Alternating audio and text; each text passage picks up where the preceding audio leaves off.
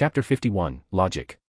Peter breathed a sigh of relief when he saw Aunt May unharmed, but upon seeing Uncle Ben, who was now spitting blood, he knew the worst had happened. At this moment, all he could do was tightly grab the hand of the man who was like a father to him and place it on his forehead. "Kid, it's okay. Remember, with great power comes great responsibility. Take care of your aunt." After stumbling through these words to Peter, Uncle Ben finally closed his eyes peacefully. Peter's tears burst out instantly, and Gwen, who had arrived unnoticed, slowly embraced him without saying a word, offering comfort with her presence. Aunt May, who had been holding the other hand of Uncle Ben, collapsed on her husband's lifeless body, sobbing uncontrollably. The police and doctors present gave them the space they needed, refraining from intruding on their grief. Eventually, upon strong insistence from Gwen and Aunt May, Peter reluctantly endured his sorrow and disappeared into the night. The conversation with Harry had taken place in the sky, and Peter had worn a mask throughout. Therefore, nobody knew Peter's true identity yet. Gwen and Aunt May, understanding this, asked Peter to leave first. "Anne, this passage is written with great difficulty. I initially wanted to portray Peter's transformation into Spider-Man in a gentle way, but found it impossible. It's hard to change someone's perspective without significant ups and downs. This part is quite painful to write, so please offer some comfort to my wounded soul with flowers or something. TN, the author wrote this. And to be honest, I as the translator am the one truly wounded. I have severe internal injuries and my Tao is almost collapsing, so please give me some power stones, spiritual stone, to help me heal." Zayn learned about this incident the day after through the New York Daily, and as for his reaction, well, there wasn't much of one. According to the surveillance report, Peter had already cracked the transgenic grafting technology. Even if Peter no longer worked at Skynet Tech, Zayn wouldn't suffer any loss. A few days later, Zayn, dressed in a pure black suit and tie, attended Uncle Ben's funeral with Lorna. Regardless of other reasons, Zayn and Lorna felt obligated to be there due to their friendship with Peter. At the funeral, Peter seemed to have lost his spirit, like a discarded child. He stubbornly knelt in front of Uncle Ben's gravestone, and no amount of persuasion could make him budge. Peter had isolated himself from the outside world. When most of the attendees had left, Zayn walked up to Peter and patted his shoulder. "One has to depart someday. Although I don't know him personally, he must have been a great person. Take care." 1.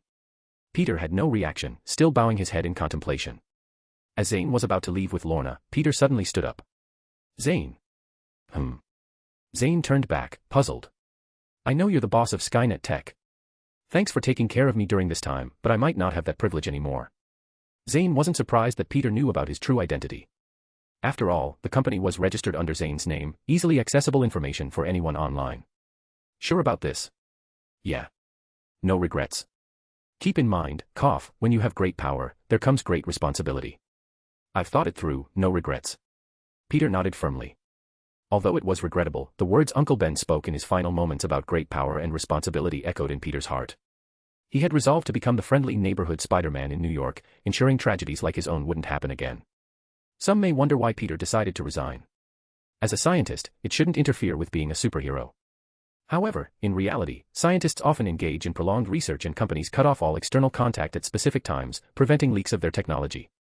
If Peter continued working at Skynet Tech, by the time he wanted to embark on his superhero journey, the opportunities might have passed, too. "Why?" Zayn curiously asked. He never quite understood the behavior of superheroes, selfless, seeking no reward, and even putting themselves and their families in danger. Zayn couldn't comprehend such actions. Peter smiled and pointed to his heart. "It told me this is the right thing to do." In fact, Peter didn't know that Zayn was already aware of his true identity. He believed Zayn was simply expressing concern. "All right, I respect your choice. Finish the formalities with the company, and go your own way." Zayn shook his head. He still didn't understand why Peter chose this path, whether it was innate goodness or driven by destiny. He didn't bother exploring it further. As someone who came from a different world, he truly couldn't fathom it. Maybe Americans were naturally inclined towards individual heroism. "Zayn, are we still friends?" Peter hesitated, not having many friends, and didn't want Zayn to distance himself because of this decision. "Of course, work is work, life is life. We're still friends," Zayn said with a smile. Having said that, he led Lorna away, leaving Peter and his family in solitude. The next day, Peter went to Skynet Tech to sign the resignation and confidentiality agreements. Zayn, not lacking in generosity, handed Peter a red envelope with $10 million. Although this amount was negligible compared to the value of the transgenic grafting technology, it was enough for Peter to improve his life and take care of Aunt May and Gwen. After returning home, Zayn didn't stay idle. He immediately called Skynet and instructed them to duplicate the technology's accumulating dust in Oscorp Tower's basement. While most of these products were useless, there were some elements worth exploring, such as the human-powered green goblin armor worn by Harry and the mechanical octopus tentacles inside. At this moment, Oscorp Industries was in chaos. With Skynet's capabilities, obtaining these technological data was effortless for Zayn. His financial foundation was still relatively weak, but the tech he gained was almost like picking up something for nothing. This wasn't the end. Zayn saw an opportunity during the turmoil at Oscorp Industries and decided to seize it. Chapter 52, T-3000. Having experienced Connor's transforming into the lizard, the death of the original leader Norman Osborn, the violent destruction by Electro, and the recent transformation of the young Master Harry into the Green Goblin, Oscorp Industries was riddled with holes. Many shareholders rushed to sell their stocks, causing the stock price to high the limit. Even the military, which had been cooperating with Oscorp, cancelled numerous orders. At this moment, Oscorp Industries was leaderless and in its most vulnerable state. But a creature with many legs is not easy to kill, and smart people could see that Oscorp Industries wouldn't collapse so easily. If Osborn fell, it would instantly add hundreds of thousands of unemployed people to the United States, something the government couldn't allow. Therefore, as long as the storm passed, the government would definitely support the appointment of a new leader for Oscorp, ensuring the survival of Oscorp Industries. Many capitalists, like Zayn, also set their sights on this opportunity, intending to strike a fallen dog. The method was simple: buy large quantities of Osborn's stocks at the bottom of the market, rapidly raise the stock price, bribe the media to extensively report on the government's intention to support Oscorp, and create the illusion of Oscorp's revival. Then, at the peak of the stock price, sell off the stocks en masse. This way, they could turn their invested dollars into several times the profit, with almost no risk. In fact, making money becomes difficult only when accumulating the initial capital. Once a certain amount of money is in hand, making more money becomes quite simple. All it takes is finding the right opportunity, and money can be used to generate more money. As long as there are no major upheavals, one can enjoy the benefits of wealth for a lifetime. Coincidentally, Zayn currently had the most abundant resource, cash. Although Skynet Tech had just been established and hadn't received much investment, Zayn still had nearly $10 billion in hand. This was enough for him to join this financial game in the business world. However, while Zayn understood the principle, executing it was challenging for him. Thus, he decisively handed the funds to Skynet, letting him handle the operation. Skynet, confident in its almost infinite computing power and real-time monitoring of the online world, assured Zayn that they could maximize his profits. Skynet also delivered a long-awaited piece of news to Zayn. "Boss, the technology for controlling people is complete." "What?" "Great, take me there quickly," Zayn exclaimed with excitement. As luck would have it, Lorna wasn't at home today. She had gone shopping with her female classmates. Zayn casually grabbed a coat and was about to go to the secret lab with Skynet. However, this time, Zayn didn't drive. Instead, he used the A-level skill he had just acquired, Flash, to teleport there. Since Zayn had been to the lab before, he could teleport directly. It was still the abandoned factory. However, when Zayn arrived this time, the screams that had been echoing in the laboratory had disappeared. A confident-looking Skynet's duplicate approached Zayn. He keenly noticed that this Skynet duplicate was a bit different. It was hard to describe the feeling. If he had to put it into words, it felt more lifelike. "Skynet, why does your body feel a bit different?" Zayn didn't suppress his curiosity and asked directly. As expected of the boss, noticing my changes at a glance. Skynet, after this long period, gradually regained some human-like qualities. You see, even flattery, though still a bit awkward, has been learned. It hasn't reached the level of leaving no trace, but Zayn's heart still felt a bit pleased. Following that, Skynet began to explain. "Boss, this is the latest technology developed using Vibranium that I obtained from Clow. I found that Vibranium can bond with human cells, so I turned Vibranium into molecular magnetic energy robots about the size of human cells. After programming, these molecular robots will quickly bond with the original cells when they touch the human body, relying on magnetic energy to reconstruct a body. It perfectly transforms a human into a robot, without altering the person's consciousness and memory. Yet, it can be perfectly controlled by you, boss. Moreover, this process is irreversible, meeting all the requirements you mentioned before. I erased the consciousness of a successfully experimented death row inmate to get this body. After the molecular magnetic energy robot bonds with skin cells, the skin turns into vibranium magnetic particles, allowing it to change appearance at any time, just like this." Skynet controlled the magnetic particles on the surface of the body to change into the appearance of the executed death row inmate. After witnessing this scene, Zayn couldn't help but twitch at the corners of his mouth. This was like the Marvel version of the T-3000. He couldn't help but vividly remember a movie from his past life, Terminator, Genesis, where the main antagonist, Skynet, used a similar technology to turn the leader of the human resistance, John Connor, into one of its minions. Turns out, Zayn chose the name Skynet purely because it sounded imposing and smooth. He didn't expect to develop similar technology twice in a row. The first time was the liquid metal robot, corresponding to the T-1000, and now, he had developed a T-3000. It was truly unbelievable. However, Zayn only hesitated for a moment. He actually wished for Skynet to become as formidable as the antagonist with the same name in the Terminator series. Later, Zayn had Skynet demonstrate various functions of this new body. It had to be admitted that Skynet's technology was impressive. The molecular robots made of vibranium far surpassed the T-3000 from the Terminator series. Not only was the body's strength off the charts, but even if injured, it could recover in an instant.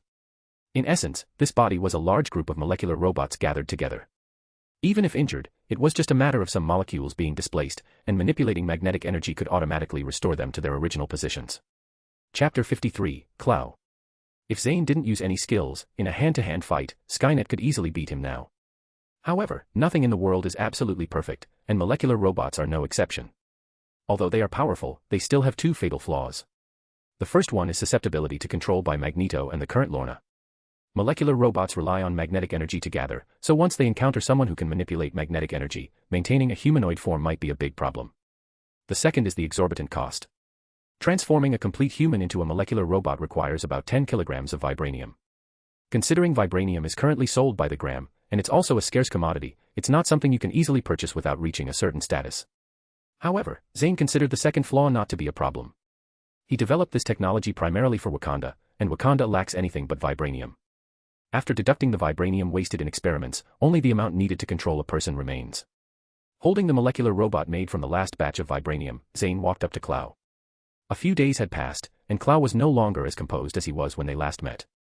When he saw Zayn, he anxiously ran to the glass, speaking urgently through the bulletproof glass. "I'll give you all the remaining vibranium. Let me go, that's all I'm worth to you." It wasn't that Clow was being cowardly. He had been imprisoned by opponents before, even for longer periods than this time. However, it was essential to note that he was now in a glass prison, and every day, Clow could witness more than 10 people being tortured, experimented on, to death by Skynet. Moreover, the deaths were increasingly gruesome, with some becoming unrecognizable, due to the failure of the molecular robot and human cell combination. This had been going on for more than 10 days, and seeing the main character arrive again, Clow wisely chose to surrender, hoping to hand over the vibranium and get a chance to live. Facing Clow's plea, Zayn just smiled slightly and said nothing. Waving his hand, he had Skynet open the door of the glass prison. As the glass door opened, Clow seemed to see a glimmer of hope in his life, but before he could be happy, Zayn's hand had already gripped his neck. Without waiting for him to say anything, Zayn directly stuffed the molecular robot in his other hand into Clow's mouth and threw him to the ground. Countless molecular robots spread slowly throughout Clow's body through his skin, blood vessels, and muscles. Zayn could clearly see black patterns appearing and disappearing on Clow's body. 3 minutes later, Clow stood up again, but the cunning in his eyes had long disappeared, replaced by a machine-like coldness. Zayn's Death River automatically added one more resurrection, and the soul space of Son of Death gained another human soul. It seems that the consciousness of the target is killed during the transformation, not assimilated. Zayn contemplated. As for why Zayn didn't kill the target and then use Son of Death to control his soul, since the manifested soul of Son of Death was no different from the entity, it was mainly because Skynet developed this technology. In fact, the souls manifested by Son of Death, except for Skynet, were just mindless combat puppets. Zayn had experimented early on, if the manifested souls could maintain complete consciousness, then Son of Death would not be an A-level skill but an S-level skill. So, Zayn wanted Skynet to develop this technology, not for its own sake. Therefore, Zayn tasked Skynet with developing this technology both for the invasion of Wakanda and for his own future faction. After all, as a boss, he couldn't personally handle everything. "Clow, tell me where you hid the remaining vibranium," Zayn looked at the transformed Clow and asked. "I hid the rest in a house in New York City," Clow replied emotionlessly. Zayn frowned and looked at Skynet. "Skynet, do the transformed people have no emotions yet?" "Yes, boss. I haven't had time to write an emotional template. After writing it, the system will automatically express a personality and emotions identical to the original, based on the person's memories. Moreover, you can install combat programs to input various combat skills." Skynet explained. "That's good. You and him go get the vibranium back, then transform it all into molecular robots. Remember to write that emotional template, I have a great use for it." Zayn commanded. Skynet and Clow nodded, took a car, and left. Meanwhile, Zayn looked at the young African-American teenager who had been captured with Clow, the current Black Panther's nephew, Eric. At this moment, Eric witnessed the entire process of Clow's transformation, his face filled with fear and despair.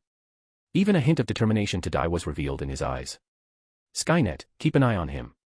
Don't let him commit suicide.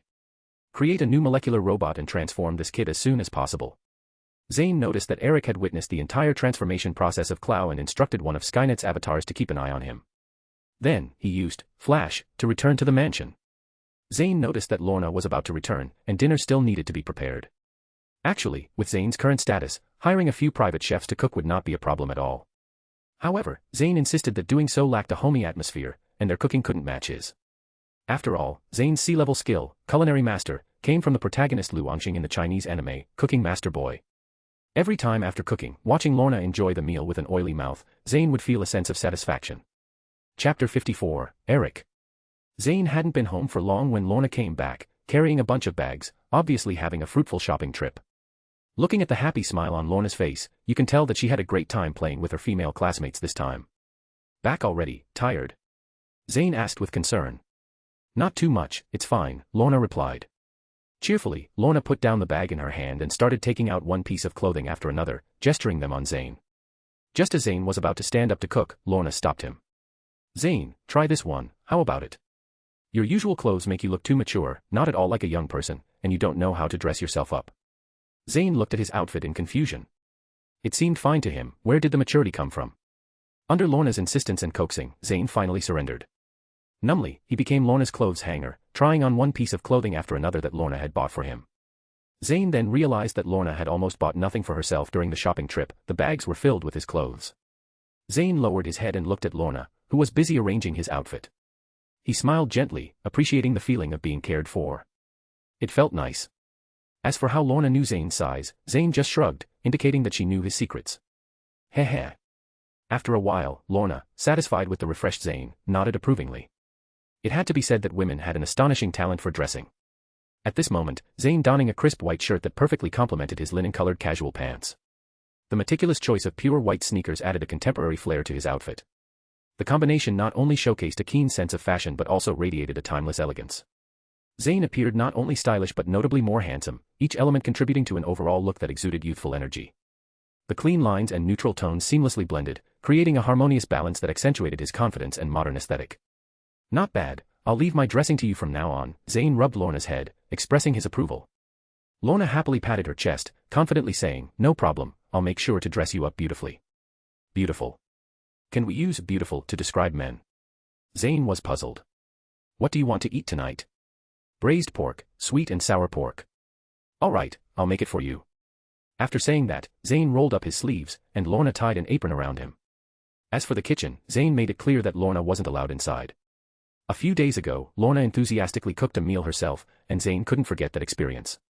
Tomato stir-fried with tomatoes was acceptable, but why add 2 spoonfuls of salt, and with the rice scoop for serving? Egg drop soup with seaweed was made by throwing seaweed and eggs directly into the water, without even cracking the eggs or removing the shells. Zayn realized that cooking was indeed a skill, and it required talent.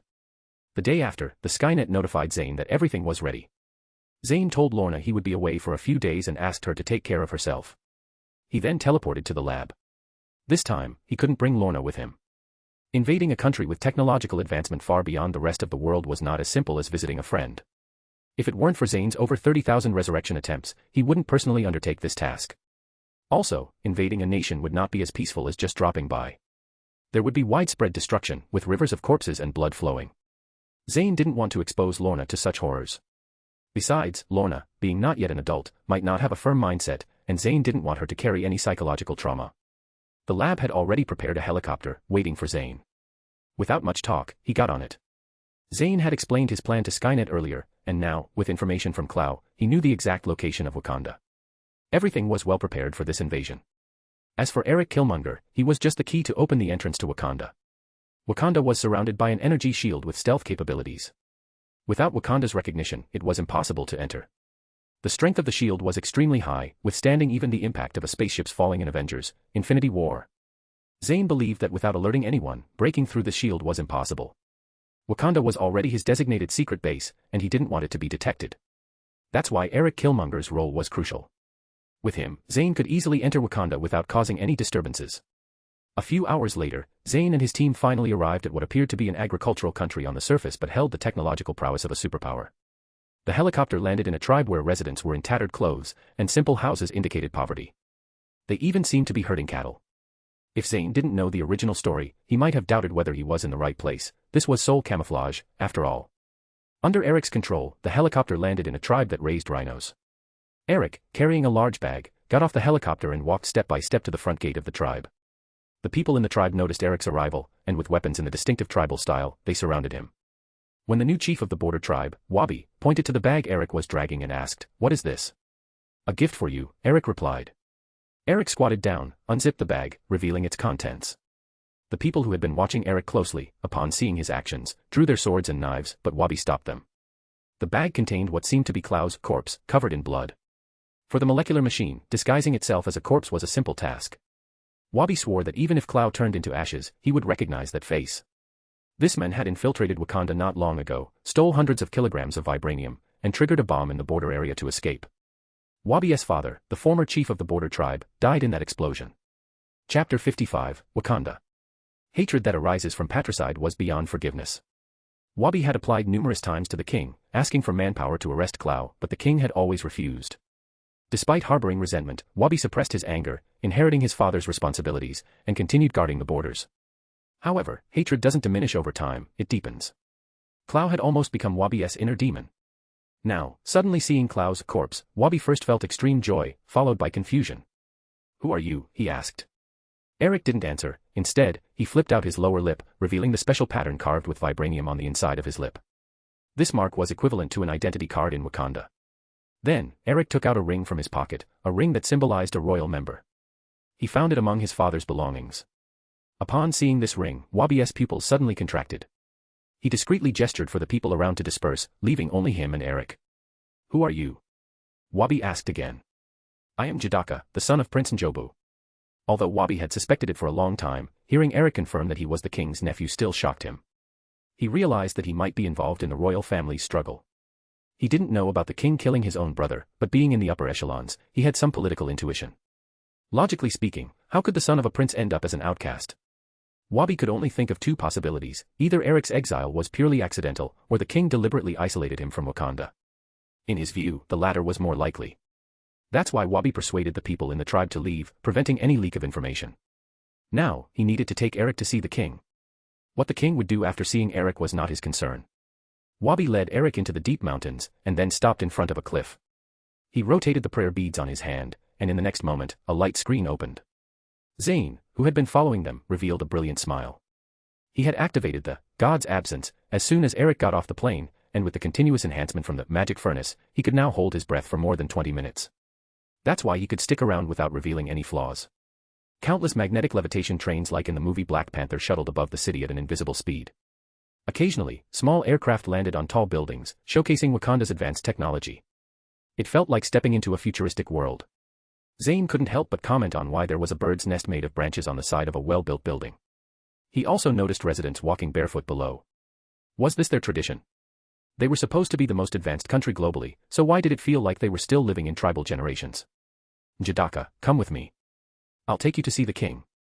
This place is really beautiful, just as my father described," Eric said, looking at Wakanda. "Of course, Wakanda is the most beautiful place in the world," Wabi said proudly, evidently feeling deep pride as a Wakandan citizen. "Unfortunately, you won't be able to see it in the future." "What?" Before Wabi could inquire further, Eric suddenly erupted with a speed no human should possess, smashing a molecular robot onto Wabi's face.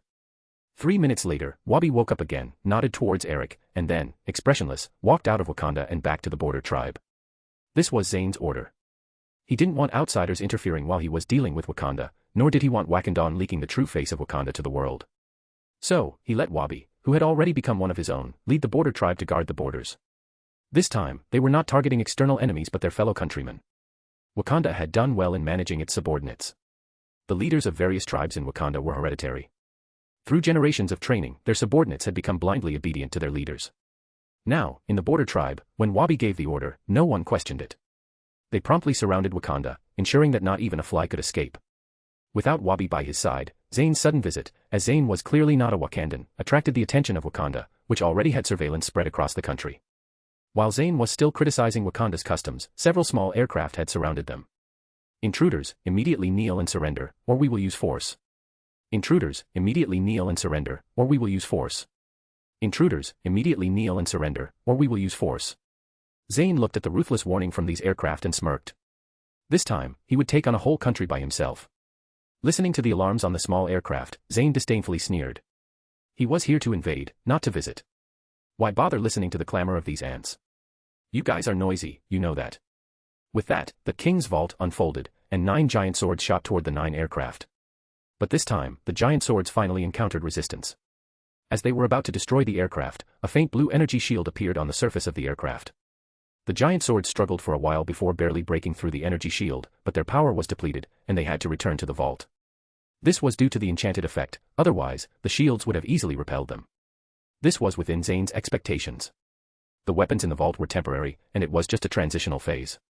After conquering Wakanda and obtaining all its technology and Vibranium, the king's vault could be updated. Then, who would still play with melee weapons?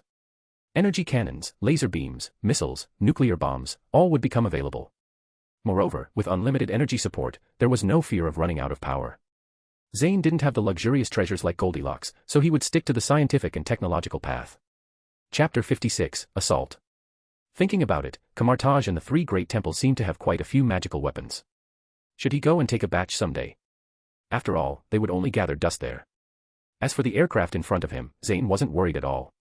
If 1 giant sword wasn't enough, then 2. If 2 weren't enough, then 10. If 10 weren't enough, then 100.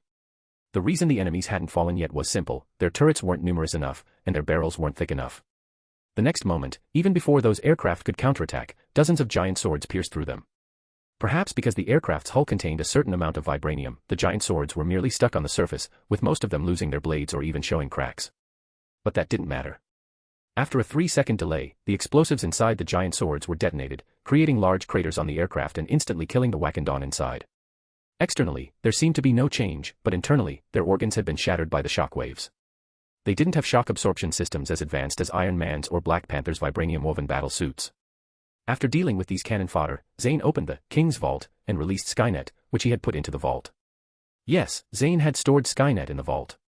He had experimented before. The vault could indeed accommodate people, but they needed life support devices because the vault lacked oxygen and gravity, like a vacuum. Skynet, being a machine, didn't need oxygen. Execute the plan. Yes, boss. With that, Skynet transformed into the appearance of a black man and left. On their way here, they had already formulated a plan. Zayn would be responsible for the frontal assault, while Skynet would search for Wakanda's strategic weapons, preventing Wakanda from taking Zayn down with it. Although Zayn could resurrect, the destruction of Wakanda's factories and advanced technology would leave him with nothing more than an empty shell. Zayn did not believe that a country with a technological level far beyond the rest of the world would lack strategic weapons like nuclear bombs. After Skynet left, Zayn stood on a high vantage point and took a glance at the prosperous Wakanda. Suddenly, he let out a wild laugh. Since he arrived in the Marvel world, Zayn had never unleashed his full power. Now, in isolated Wakanda, he could finally let loose. The inherent destructive desire of humans filled Zayn with uncontrollable excitement. The next moment, without waiting for a second thought, Zayn teleported to the rooftop of a tall building and fully opened the King's Vault. Weapons scattered everywhere, as he unleashed an indiscriminate bombardment on the buildings and streets, using both the Death River and the Son of Light to emit dazzling rays, piercing through each peculiarly shaped skyscraper. Zayn couldn't stand Wakanda's architectural style and layout. Once he occupied it, he would demolish these tall buildings and rebuild. So, Zayn destroyed them without any psychological pressure, avoiding structures like factories. In an instant, what was once a quiet and peaceful Wakanda was filled with deafening explosions and screams. Countless buildings turned into ruins, igniting fires and billowing smoke throughout the city. High-rise buildings that had been severed in half by the beams of the Son of Light crushed the magnetic levitation trains rushing at high speed. The first wave of attacks allowed Zayn's skills, Death River, and the Son of Death, to gain thousands of additional points. Wakanda was not without retaliation. Identified quickly by the intelligence system, Zayn, the source of this disaster, was targeted. Hundreds of aircraft took off and headed toward Zayn, preparing to eliminate this archcriminal. At the same time, numerous anti-aircraft turrets had already locked onto Zayn. Eliminate him. With the order from the current Wakandan king, Chaka, the anti-aircraft turrets entered the charging phase. Just 2 seconds later, their attacks would tear Zayn into pieces. King Chaka, seeing the overall situation settled, sighed in relief, beginning to consider the post-disaster reconstruction. In his heart, no one could survive under such an attack, not even a legendary god. Yes, King Chaka's thoughts are not entirely wrong. Even though Zayn is already very powerful, facing such an attack, survival is still uncertain. But what he didn't notice was that something had mysteriously appeared in Wakanda's internal network, and the turrets suddenly changed direction before firing, aiming directly at the hundreds of ships that came to besiege Zayn. Before long, Chaka received news of the ships being shot down and the intelligence system managing the entire city being invaded. For centuries, Wakanda, which had almost never experienced war, showed much less resistance than Zayn had anticipated. With the help of the turrets controlled by Skynet, Zayn had already bombed half of Wakanda, encountering minimal resistance. Indeed, Wakanda, having remained closed off for thousands of years, lacked war experience.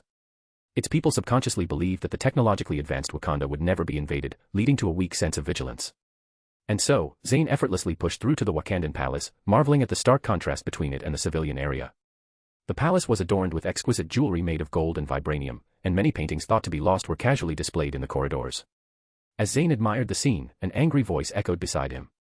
"Prepare to die, intruder." Turning around, Zayn saw a man in a Black Panther suit and dozens of bald women wielding spears rushing towards him. It was the current king of Wakanda, T'Chaka, and his royal guards. The captain of the guards, leading the charge, threw his spear at Zayn, who easily dodged it with a sidestep. Without hesitation, Zayn activated the King's Vault, unleashing a relentless barrage of attacks in their direction. Chapter 57, Bomb. When the smoke and dust cleared, only the Black Panther, the king, remained standing. The others had been obliterated. Zayn couldn't help but wonder why, in a country with advanced energy weapons, the royal guards still fought with spears. Although these spears could emit energy waves, why not use guns? And even though they had energy shields, they did not use them while charging forward like fools. "What are you?" T'Chaka asked angrily. "Haven't you said it yourself? I've done all this, isn't it obvious? I am the invader." Zayn looked at T'Chaka as if he were a fool. T'Chaka was left speechless by Zayn's laughter. Unable to comprehend, he stared at Zayn, puzzled. "Enough talk, it's time to send you on your way, your majesty." T'Chaka, facing death, suddenly became incredibly calm. He slowly lifted his head, looking at Zayn pointing at his forehead, and spoke. "You can't kill me, and Wakanda will never be yours." "Why would that be?" Zayn asked curiously, but his actions didn't stop. The fingertip pointing at T'Chaka's forehead began to emit a dazzling light. "Just because." T'Chaka said confidently, "Under the palace, there is a super bomb made of vibranium. It's directly connected to my brainwaves. As long as I think about it, the bomb will explode, and the whole of Wakanda will disappear. You will also be buried with it." Listening to T'Chaka's words, Zayn felt a sense of satisfaction. This was the worst-case scenario he had been worrying about. Skynet had not reported back yet, indicating that it hadn't found the super bomb. But it was on its way, responding to T'Chaka's words. Zayn had a communicator on him, and T'Chaka's words had been heard by Skynet, rushing towards the location of the super bomb. "Why should I believe your words? Who knows if you're bluffing?" Zayn questioned. "You can try," T'Chaka said defiantly. T'Chaka's triumphant smile made Zayn realize that the worst had indeed happened. Skynet had not reported any findings yet, and now Zayn had a lever in his hands. As long as he didn't make any rash moves, delaying time was not a problem. At this moment, Zayn's previous companion, the molecular robot Eric, brought an unexpected joy. Eric was dragging 3 unconscious people, a white-haired woman and 2 teenagers, and threw them on the ground. After doing so, Eric walked up to Zayn. "Master, these are the remaining members of the Wakandan royal family." "Good, very good." Zayn nodded approvingly. T'Chaka, now witnessing the 3 newcomers, also understood that his wife and children had been brought here. "Release them now, or I will detonate the bomb and take you down with us," T'Chaka threatened desperately, his fierce gaze fixed on Zayn as if trying to devour him alive. Seeing T'Chaka's panic, Zayn became less anxious. Now he had bargaining chips in his hands, and as long as he didn't provoke anything, he could buy more time. At this moment, the communicator in Zayn's arms vibrated. Zayn took it out and saw a message on the screen sent by the Skynet. "Bomb location found, disarmament will take 5 minutes." Zayn put away the communicator, looked at T'Chaka, and seemed impressed. It turned out that this Wakandan king was not entirely useless. He had indeed buried a bomb in his own country, ready to embrace death with the enemy at any moment. This determination was commendable. Previously, when Zayn saw Wakanda's seemingly fragile appearance, he had been skeptical about the existence of the super bomb. "Your Majesty, don't be in such a hurry. We can continue our chat, like why your wife's hair turned white." Zayn's face wore a malicious smile as he glanced at T'Chaka and then at the Queen. "1. You, nonsense, release them quickly." "Well, this is your son, the next Black Panther, right? The young man is really good." 2. You. T'Chaka was so angered by Zayn that he couldn't find words. Meanwhile, Zayn squatted down with enthusiasm and looked at the future Black Panther. He looked much younger than in the original story, but the beating from Eric had left him battered. There was no trace of the confident and spirited look from the future. Beside him was his sister, the girl with extraordinary intelligence in the original story, referred to by some people as smarter than Tony Stark. From the original story, it was evident that Wakanda's technological prowess showcased in Avengers: Infinity War surpassed what Zayn encountered now. All credit was given to this girl. Unfortunately, the more capable she became, the less Zayn could keep her. Family grudges and national hatred couldn't be eliminated, and after converting her into a molecular robot, the girl lost her extraordinary scientific talents, turning into an ordinary machine. So, unfortunately, she had to die. Zayn had no leisure for letting the tiger go back to the mountain. Eradicating problems at the root was the best way to avoid trouble. Zayn stared intently at the girl, constantly murmuring in her mind, "What a pity, what a pity." Just as Zayn was sighing, Skynet finally delivered a message: the super bomb had been successfully handled. Upon receiving the message, Zayn stood up slowly, cruelly smiled at Chaka, opened the treasury, took out a handgun, aimed it at his wife, and without hesitation, pulled the trigger. Bang. No. Accompanied by Chaka's roar, the queen's head exploded as expected, and his children, the prince and princess, were awakened by the gunshot, staring blankly at the scene.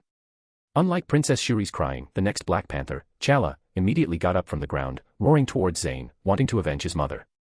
However, he was knocked down again by Eric halfway, lying on the ground and glaring at Zayn with eyes full of hatred. "Good, you forced me to do this, let's die together." King Chaka also realized that Zayn had no intention of sparing his family. He decisively activated the underground superbomb and glanced at his children with conflicting thoughts. "Don't blame Daddy. It's better to die in the embrace of the goddess Bast with dignity rather than in the hands of this demon." Finally, he closed his eyes, waiting quietly for death to come. But 2 seconds passed, 10 seconds passed, 1 minute passed. The anticipated death and explosion did not happen. Chapter 58, Murder. Looking at Chaka, who went from being determined to bewildered, Zayn couldn't help but burst into laughter. "Ha ha ha, is your king's brain filled with feces? It's been so long, and I haven't killed you yet. Do you think I'm teasing you? Thanks for telling me the bomb's location, otherwise, we would have had to search for it." "The bomb has been disarmed," Chaka said in disbelief. "Otherwise, what do you think?" "Impossible, absolutely impossible. How could external technology disarm a superbomb in such a short time?" The more Chaka spoke, the more agitated he became, and his neck veins bulged. Zayn stepped back, fearing his spittle might land on him. "So, your Wakandan have all turned your brains into mush. The outside world is vast, and there are countless things beyond your understanding. Don't use your knowledge to challenge my abilities." Having said that, Zayn was no longer interested in prolonging the conversation. It was time to put an end to this boring game. Watching the gun pointed at his son, Chaka, hysterically shouting at Zayn, had a hard time. After howling for so long, didn't his throat hurt? Bang. With a gunshot, the future Black Panther, who was struggling to get up from the ground, turned into a corpse. "I curse you. I curse that you will suffer more than us even if you die. Even if you kill me, I will turn into a vengeful spirit to curse your descendants." Chaka, who witnessed his son's death, stared at Zayn with extremely bitter eyes, as if wanting to etch his image into his soul for revenge even after turning into a vengeful ghost. "I look forward to it. By the way, those I kill can't even become ghosts." Ignoring Chaka's words, Zayn pointed the gun at Princess Shuri. Little did Zayn know that when he killed Prince T'Challa, in another space beneath the palace, numerous heart-shaped herbs started glowing. The tiny lights detached from the herbs, forming a glowing mass in the air. Then, under some mysterious force, the mass slowly flattened into a portal. On the other side of the portal was a dreamlike world, referred to in Wakanda's history as the Ancestral Land. This was the resting place for the souls of the deceased Black Panthers. After consuming the heart-shaped herb, the new Black Panther not only gained superhuman strength, agility, and intuition but also could separate their soul from their body and enter the Ancestral Land. There, they would receive guidance and teachings from the previous Black Panthers. Legend had it that the Ancestral Land was also the dwelling place of the Black Panther goddess, Bast. 1,000 years ago, the first Black Panther found the heart-shaped herb guided by Bast, gained immense power, ended the internal conflicts of the 5 tribes, and founded Wakanda. Since then, the Black Panther goddess Bast became the object of worship for all Wakandan. No one in Wakanda was allowed to blaspheme her existence, or they would face collective retaliation, possibly even expulsion from Wakanda into the outside world. It could be said that the people of Wakanda were fanatical in their belief in the Black Panther goddess Bast. Black Panther totems were everywhere in Wakanda, and at the mountain summit, there was even a statue made entirely of Vibranium depicting the Black Panther. Now that Zayn had killed Prince T'Challa, it seemed like he had flipped a switch. The Ancestral Land, for the first time through the heart-shaped herb, descended into the real world. Simultaneously, Zayn felt a peculiar aura. He put down the gun, looked around vigilantly, sensing a terrifying presence that had arrived. The Black Panther family could be killed at any time, but first, Zayn had to eliminate this unknown crisis. As the Ancestral Land's portal opened, former Black Panthers transformed from human form into Black Panthers, leaping out of the portal and heading straight towards Zayn. After the former Black Panthers manifested in the world, the portal not only did not disappear but expanded even further. In the depths of the Ancestral Land's mist, 2 lanterns suddenly lit up. As the fog dissipated, the lanterns revealed their true form, a pair of dazzling beast-like eyes. A colossal black panther, towering 4 stories high, stepped leisurely towards the portal. As its footsteps pulsed, the muscles of its body began to move in an orderly rhythm, complemented by its shiny black fur all over, giving off a strange sense of beauty. Most notably, the sparkle in its eyes was nothing like that of a wild beast. Instead, it resembled more a human, flickering with the light of intelligence. Meanwhile, Zayn also sensed the approaching crisis. From the depths of the corridor, he could vaguely see dozens of black panthers charging towards him.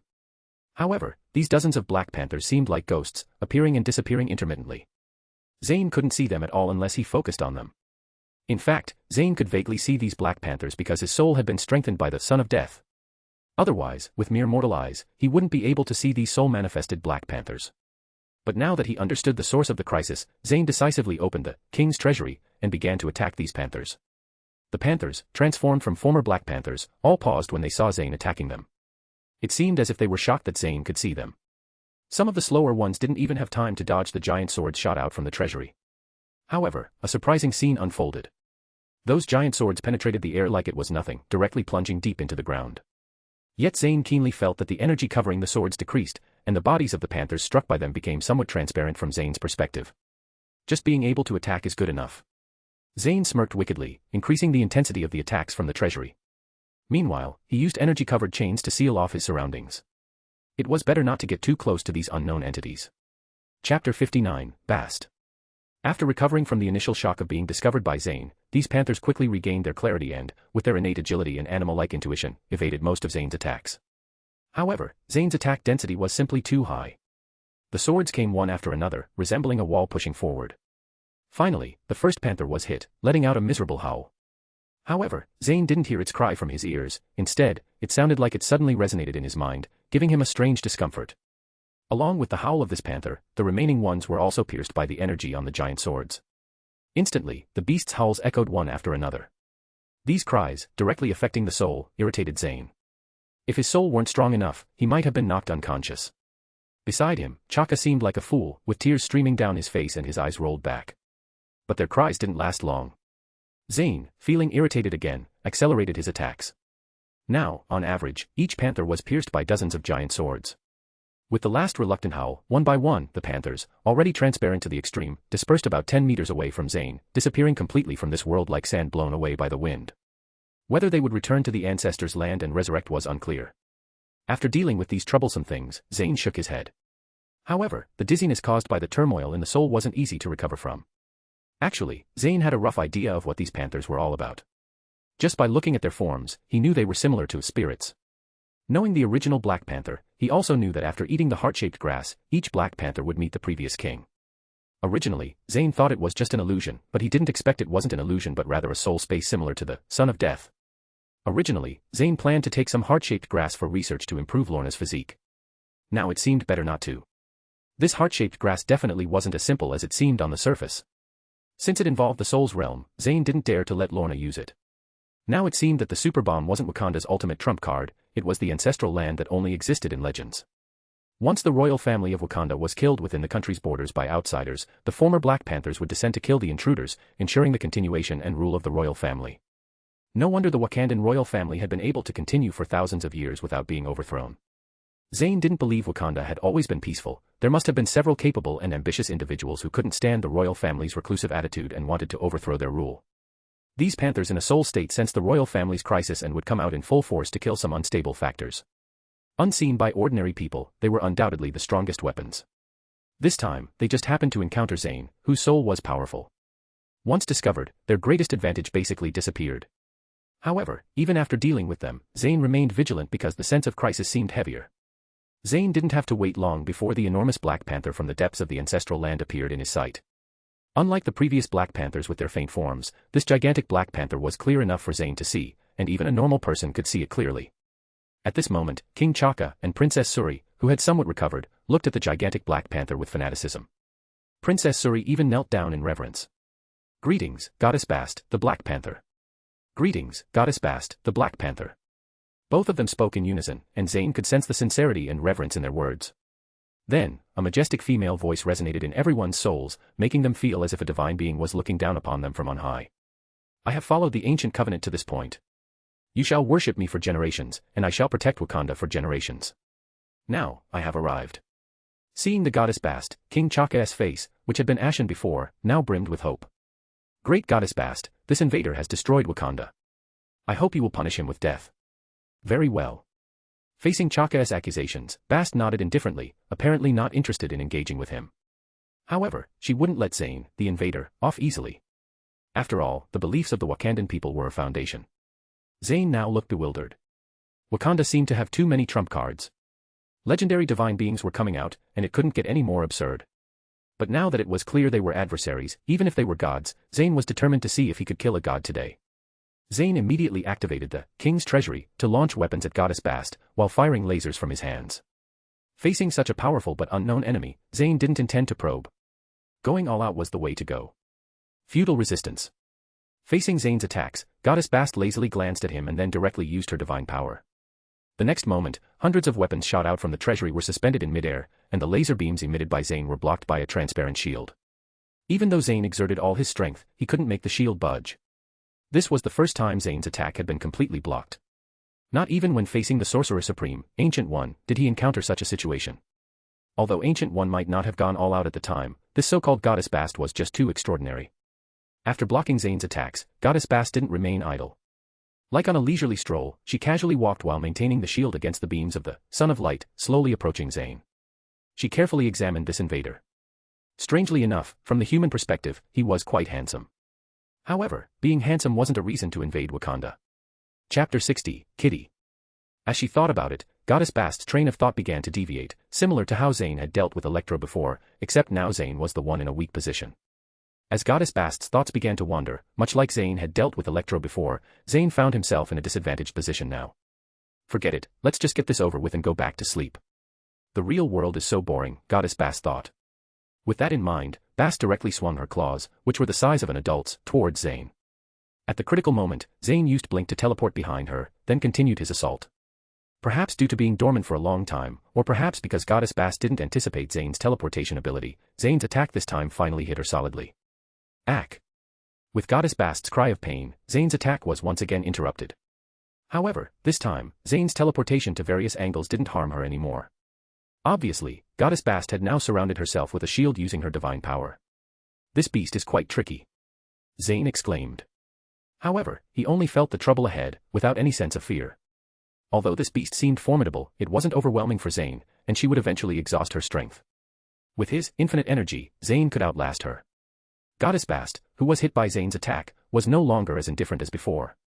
Enjoying the faith and reverence of the Wakandan people for thousands of years, she tasted pain for the first time and was now thoroughly enraged. What's the most powerful aspect of a panther?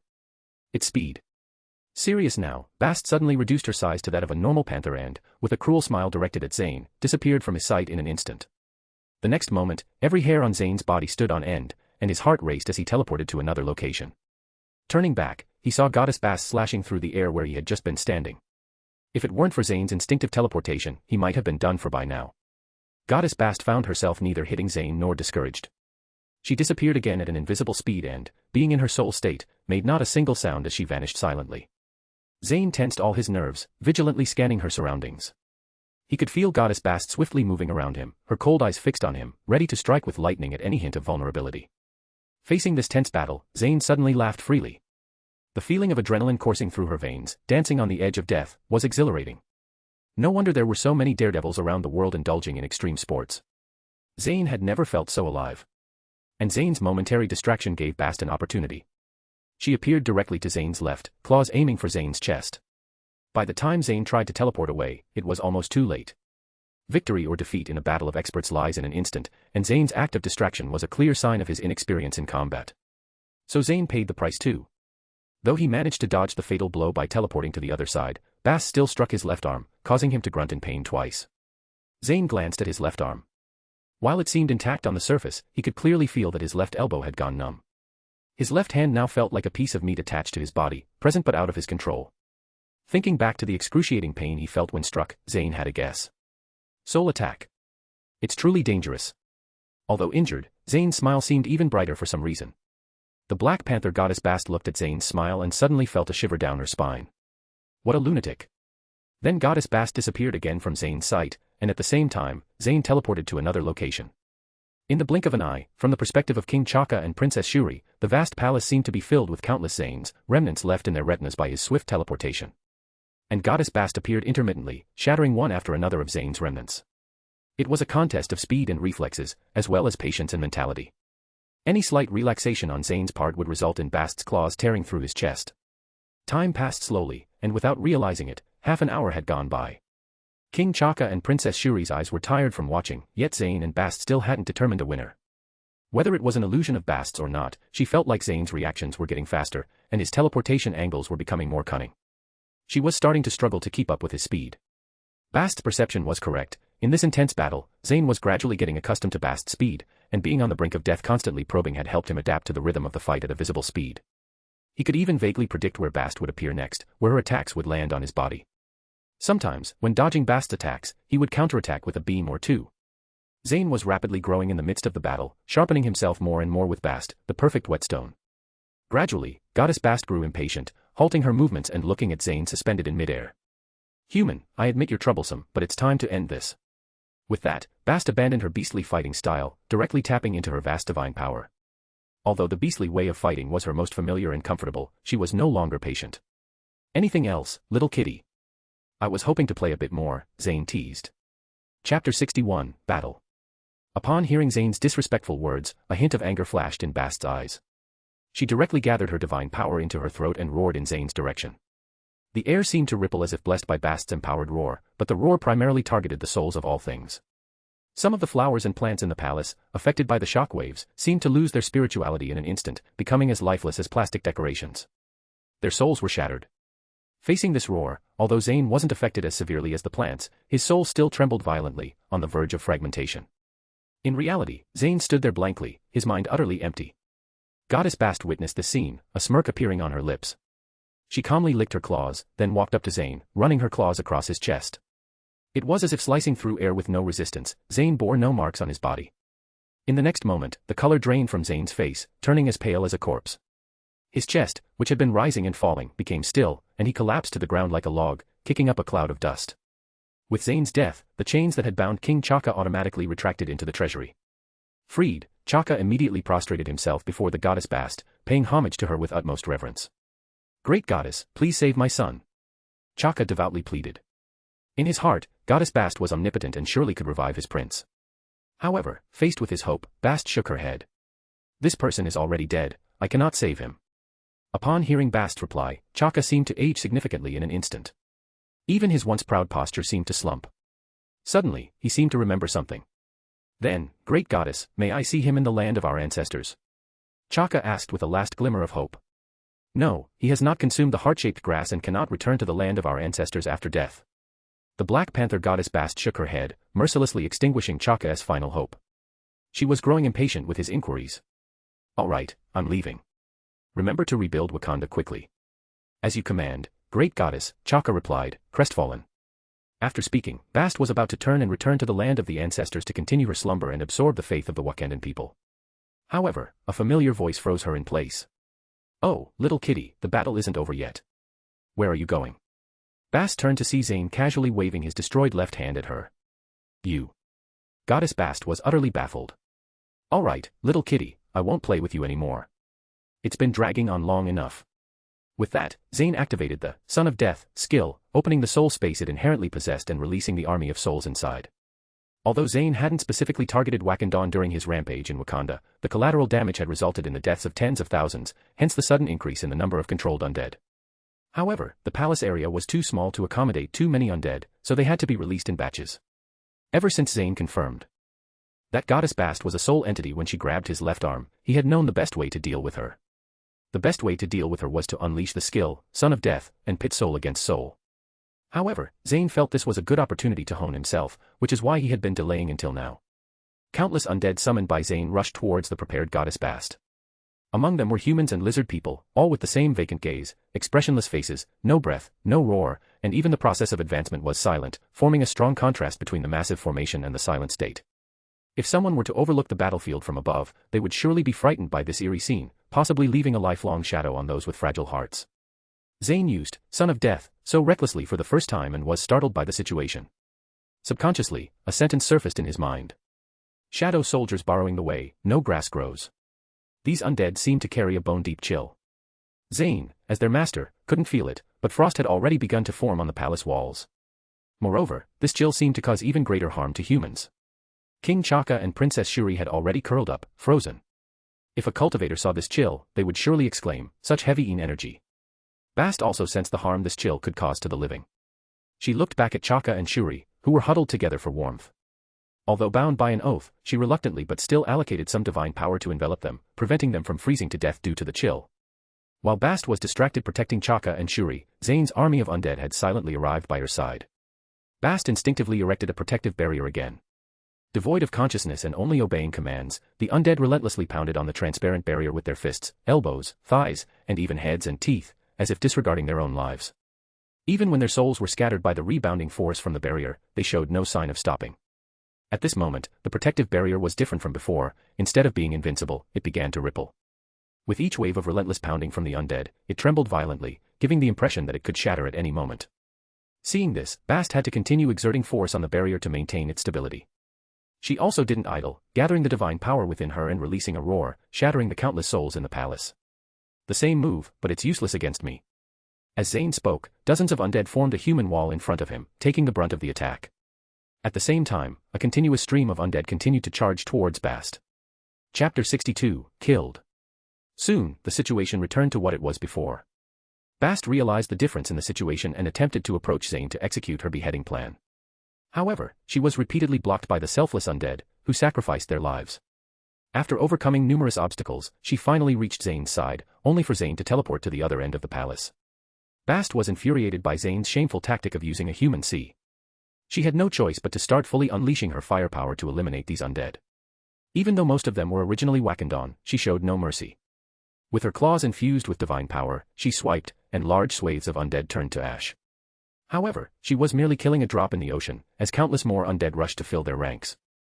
Zayn didn't stand idle either. Knowing that his other attacks would have little effect on Bast, he turned his gaze to Chaka and Shuri. He had seen Bast reluctantly protect them earlier, indicating some connection to the ancient oath she mentioned. Therefore, if they died, it would surely be disadvantageous to Bast. Realizing this, Zayn decisively sent hundreds of undead towards Chaka and Shuri. Although they had similar protective barriers to Bast's, their strength was undoubtedly inferior, and their barriers couldn't be replenished like Bast's. Just like rootless water, hundreds of undead were enough to kill them. Sharp-eyed Bast also saw Zayn's intentions. She began to exert all her efforts to move towards Chaka and Shuri. However, what was previously fast became as slow as a snail's pace.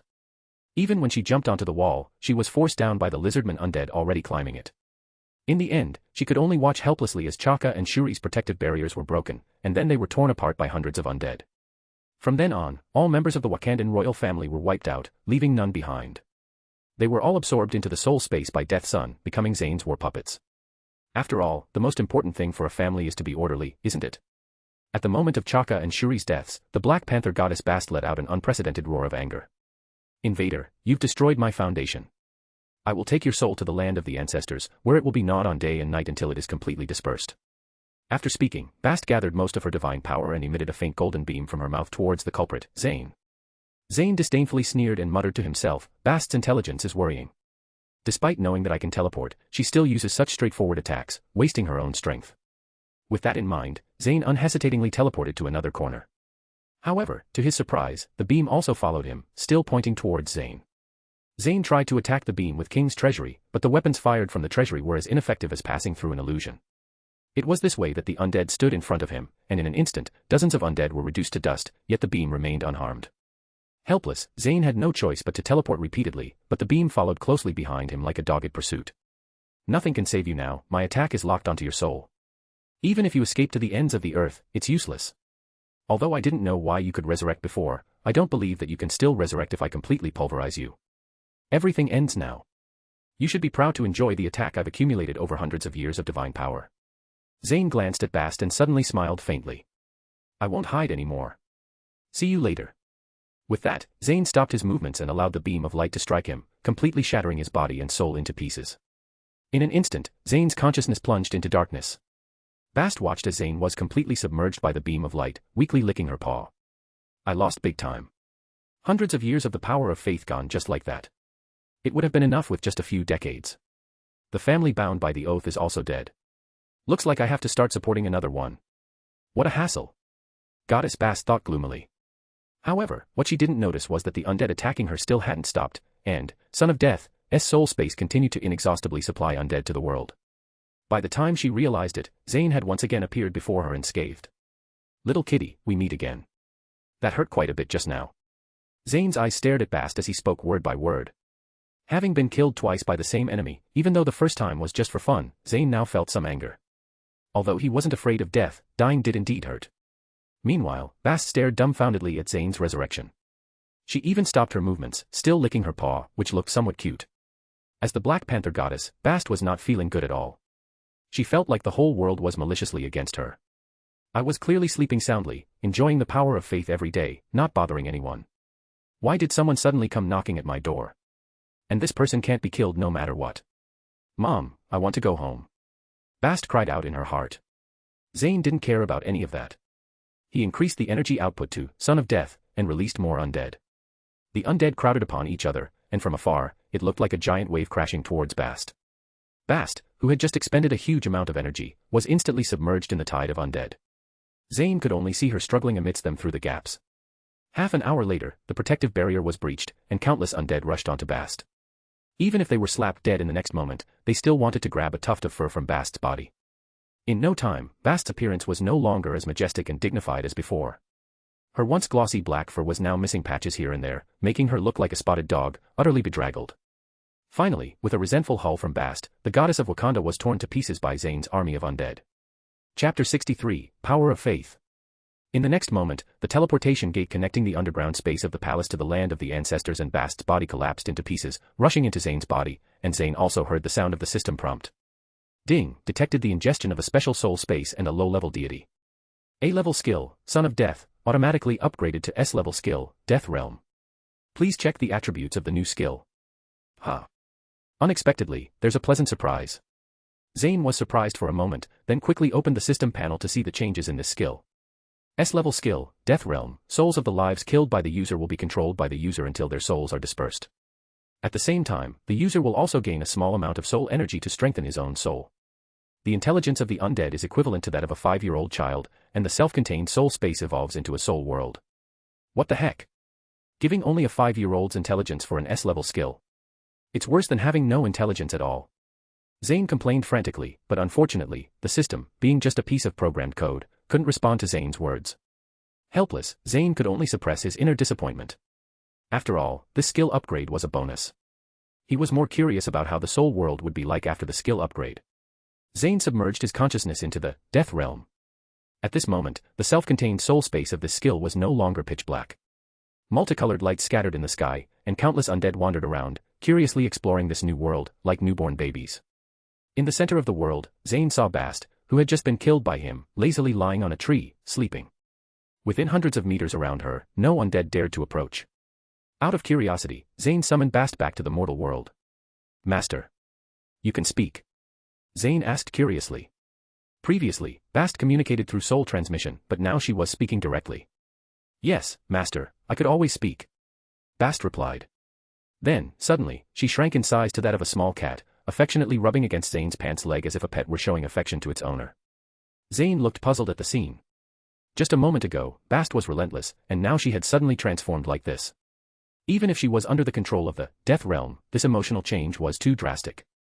What's going on with you? Unable to suppress his curiosity, Zayn asked. Bast tried to jump onto Zayn's shoulder, but Zayn instinctively dodged, leaving Bast sitting on the ground, looking up at Zayn with misty eyes, making Zayn feel a bit embarrassed. Darn, so cute. Indeed, in this world, cuteness is justice, cuteness is truth. Zayn, whose hair stood on end under Bast's gaze, eventually relented. He patted his shoulder, signaling her to jump up. When Bast finally jumped onto Zayn's shoulder and happily rubbed her face against his, Zayn awkwardly turned his head and asked, "Can you explain now what's going on?" "Master, I'm not actually Bast.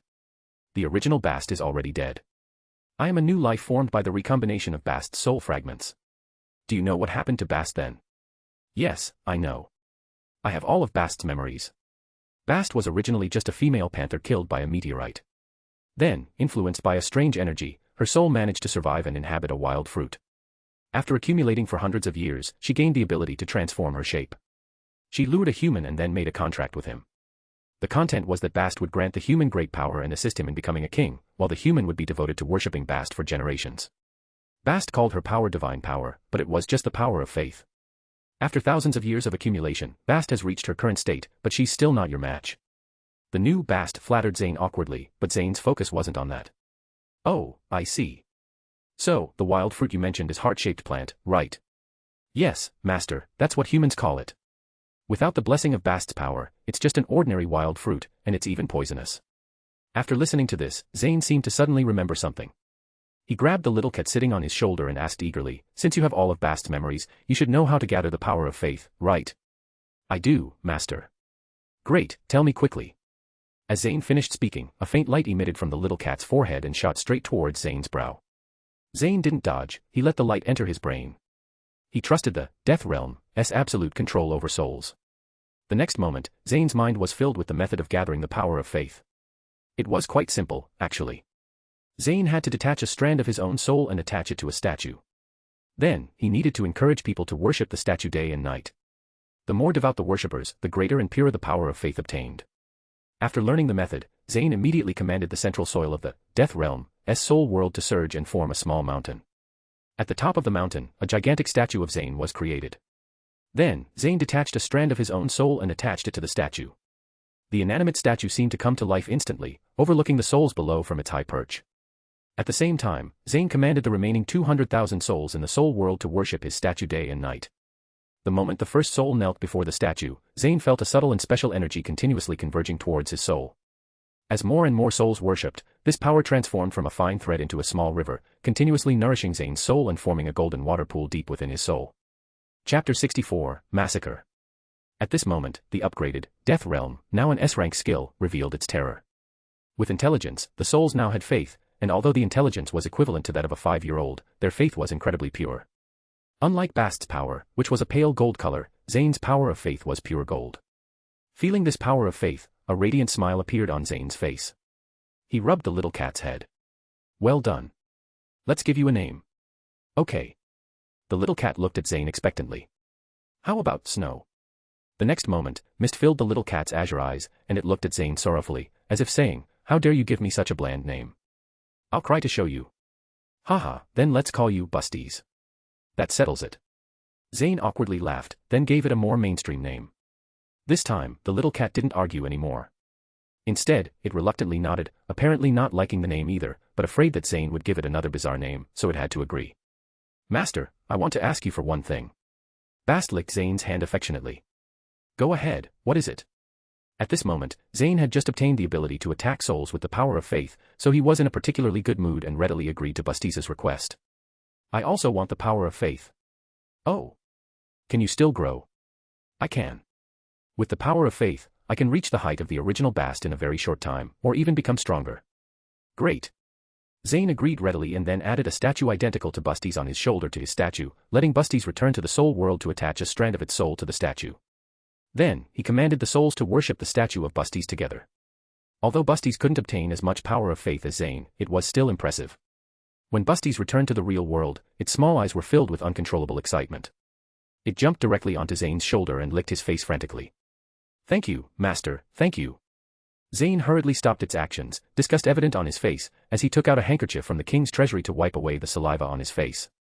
Behave yourself, or I'll remove the statue for you. Okay, Busties very obedient. After being warned by Zayn, Busties obediently lay on Zayn's shoulder, curling up into a ball. Zayn touched it and found its fluffy fur quite pleasant. It was quite something to have a divine spirit as a pet, even if it was the lowest-ranking existence. With the souls in the soul world constantly supplying the power of faith, who knew if Busties would ignite the divine fire and become a true god in the future? Thinking about it, having Busties as a future divine pet was quite impressive. Now that the defense of Wakanda has been almost completely eliminated, it's time to wrap things up. Thinking about this, a hint of heaviness flashed in Zayn's eyes, but in an instant, it turned into determination. He decided to carry out a thorough cleansing of Wakanda, slaughtering all the millions of people who were still surviving inside the Wakanda shield. This was a decision Zayn had made long before attacking Wakanda. Now that he knew the undead in the Death Realm could provide him with the power of faith, this idea became even more firm. However, unlike before, the lizard people were no longer considered human. Zayn could kill them without any psychological barriers. While the bombing of Wakanda earlier may have inadvertently affected hundreds of thousands of people, it was still unintentional. But now, Zayn was determined to personally end the lives of millions of people in the city. Among them were the elderly, women, and children. This was no longer a question of morality. However, if he left them alive, Zayn would undoubtedly face countless troubles. Family feuds and national hatred would never disappear over time, they would only deepen. Therefore, from beginning to end, Zayn's choice was actually only one: kill. Busties may have also sensed the heaviness in his master's mood. As an animal, she had intelligence comparable to humans, but she couldn't understand Zayn's complex feelings at the moment. Such matters could only be silently borne by Zayn alone, and no one else could share the burden with him. Zayn walked slowly to the outside of the palace with a heavy heart, not minding the dust on the ground, and sat on the steps, crossing her hands under her chin, overlooking the entire Wakanda. Behind him, countless spirits emerged, rushing to every corner of the city, searching for survivors. Despite having the intellect of a 5-year-old, they could easily distinguish between the living and the dead. Soon, the city echoed with the continuous screams as Zayn stared wide-eyed at the human hell he had orchestrated, not blinking once. In the city streets, spirits relentlessly hunted down the surviving humans, effortlessly killing them one by one. The dead then joined the ranks of the spirits, running from behind Zayn towards the city below. The number of spirits grew exponentially, like a snowball rolling downhill, increasing more and more. Eventually, the entire city fell into a deathly silence, with millions of spirits standing in every corner of the city, their massive dark aura materialized into gray clouds, blocking out the sunlight. The city resembled a ghost town. A chilling wind blew through the broken buildings, emitting a low moan, as if playing a sorrowful melody for the countless dead. Zayn watched this scene expressionlessly, his thoughts a mystery to everyone. After a while, Zayn stood up. Skynet was already standing by his side, and Zayn patted his shoulder. "The rest is up to you." "Understood, boss." Before coming, Zayn had already formulated a comprehensive plan based on the original plot. After conquering Wakanda, Zayn was responsible for clearing out the city, while Skynet would use the Vibranium piled up in Wakanda's treasury to produce a large number of molecular magnetic energy robots, controlling the people outside and making the outside world believe that Wakanda was still the impoverished agrarian country it was known as. The development of technology to control people was primarily for this purpose. Meanwhile, through the information in Wakanda's independent network, spies lurking in various countries would be recalled, turning Wakanda into Zayn's private secret base. Chapter 65, Slaughter and Poetry. As for the Jabari tribe on the snow-capped mountains of Wakanda, who lived in harmony with nature and didn't even possess guns or phones, Zayn didn't care at all. According to the original story, their leader seemed quite quirky, always chirping and yelling. Sending a team of molecular robots over would probably be enough to wipe them out. Once everything was settled, Skynet would build a super fortress belonging solely to Zayn inside the protective shield, where many inconvenient tasks could be completed. After receiving Skynet's affirmative reply, Zayn nodded expressionlessly. He believed that Skynet's capabilities would ensure everything went smoothly. Then Zayn stored his newly acquired pet, Little Black, into the Death Realm, and used Flash to return home, where he could rest his weary soul. Upon returning home, Zayn took off his clothes and threw them into the trash, then entered the bathroom, letting the warm water wash away the smoke and the bloody smell from his body. Afterward, he changed into loose casual clothes that Lorna had bought for him. Sitting dazed on the sofa, lost in thought, Lorna suddenly appeared behind him and hugged his neck. "Zayn, you're back." "Yeah." Zayn forced a smile.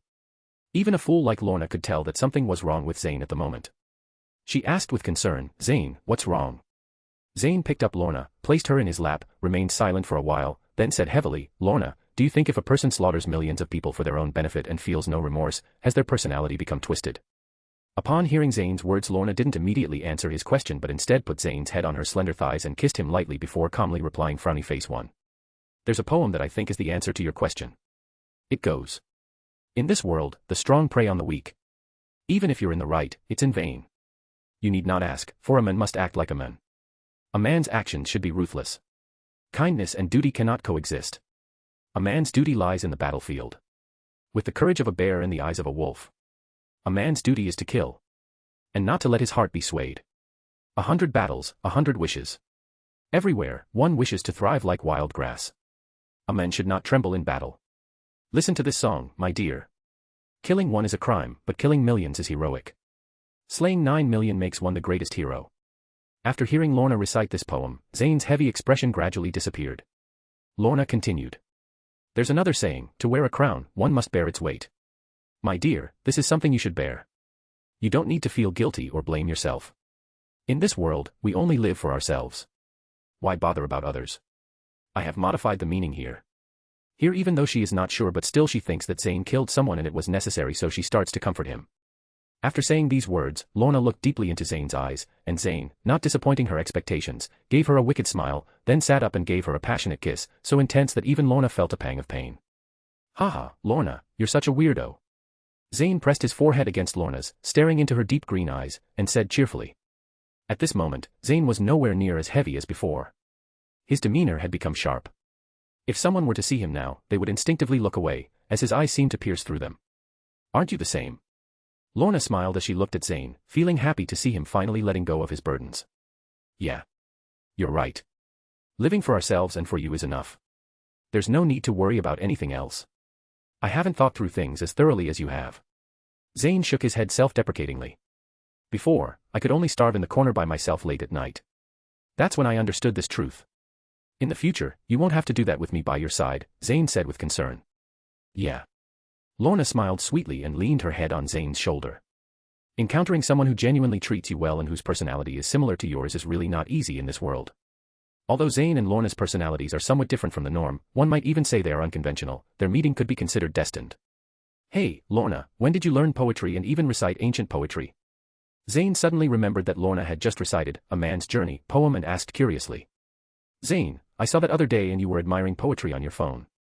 So I took some time to learn a few ancient poetry, but the culture of poetry is truly immense. Even after studying for a while I've only scratched the surface. 2. Of course, it's the crystallization of the efforts of generations, how could you learn it all at once, Zayn said.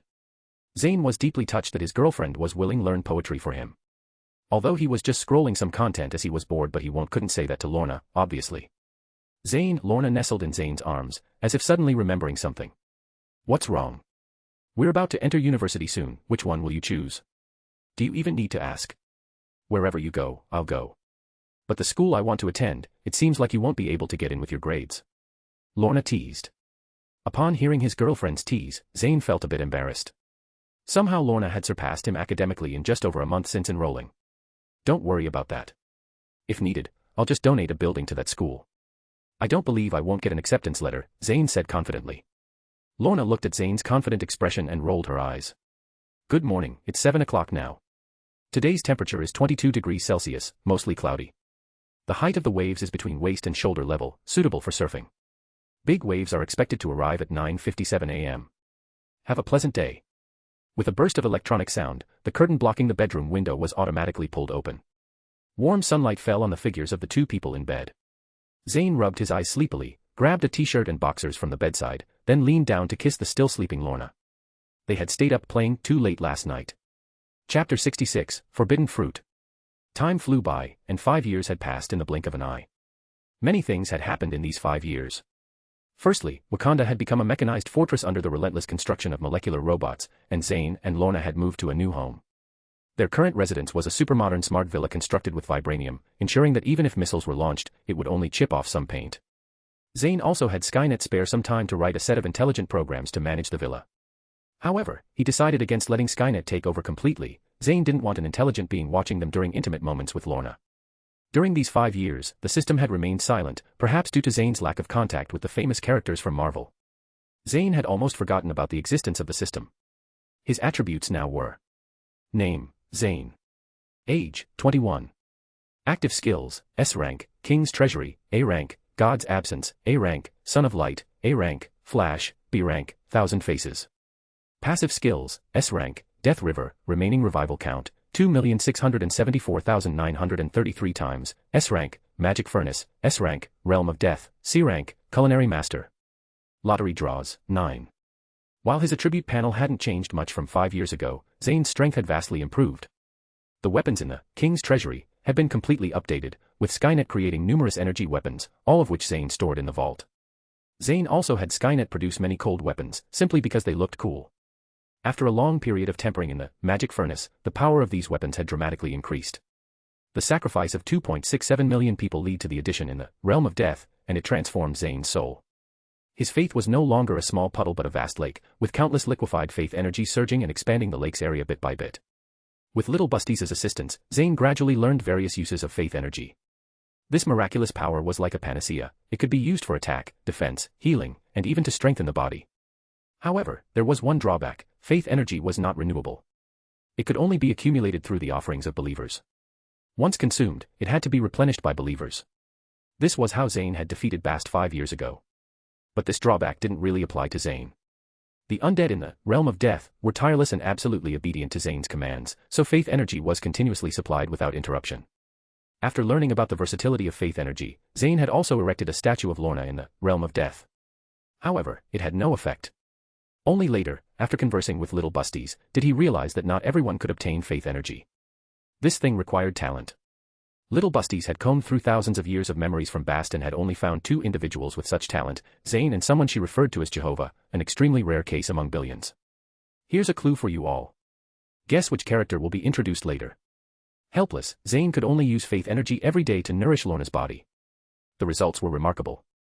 On her 18th birthday, Lorna's body was no longer the skinny figure from before. To describe her figure as devilish would not be an exaggeration. Even the large pores on her body had disappeared. Lorna's flawless skin was now a reality, not a fantasy. On the night of her 18th birthday, Zayn had personally confirmed it. The touch was great. Hee. Zayn hadn't forgotten the promise he made when Lorna, still underage, had flirted with him shamelessly. On Lorna's coming-of-age ceremony, Zayn didn't show off like Iron Man. He simply invited people he knew, such as the young Spider-Man Peter Parker and his girlfriend Gwen, as well as some good friends Lorna had made at school.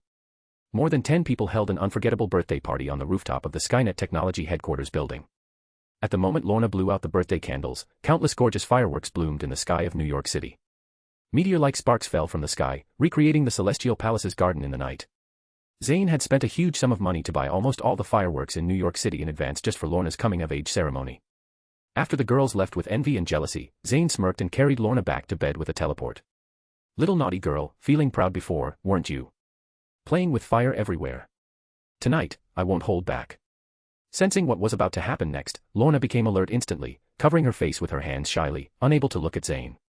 After all, she was just an inexperienced young girl. When the long-awaited moment was about to come, she couldn't help but feel shy.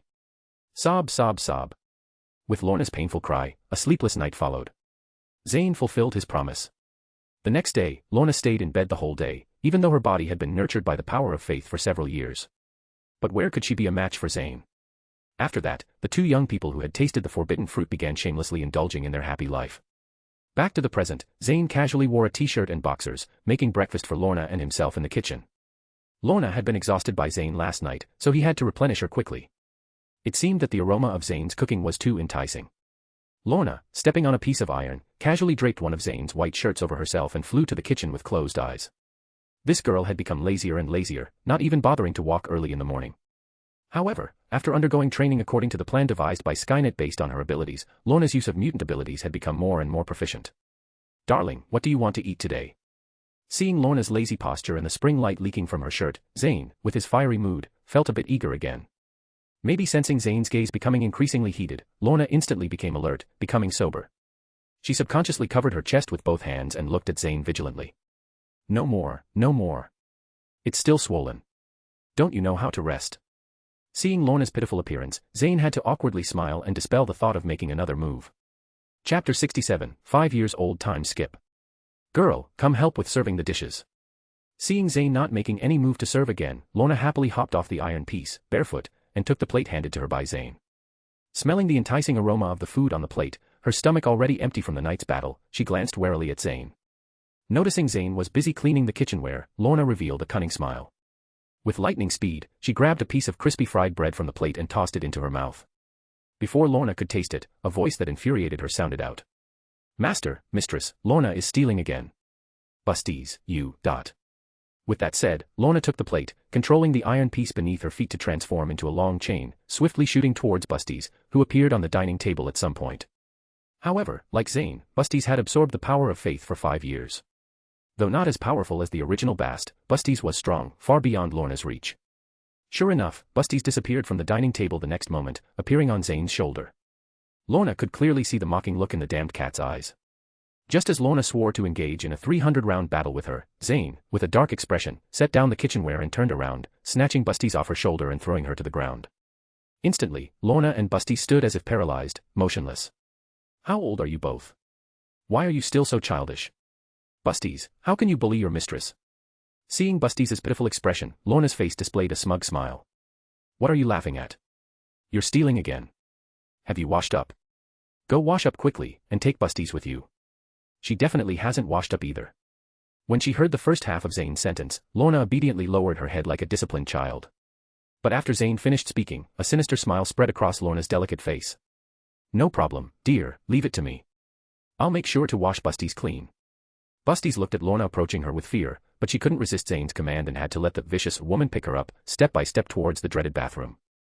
For some reason, even though Busties' original form was that of a black panther, after shrinking in size, she not only looked exactly like a cat but also inherited the cat's aversion to water. Listening to the cries of Busties coming from the bathroom along with Lorna's sinister laughter, Zayn shook his head helplessly. Initially, Lorna and Busties had a good relationship. After all, Busties was cute, and Lorna was a girl who naturally liked cute things, so they got along well. Until one morning when Lorna woke up to find herself sleeping on the floor, and Busties was comfortably sleeping in Zayn's arms. At first, Lorna thought it was an accident, but after several consecutive days of the same situation, the war between the women broke out, evolving into what it is today. So, the war between women knows no species boundaries. The reason Zayn never intervened was that he thought it was quite good. The lively atmosphere created by their quarrels made the whole villa vibrant. And they never got serious, it was all just playful fighting. In fact, their relationship was very good, even to the extent of being best friends, just with a bit of a twisted way of expressing it. Yeah, probably. Stop fooling around and come eat after you've washed up. The food is getting cold. Zayn, seeing Lorna tormenting Busties as if addicted, forgot about breakfast and quickly called out. Coming. Reminded by Zayn, Lorna's stomach also began to growl. She tossed Busties into the sink, wiped her hands, and quickly ran to the dining table, devouring the food hungrily. Busties, on the other hand, looked like she had just survived a disaster. Who knew a cat's face could express such a wide range of emotions? Just then, Busties leaped out of the sink, a golden light flashing across her body, evaporating the water. Following closely behind Lorna, she jumped to the other side of the dining table and began eating the salmon specially prepared by Zayn for her. If Zayn didn't know Busties' true form, he would have thought she was just a cat that had become unusually intelligent. Just as Zayn's family was enjoying their breakfast leisurely, the doorbell rang. Zayn used a trace of his faith power to scan and found that the person outside the door was Anna, his assistant hired 5 years ago. Polaris, open the door. Zayn instructed the intelligent butler of the villa. The intelligent butler's name was the same as Lorna's nickname in the original, both called Polaris. Yes, boss. As the door opened, Anna, dressed in a standard powerful woman's office attire, hurriedly walked to the dining table with several documents in her hands. Boss, why are you still leisurely having breakfast here? Have you forgotten what I told you? Anna said with a hint of irritation. Zayn was taken aback, suddenly remembering a message Anna had sent him a few days ago. It seemed that today, as the chairman of Skynet Technology, he was supposed to attend some award ceremony. Zayn hadn't taken it seriously at the time, but now, being suddenly approached by Anna, it felt a bit embarrassing. Anna, have you had breakfast? Boss, you. Before Anna could finish, Zayn interrupted her. I know you definitely haven't. I made a lot this morning, I'll serve you a portion, wait. With that, Zayn dashed into the kitchen. Lorna, eating while watching Zayn's rare disheveled appearance, greeted Anna, who was already seated at the table. Hi, Anna. Hi, Lorna. Busties beside them wasn't happy. What's going on? Am I invisible? No one's paying attention to me. Anna also noticed Busties and straightened up, trying to assert her presence, and stroked her fur with her hand. Hi, Busties. Only then did Busties sit proudly and continue enjoying her favorite salmon. Even though she didn't need to eat, she couldn't resist the delicious taste of fish, especially premium salmon. She must be a cat, not a leopard. By the way, after these 5 years, Anna had been promoted from Zayn's life assistant to the deputy general manager of Skynet Technology, responsible for all external business affairs of Skynet. Lorna, on the other hand, served as the general manager, responsible for research and development and a series of internal work. As for Zayn, the chairman who owned 100% of Skynet, he was just being a lazy fish, signing documents and occasionally showing his face. When Zayn came back with the dishes, Anna stood up anxiously and said, Boss, you have to attend an award ceremony at 2 p.m. today. We must leave now, or we'll be late. Sit down first, we'll talk after you finish eating. Zayn waved her hand and pressed Anna back into her seat. Anna was great in many ways, but sometimes she was too serious and responsible, making Zayn, the newly appointed lazy fish, feel helpless. Oh, by the way, Anna, what award am I receiving? Zayn asked curiously at the dinner table. It's the Apogee Award given by the military to you and Tony Stark, CEO of Stark Industries. Anna answered while eating, proving that Zayn's sea-level skill, culinary master, wasn't just for show. Despite her urgency, once the food was in her mouth, she couldn't get up. Chapter 68, Apogee Award. Tony Stark, Apogee Award, it seems the gears of fate are starting to turn, Zayn muttered to herself, rubbing his chin softly. Boss, what are you planning? You're mumbling to yourself again, Anna said with a mouthful of food, her words slightly unclear. Nothing much, let's hurry up and eat. I suddenly feel like this award ceremony might be quite interesting, Zayn replied with a mysterious smile on his face. After dinner, Zayn and Anna flew to the Apogee Award ceremony in the villa's small spacecraft. Meanwhile, Lorna drove a vintage convertible from the underground parking garage towards Calvary University. Currently, she was pursuing a master's degree in physics there, focusing on a research topic related to her mutant abilities, which revolved around magnetic fields. The car was a gift from Zayn for her 18th birthday, resembling the Red Skull's vehicle from the World War II era, cosplaying in appearance. It was entirely made of Vibranium, and Zayn had integrated many advanced technologies from Skynet into it. Since receiving the car, Lorna had cherished it dearly, not allowing anyone except Zayn and Busties to touch it. She would spend her free time maintaining it.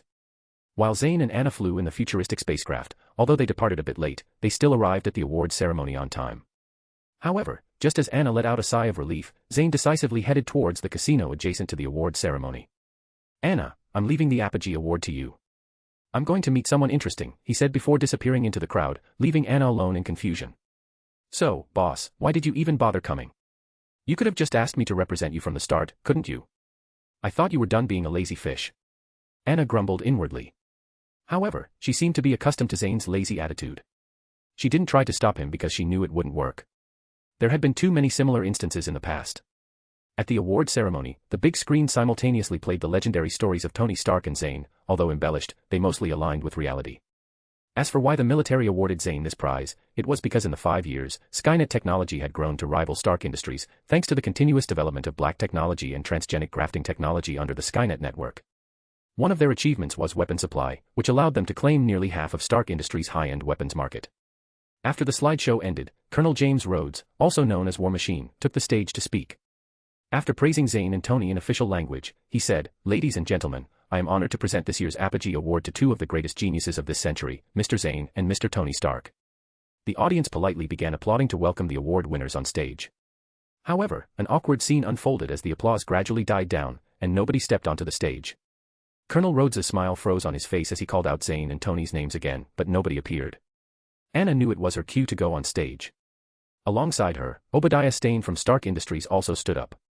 He was the bald guy, Tony Stark's father's friend, now the main person in charge of Stark Industries, an ambitious figure. Obadiah Stane and Anna, both accustomed to such situations, easily managed to turn the embarrassing situation around after going on stage. They insincerely spoke about Zayn and Tony being immersed in their work, among other nonsense. Meanwhile, Zayn found the person he was looking for in the casino. Despite the friction between Skynet technology and Stark Industries over the years, Zayn and Tony hadn't seen each other since their brief encounter at the airport 5 years ago. Zayn wasn't as flamboyant as Tony Stark, the playboy. Finding Tony Stark was simple, just look for the table with the most beautiful women around. Tony was like a peacock, constantly seeking attention.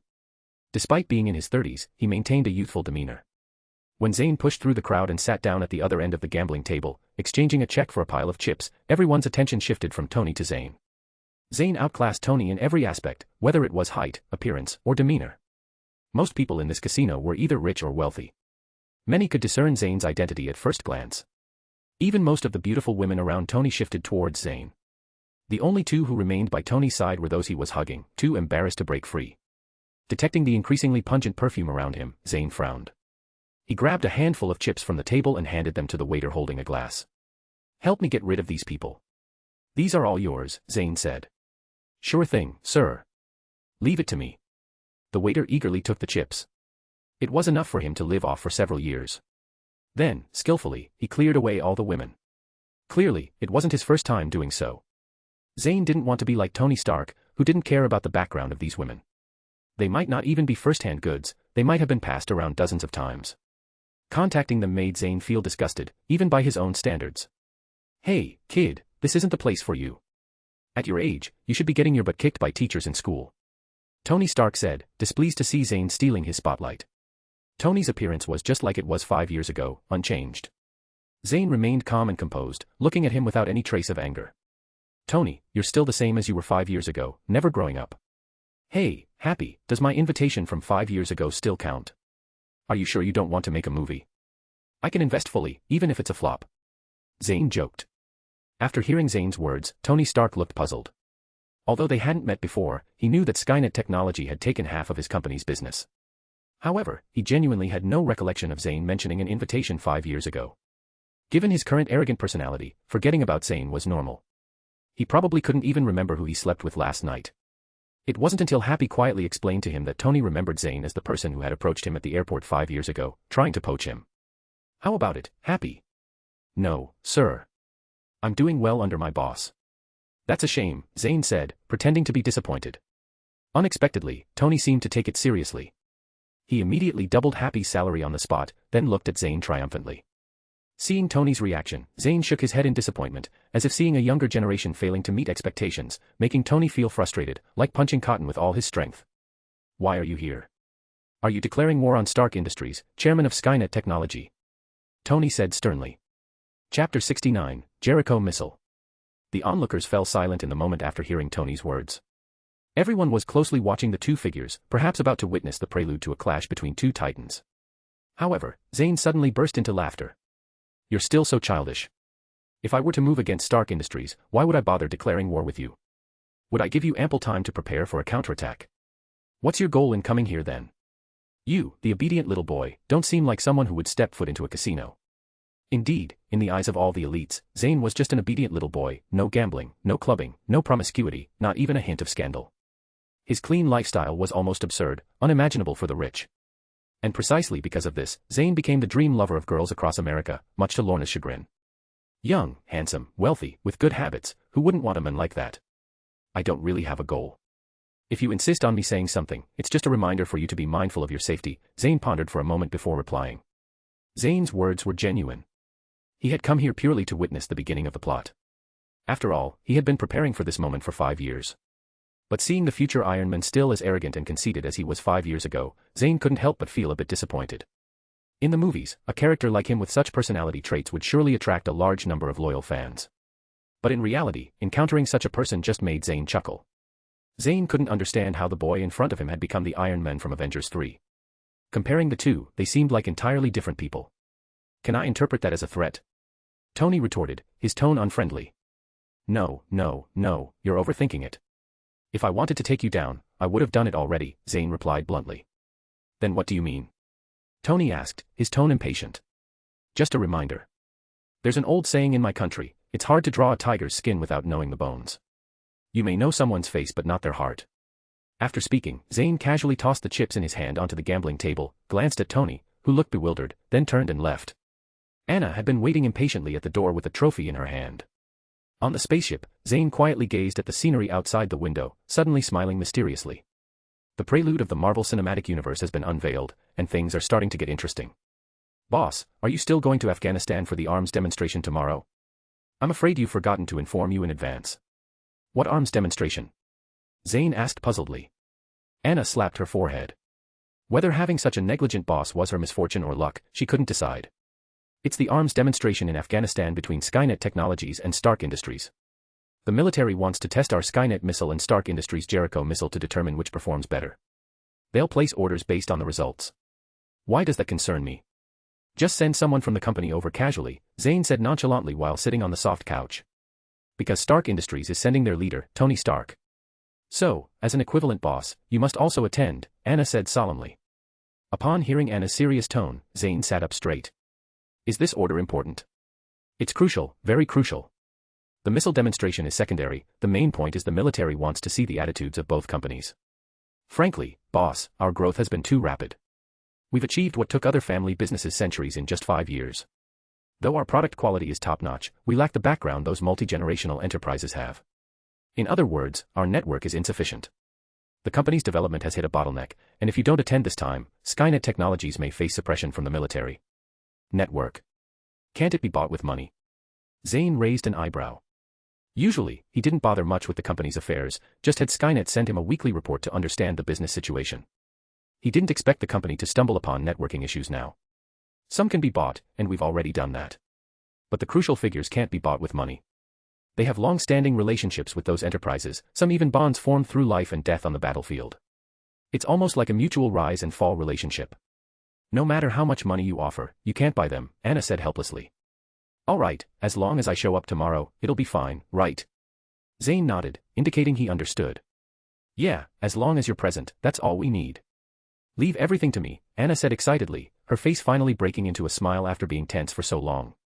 Watching Anna's excitement, Zayn suddenly felt a bit embarrassed. He realized he hadn't been a proper boss at all. Although Skynet Technologies was founded by Zayn 5 years ago almost casually, without much effort, the initial purpose was just to have a say in the US government. After all, not everything could be solved with force, a country's power was still terrifying. Over these years, Zayn's main focus had been on the secret base in Wakanda and improving his and Lorna's abilities. However, since his own company encountered difficulties, Zayn didn't mind stepping up. After all, he didn't need to do much, he could consider it a trip if he had to flatter the military. There are two possible outcomes. 1. Have Skynet compile a few lists for Zayn to deal with, sending all obstacles to the company's development to the Death Realm to completely solve the problem. 2. Directly cause some chaos among the competitors of his company. Chapter 70, Misunderstanding. Abiding by the rules of the game was because Zayn didn't want to disrupt his comfortable life, but it didn't mean he lacked the ability to break the rules. The only thing Zayn was somewhat hesitant about was that he had just acted mysterious in front of Tony Stark, and now he would have to face him again tomorrow, which might be a bit embarrassing. But looking at it from another perspective, it was like watching a real-life version of Iron Man 1. Zayn was considering whether to record Tony's embarrassed appearance and post it online. It would surely garner a lot of views. As for the 10 rings who kidnapped Tony in the original, Zayn felt even if he stood there and let them hit him, they couldn't break his defense. It had been a long time since he fought, it wouldn't hurt to stretch his muscles. Oh, and tomorrow, bring Lorna along. Let her experience the feeling of real combat. Usually, she sparred with busties, so while she had become proficient in techniques, it wasn't of much use in real battles. A warrior couldn't grow without shedding blood. If Lorna wanted to stay by his side in the future, she had to take this step. After returning home, Zayn noticed Lorna hadn't come back yet, so he took out his phone and called her. Lorna, what are you up to? I'm discussing research topics with my mentor. We're at a critical point now, so I might be home later today, Lorna said apologetically over the phone. Zayn on the other end of the call covered his face. His silly girlfriend seemed to be getting lost in her studies. He had sent her to graduate school initially to deepen her understanding of her abilities, but it seemed she had a scientific maniac side to her, and now she was almost fully immersed in it. Stop researching. Come home tonight, and tomorrow I'll take you out to play. Okay, I'll come back now. Upon hearing that Zayn was going to take her out, Lorna immediately put down her devices, said goodbye to her mentor, and happily drove her beloved car home. After all, what was more important than going on vacation with her boyfriend for Lorna, who was naive enough to believe Zayn's promise? She even started imagining sweet scenes in her mind. If Zayn knew what Lorna was thinking, he would just apologize and say, "You're thinking too much." When Lorna got home, Zayn and Busties were already waiting for her at the dinner table. "Darling, where are we going for our honeymoon tomorrow?" Lorna asked excitedly as soon as she entered. Zayn, looking confused, wondered, "Honeymoon? Did I say that on the phone? Is this what they call a woman's imagination? It's not a honeymoon. Tomorrow, there's an opportunity to test your abilities. You've been training for so long, it's time for some real action," Zayn said. As soon as Zayn finished speaking, he saw Lorna's smile disappear. Oh. After hearing Zayn's words, Lorna's face became expressionless. She went to the bathroom to wash her hands and then picked up her bowl to start eating quietly. However, whenever her gaze swept over Zayn, she would subconsciously bite down hard, as if biting Zayn himself. Zayn felt uncomfortable under Lorna's gaze. Unable to bear it any longer, he broke the strange silence at the dinner table. "Lorna, are you okay?" "I'm fine." Lorna put down her bowl, her face suddenly breaking into a bright smile. But Busties, who was beside her, couldn't help but shiver involuntarily when she saw Lorna's expression. Her animal instincts told her not to mess with this woman right now, or the consequences would be dire. Zayn, not completely clueless about emotions like a typical steel-straight guy, understood that Lorna was basically saying, "I have a problem. I have a problem. I have a problem. Come and comfort me. We'll make up for the honeymoon next time." "You can choose the place," Zayn said, not feeling annoyed by Lorna's little temper. She rarely got angry, and she was easy to appease. Zayn himself enjoyed these little romantic moments between them. Humph. Men are all big, clumsy pigs. Seeing Lorna had returned to normal, Zayn gently put down his bowl. "Lorna, you might see blood tomorrow." Lorna paused for a moment while eating, but the pause was fleeting, and if Zayn hadn't been watching her closely, he wouldn't have noticed. "Yeah, I know. I've been mentally prepared for this for a while now, Zayn, you don't need to worry." "I'm sorry." "No need to apologize. Ever since the day you showed extraordinary abilities, I've been prepared. I don't want to worry about you every time you're away. I want to stand by your side.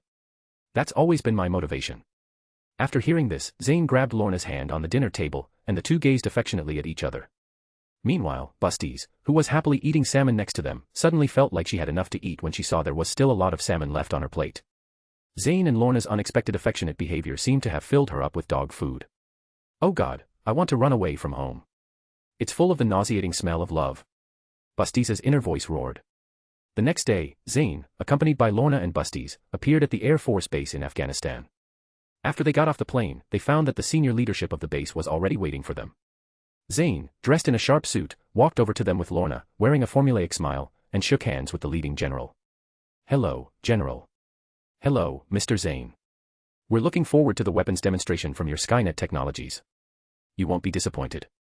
By the way, General, has the representative from Stark Industries arrived? Chapter 71, Destroy. When Zayn mentioned Stark, the general unconsciously furrowed his brows.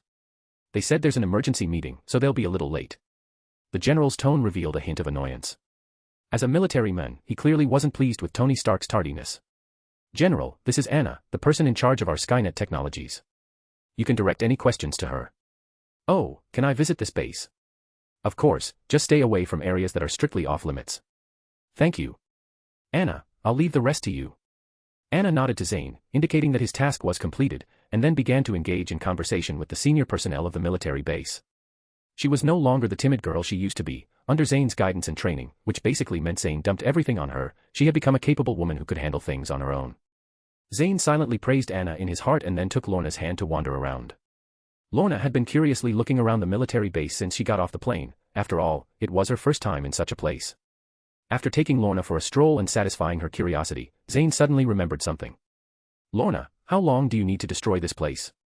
Lorna pondered for a moment before answering. There's a lot of metal in this base, and there's no anti-magnetic field device. The place is quite large, so it'll take me about 3 minutes to completely destroy it. Zayn didn't comment but turned to Busties, who was crouching on his shoulder. Busties had been perched on Zayn's shoulder the whole time. She just hid from the senior personnel at the military base. As a sole creature, making herself invisible to ordinary people was a piece of cake. What about you, Busties? Busties scanned the surroundings, observing the distribution of personnel in the military base. If I go all out, it'll probably take me 1 minute to kill everyone here. Good, it seems like you two haven't been slacking off. Zayn nodded satisfactorily, feeling the pride of a master seeing his apprentices succeed. And dear, how about you? Oh, for me, saying 1 second would be too arrogant, so let's say 1.5 seconds. Zayn said modestly. Lorna and Busties both rolled their eyes at Zayn. You darn show off. Unlike Busties, who dared not offend Zayn, Lorna had no such reservations. She directly employed a woman's unique killer move, the two-finger poke, precisely finding the soft spot around Zayn's waist through his clothes and preparing to rotate clockwise 360 degrees. However, there was a problem in the middle. Zayn's flesh seemed to be too firm for Lorna to pinch. After struggling several times, she had to give up this option. Humph. Zayn chuckled at the scene. He wasn't showing off. Destroying this large Air Force base really only required 1 second for him. The process was simple: take out a moderately powerful bomb from the treasury, toss it on the ground, and then use Flash to teleport away, leaving him to quietly watch the fireworks from afar. See, it's super simple. In the 5 years since, the fusion of Wakanda's technology with Skynet had been completed. The super bomb hidden underground in the Wakanda palace had also been analyzed and mass-produced. Zayn's treasury contained bombs of various sizes, from large to small. The only problem was that they had been in the treasury for too long, and their power had become somewhat uncontrollable.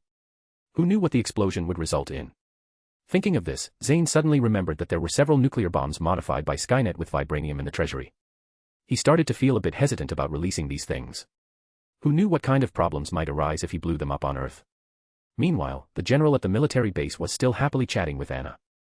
It was rare to have such a beauty in the base, and although the general was getting old, he had no other intentions. But chatting with a beautiful woman was always pleasant. He had no idea that Zayn and the others were discussing how long it would take to destroy the base he had worked so hard to build. Their attitude was like bargaining at a market. Ignorance is sometimes a blessing. They didn't have to wait long for Tony to arrive. Soon after, the two groups converged at the mountaintop, ready to conduct the weapons demonstration. Hey, Tony, nice to see you again. Remember what I told you, wear some more bulletproof vests or something, Zayn said. Kid, you came for nothing this time. I've secured the deal for this order, Tony said, maintaining his usual arrogance. But the more he acted like this, the more Zayn looked forward to seeing the expression on his face when disaster struck. Okay, it's all yours. Zayn said casually, as he didn't really care about this order. His perspective was no longer limited to simple business deals. In Tony's eyes, Zayn's seemingly benevolent attitude made him speechless with frustration. He opened his mouth, but his genius brain couldn't come up with a retort to Zayn. In the end, he could only snort at Zayn and go to adjust his Jericho missile. Once all the weapons were ready, the weapons demonstration officially began. Who wants to go first? The general asked Tony and Zayn. Tony Stark, who loved to show off, didn't wait for Zayn to speak. He walked to the edge of the cliff first, then turned to face everyone. Gentlemen, which is better, to be respected or feared? Chapter 72, Missiles. Is it better to be feared or respected? I say, is it too much to ask for both? With that in mind, I humbly present you the crown jewel of Stark Industries' Freedom line. It's the first missile system to incorporate the latest in proprietary repulsor technology. They say that the best weapon is the one that you never have to fire. I respectfully disagree. I prefer the weapon you only have to fire once. That's how Dad did it, that's how America does it, and it's worked out pretty well so far. Find an excuse to let one of these off the chain, and I personally guarantee you the bad guys won't even want to come out of their caves. One of the missiles launches and heads for the mountains in the distance. For your consideration, the Jericho missile's warheads detonate and kick up a massive shock wave. At this moment, the strong airflow generated by the explosion of the Jericho missile happened to hit him, making the whole scene look quite imposing. Different from others who were covered in sand and dust by the strong airflow, when the airflow was about to reach Zayn, Busties used the power of faith to envelop herself and him, until Zayn looked at her meaningfully and she reluctantly enveloped Lorna as well. So Zayn and his team remained clean, but seeing Anna with her messy hair, Zayn awkwardly touched his nose. He just felt like he forgot something earlier. Turns out he forgot about Anna. Speaking of which, it must be said that although Tony Stark's character is not very good now, his speech just now was quite charismatic. If Zayn were a buyer, he would definitely have sealed the deal right there. It seems reasonable that Tony could become one of the leaders of the Avengers in the future. Next, it was time for Skynet Technology to conduct a weapons demonstration. Originally, it should have been Anna giving the speech, but now the Deputy General Manager Anna, seeing Zayn and Lorna still looking clean, was furious, her anger rising, and decided to go on strike on the spot. She knew that Zayn and her team had superpowers, and since Zayn and her team didn't deliberately avoid her, Anna expressed strong dissatisfaction with Zayn's behavior just now. Helplessly, Zayn had to step up himself. Seeing Zayn stepping forward, the general smiled friendly at him. In fact, compared to Tony, the playboy who is always late, the general favored the steady Zayn more. He had already made up his mind that as long as Skynet Technology Sky missiles had similar effects and prices to the Jericho missiles, this order would go to Skynet Technology. Gentlemen, who do you think owns the most firearms? Is it military personnel like you? Unfortunately, wrong. It's civilians. 60% of firearms in the world are held by ordinary citizens, 1 in 10 people. 37% of firearms belong to the military, and the rest belong to the police. The armed groups against the government, which the media widely report on, can't even account for 0.1% of the guns they have. So why do those troublesome anti-government armed groups like them still exist? Everyone followed Zayn's words into contemplation, not because of anything else, just because what Zayn said was completely true. They were all eagerly awaiting Zayn's answer. Although everyone knew in their hearts that Zayn was advertising for his own weapons, they still got caught up in Zayn's context, thinking about the answer. This is also a passive effect of the power of faith. Zayn, who possesses the power of faith, subconsciously makes people listen to what he says. As long as it doesn't conflict too much with their will, there is a high probability that people will accept what Zayn says. Just like Jehovah coming to the world in myths and legends to preach. Before everyone could contemplate for too long, Zayn gave the answer. Because none of you have a crushing weapon in your hands. In this world where you can reach out and get a gun, something like this is more reliable than human nature, which is sad but true. Now let me demonstrate to you all the latest product of Skynet Technology, the Sky Missile. After saying that, Zayn had the staff launch the Sky Missile. Only to see the Sky Missile forming a perfect arc in the air, eventually landing on a mountainside at the foot of the mountain, accompanied by a dazzling white light and a deafening explosion. The small mountain seemed to have been bitten off half by the Sky Missile, just like an apple. The tremendous power made everyone gasp, including Tony Stark, who was standing by preparing to laugh at Zayn's expense. Unlike the widespread bombing of the Jericho missile, the Sky Missile focused more on concentrating its power on one point. It could be said that each type of missile had its own advantages and disadvantages. After the weapons demonstration, the top brass of the military base gathered to discuss which missile to buy. In the end, they decided to purchase the Jericho missile from Stark Group. There were 2 reasons for this decision. Firstly, the troops in Afghanistan lacked large-scale destructive weapons like the Jericho missile. After all, there was no need for such a powerful weapon against a few poorly equipped terrorist organizations. Secondly, the price of the Sky Missile was exactly twice that of the Jericho missile. There was no way around it. Skynet Technology, guided by Zayn, was focusing on the high-end weapons market. What is a high-end weapon? It's anything that Skynet Technology sells, except for nuclear bombs. After communicating the delivery date with the Stark Group, the general walked up to Zayn with a smile of apology on his face. I'm sorry, Mr. Zayn, it's regrettable that we can't cooperate with Skynet technology. However, the Sky Missile is really excellent. My good friend XXXXXXXX is in need of such a weapon. Here is his contact information. I'm sure you'll have a pleasant conversation. Guess. Who? Chapter 73, Long Lost Mission. I'm sorry, Mr. Zayn, it's regrettable that we can't cooperate with Skynet technology. However, the Sky Missile is really excellent. My good friend General Ross is in need of such a weapon. Here is his contact information. I'm sure you'll have a pleasant conversation. With that, the general handed Zayn a business card that read Thaddeus E. Ross, phone, 178XXXXXXXX. The card was simple, but it represented the goodwill of the US military towards Skynet technology. Thank you, General. As the saying goes, never slap a smiling person. Besides, Zayn didn't take this deal seriously in the first place, so she naturally accepted the business card and handed it to Anna beside her. He remembered that General Ross seemed to be the Thunderbolt Ross who had been chasing the Hulk all along, and later seemed to have turned into the Red Hulk. The world is indeed small. While Tony stood watching the General and Zayn chatting happily, his attitude was completely opposite to his previous coldness towards himself. The pride that had just risen, along with the joy of a successful deal, all dissipated. Tony didn't know why ever since he met Zayn, it seemed like he never got anything good. Even if his Jericho had won against the Sky, it seemed like it was a gift from Zayn. Honestly, Tony still recognized the incredible power of the Sky Missile. So Tony decided to go back and investigate the weapons development personnel at Skynet Technology, and then use a large sum of money to lure them away to his own company. After all, who made Zayn always want to poach his personal bodyguard, Happy? Unfortunately, Skynet was something he could never poach away. This thought had been doomed from the very beginning. Since the deal was done, and it was time for everyone to leave, the military provided military jeeps to escort Zayn and Tony back. Before getting into the car, Zayn gave Tony a meaningful smile. Coincidentally, seeing Zayn, Tony inexplicably began to feel uneasy, and in his mind, he heard the words Zayn had said to him. Reminder, you to pay attention to your safety. Do you have bulletproof vests? But in an instant, Tony dismissed these thoughts. What a joke, his base was only 2 kilometers away from the military base. Who would dare to attack him so boldly? It must be Zayn trying to scare him. Meanwhile, Zayn sat in the back seat of another jeep, holding Lorna close and whispering in her ear. The show is about to begin. Are you ready? I'm ready. Lorna said nervously, but Zayn could clearly see the excitement in her eyes that she couldn't contain. It seems that his girlfriend also has a hidden violent streak, but that's okay. In the car, 2 American soldiers escorting them and Anna sitting next to Lorna, in their eyes, Zayn was ruthlessly showing affection with Lorna. The 2 soldiers, curious about the wealthy Zayn, opened their mouths but closed them again. They just couldn't find a way to join the conversation. A car had completely formed 2 separate spaces, contrasting sharply with the lively atmosphere in Tony's car. Just as Zayn was telling Lorna a few jokes from past lives to ease her nervousness, after 5 years, the system's prompt sounded again. Ding, critical event detected. Mission issued, ensure the survival of Tony Stark.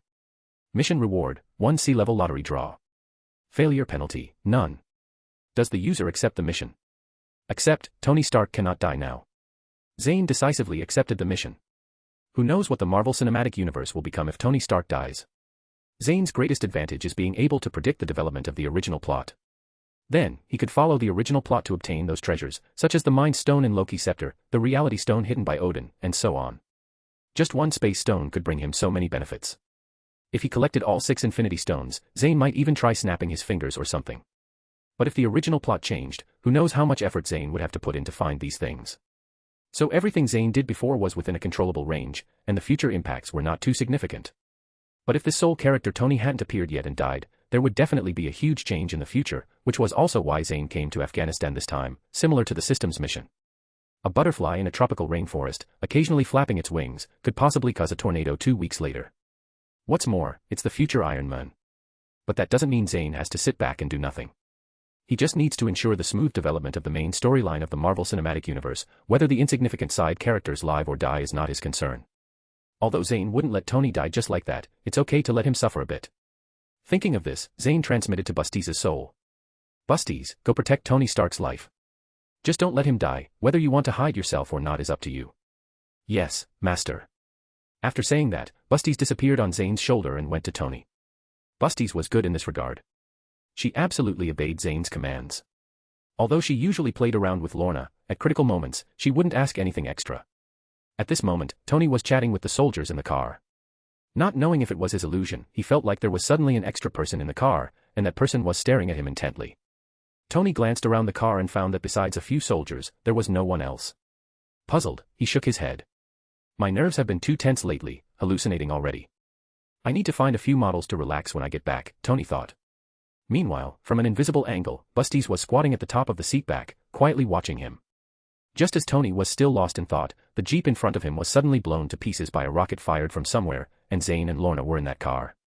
Chapter 74, Lorna's Fight. When the crisis struck, Lorna immediately used her abilities to control the shrapnel flying towards them, while also manipulating the iron plates of the jeep to shield them from the explosion flames and shockwaves, protecting Zayn and Anna. As for the two soldiers, they were instantly killed in the explosion. Lorna, deeply tense, had no time to care about them.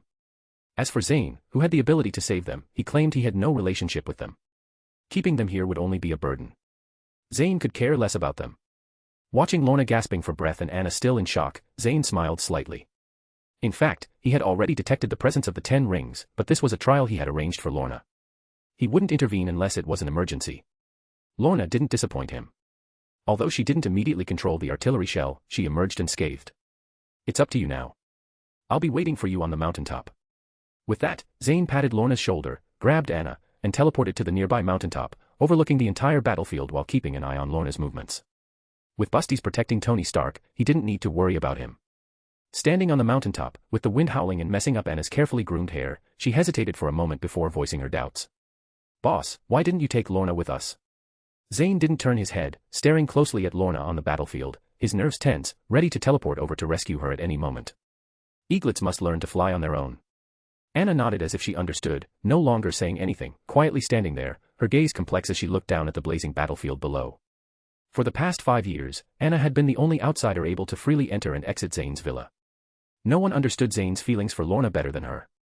Since Zayn had made this decision, there must be a reason. She just needed to do her own job well. Smart Anna never interfered with Zayn's decisions, which was why she had grown from a mere life assistant to the deputy general manager. There were plenty of capable people in the United States, but few were as smart and free from ill intentions as Anna. He was glad she was one of them. As for Lorna, left behind by Zayn on the battlefield, suddenly finding herself alone without Zayn by her side, she felt a sense of insecurity, as if she had lost her support. But she quickly took a few deep breaths to adjust her mindset, activated her abilities to tear off the iron plates from the jeep, and then controlled the metal to fly around her body. This was what Zayn had taught her. In battle, someone as fragile as her absolutely couldn't stand idly by, without any defensive measures. That would be like telling the enemy, I'm easy to kill, come and get me. In fact, Zayn didn't understand why those people in Marvel who had amazing abilities but bodies similar to ordinary people always acted recklessly, just like brutes. For example, Storm, with such amazing abilities, controlling the weather, but acting like a fool, only using hurricanes to fly into the air and then unleash her powers, as if anyone could fly. Probably any person who could teleport next to her with an ordinary dagger and easily kill her. Most people didn't understand the concept of not setting up walls under the eaves. 1. Zayn wouldn't let Lorna be like that. So the first lesson she practiced with him was to teleport behind her and directly stab her with a rubber dagger, just to make her remember this lesson. Now it seemed to have had a significant effect. On the battlefield, Lorna didn't need to deliberately use her abilities to stop the flying bullets. They were all blocked by the rapidly spinning iron plates surrounding her, allowing Lorna to focus on killing enemies. On the mountaintop, Zayn saw that Lorna didn't panic but calmly began to test the results of her hard training one by one. He could finally relax a little. He saw Lorna's fingers surrounded by a dark green halo, standing on a circular iron plate only a millimeter thick, flying over the battlefield, controlling the metal to kill members of the 10 rings one by one. The wind brought by the high-speed flight made Lorna's dark green hair dance in the air, revealing her incredibly delicate face, especially the sharp and cold light in her eyes, unprecedentedly sharp and ruthless, like a killing goddess descended to the earth. She looked amazing. On the mountaintop, Zayn used the power of faith to enhance his eyesight, seeing Lorna's heroic appearance, wishing he could go down and hug her right now and announce to the world that this beautiful woman is my, Zayn's, woman and future wife. With the ability to control metal, Lorna was the death goddess on the modern battlefield. In no time, she slaughtered all the members of the 10 rings, leaving only 3 tanks firing at her in the wilderness. Of course, the shells they fired were easily diverted by Lorna's magnetic power. Instead of directly controlling the metal inside the tanks to kill the drivers, Lorna manipulated the metal on the battlefield to condense into a spherical metal ball, then exerted all her strength to compress and increase its density until it was the size of a human head. Then Lorna controlled this metal ball to fly in the opposite direction of the tanks until it reached the boundary of her ability to control. Then she built a magnetic field similar to a channel between the metal ball and the 3 tanks. Of course, this channel was invisible to ordinary humans and could only be detected by instruments. Chapter 75, Hate for S.H.I.E.L.D. This move had been planned by Lorna for a long time, but she hadn't had the opportunity to try it out because of its immense power. This time, she intended to have a blast. Super electromagnetic cannon. With that, Lorna abandoned control of the metal ball, focusing on controlling the channel-like magnetic field. The metal ball, no longer under control, didn't fall to the ground but was suspended in midair by the action of the channel-like magnetic field. Then it began to accelerate slowly along the direction of the channel, getting faster and faster until it turned into a brilliant orange light in Lorna's eyes. This was because the speed was too fast and caused severe friction with the air. At this moment, the metal ball looked like a brilliant meteor, reaching an extreme speed, even tearing through the air, emitting deafening sonic booms. In an instant, it smashed the 3 tanks into flying debris along the magnetic field channel, while the people inside the tanks had turned into blood foam and were instantly vaporized by the intense heat, leaving nothing behind. After completing its mission, the metal ball had lost half of its volume due to air friction. After shooting out from the end of the magnetic field channel, Lorna lost control of it and could only let it crash into the ground, leaving behind a bottomless crater. The tremendous force made the earth tremble as a huge crack appeared across the entire plain. The combination of ability and knowledge was terrifying. Lorna herself was also amazed by the power of the electromagnetic cannon. She playfully stuck out her tongue and then controlled the iron pieces under her feet to fly towards Zayn. As for whether there would be witnesses to discover Lorna's superpowers, Zayn had already checked. Now, except for Tony Stark, there was no one alive on the entire battlefield. Tony was also unlucky enough. First, he ran outside the car just like in the original story, and then he was knocked unconscious by the cannonballs made by his own company. The scattered fragments pierced through his bulletproof vest as if penetrating a piece of paper, directly entering his body along with his bloodstream, flowing towards his internal organs. Busties by Tony's side did not intervene because Zayn's order to her was to not let Tony die. Well, he hasn't died yet. However, things weren't over yet. The tank fragments shattered by Lorna's electromagnetic cannon carried powerful kinetic energy and smashed towards the unconscious Tony. This time, Busties intervened to intercept these fragments, otherwise, Tony would definitely have turned into a puddle of flesh. Zayn, am I awesome? After flying to the mountaintop, Lorna jumped into Zayn's arms excitedly. Awesome, awesome, my girl is the most awesome. Zayn hugged Lorna affectionately and patted her back. At the same time, through soul communication, Zayn said to Busties, the rest is up to you. You can come back after Tony Stark is safe. Remember, only intervene when he's about to die. You don't need to worry about the rest, understood? Understood, Master. You can rest assured. Good, I'll reward you with a basin of premium salmon when you come back. Thank you, Master. Busties next to Tony couldn't help but drool. Busty stayed by Tony's side for a long time, considering whether to help Tony heal his wounds to prevent him from dying from blood loss. Finally, several people dressed in Middle Eastern attire came to the battlefield and took him away. Meanwhile, Zayn had already teleported back to the villa in the United States with Lorna and Anna. Only fools would eat sand in that ghostly place in Afghanistan. Upon returning home, Anna, with her keen business sense, bid farewell to Zayn and immediately returned to the company. Then, she vigorously bribed the media to report on the disappearance of Tony Stark, the chairman of Stark Industries. As a result, the stock price of Stark Industries plummeted, and Skynet Technology, as Stark's rival, seized the opportunity to establish many connections and secure large orders. That night, S.H.I.E.L.D. came knocking on the door again. Having learned their lesson from 5 years ago, they didn't employ stealth tactics this time. Instead, Nick Fury, accompanied by his deputy Maria Hill, personally paid a visit. With Zayn's permission, the villa's AI butler, Polaris, opened the door and let them in. Long time no see, Mr. Zayn. At this moment, Zayn was sitting on the sofa, holding Lorna, and watching TV, completely ignoring this bald egghead. Nick Fury, whose skin was as thick as a bulletproof vest, wasn't embarrassed either. He repeated his words again, but this time with a raised voice. Only then did Zayn turn his head to look at them. Just say it if you have something. You're disturbing my private life with my girlfriend late at night. You should be grateful that I'm in a good mood today, or else you wouldn't be so intact right now. Zayn said bluntly. He had no good feelings toward S.H.I.E.L.D. In Zayn's view, S.H.I.E.L.D. was an organization that considered itself superior to the world, constantly meddling in affairs under the guise of supervision. Many people who originally had no intention of harming society were deceived into becoming their lackeys. And when something went wrong, they disappeared, leaving the individuals to take the blame. Dr. Banner was a perfect example. Originally, he knew he would turn into the Raging Hulk and harm those around him, so he secluded himself far from his hometown, living a simple but peaceful life. Then they tricked him into coming out to fend off aliens, and after the aliens were repelled, they left Banner to fend for himself. He didn't even know how many people in New York City hated the Hulk because of the loss of their loved ones. The movies didn't express it, but Zayn didn't believe that the Hulk, who lacked rationality in the early stages, could precisely target only the aliens. Chapter 76, Pepper. The key point was that S.H.I.E.L.D. didn't have much power. They only had Hawkeye and Black Widow, who could be considered top combat forces. Anybody with slightly stronger abilities could infiltrate and outmaneuver their headquarters. Yet they acted as if they were invincible. Hill, who had been warned by Fury before they came, suppressed her urge to explode at Zayn's words. She straightforwardly said, "Mr. Zayn, according to our information, Tony Stark went to Afghanistan today for a weapons demonstration with you. Now, news of Tony Stark's disappearance has leaked from your company, yet here you are, unscathed, sitting here watching TV. Don't you want to explain?" After hearing Hill's words, Zayn smiled, then, without warning, an overwhelming murderous intent burst out from him. The massive killing intent seemed almost tangible, enveloping the entire living room in a bloody halo from Hill and Fury's perspective. Countless souls surrounded Zayn, emitting silent wails. The immense pressure made even the steel-hearted Hill feel breathless and weak in the legs. Nick Fury, whose skin was as thick as a bulletproof vest, remained expressionless in the face of Zayn's killing intent. Hill, watching from the side, couldn't help but admire him. Unbeknownst to her, Nick Fury's back was already soaked in cold sweat, and his assessment of Zayn's danger level had reached an unprecedented high. You see, killing intent couldn't be faked. It was built from the lives of countless living beings. Judging from Zayn's astonishing killing intent, he might have the blood of millions on his hands. This was no longer a matter that could be measured by danger alone. The key was that in recent years, Nick Fury hadn't discovered any large-scale massacres in the world. Where did Zayn's killing intent come from? Who gave you the courage to question me? Was it this egghead? Zayn said coldly, and the killing intent pervading the living room suddenly became even more violent, as if he could tear Nick Fury and Hill, these two outsiders, into pieces at any moment. Under the immense pressure, Hill almost suffocated.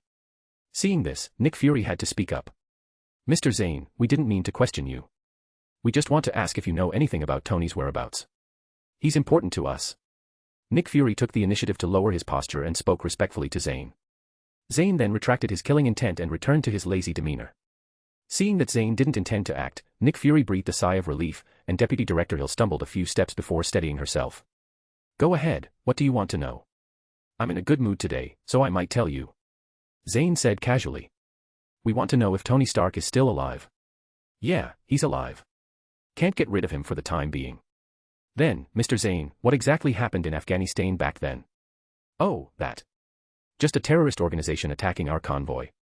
It looked fierce, scared me into quickly taking my people and running." Watching Zayn fabricate lies seriously, even Lorna in his arms almost laughed until her stomach hurt. Meanwhile, Nick Fury and Hill, who were still standing beside him, felt their temples throb. "Mr. Zayn, do you know what happened to Tony after the attack?" After hearing Nick Fury's question, Zayn looked at him as if he were an idiot for a long time.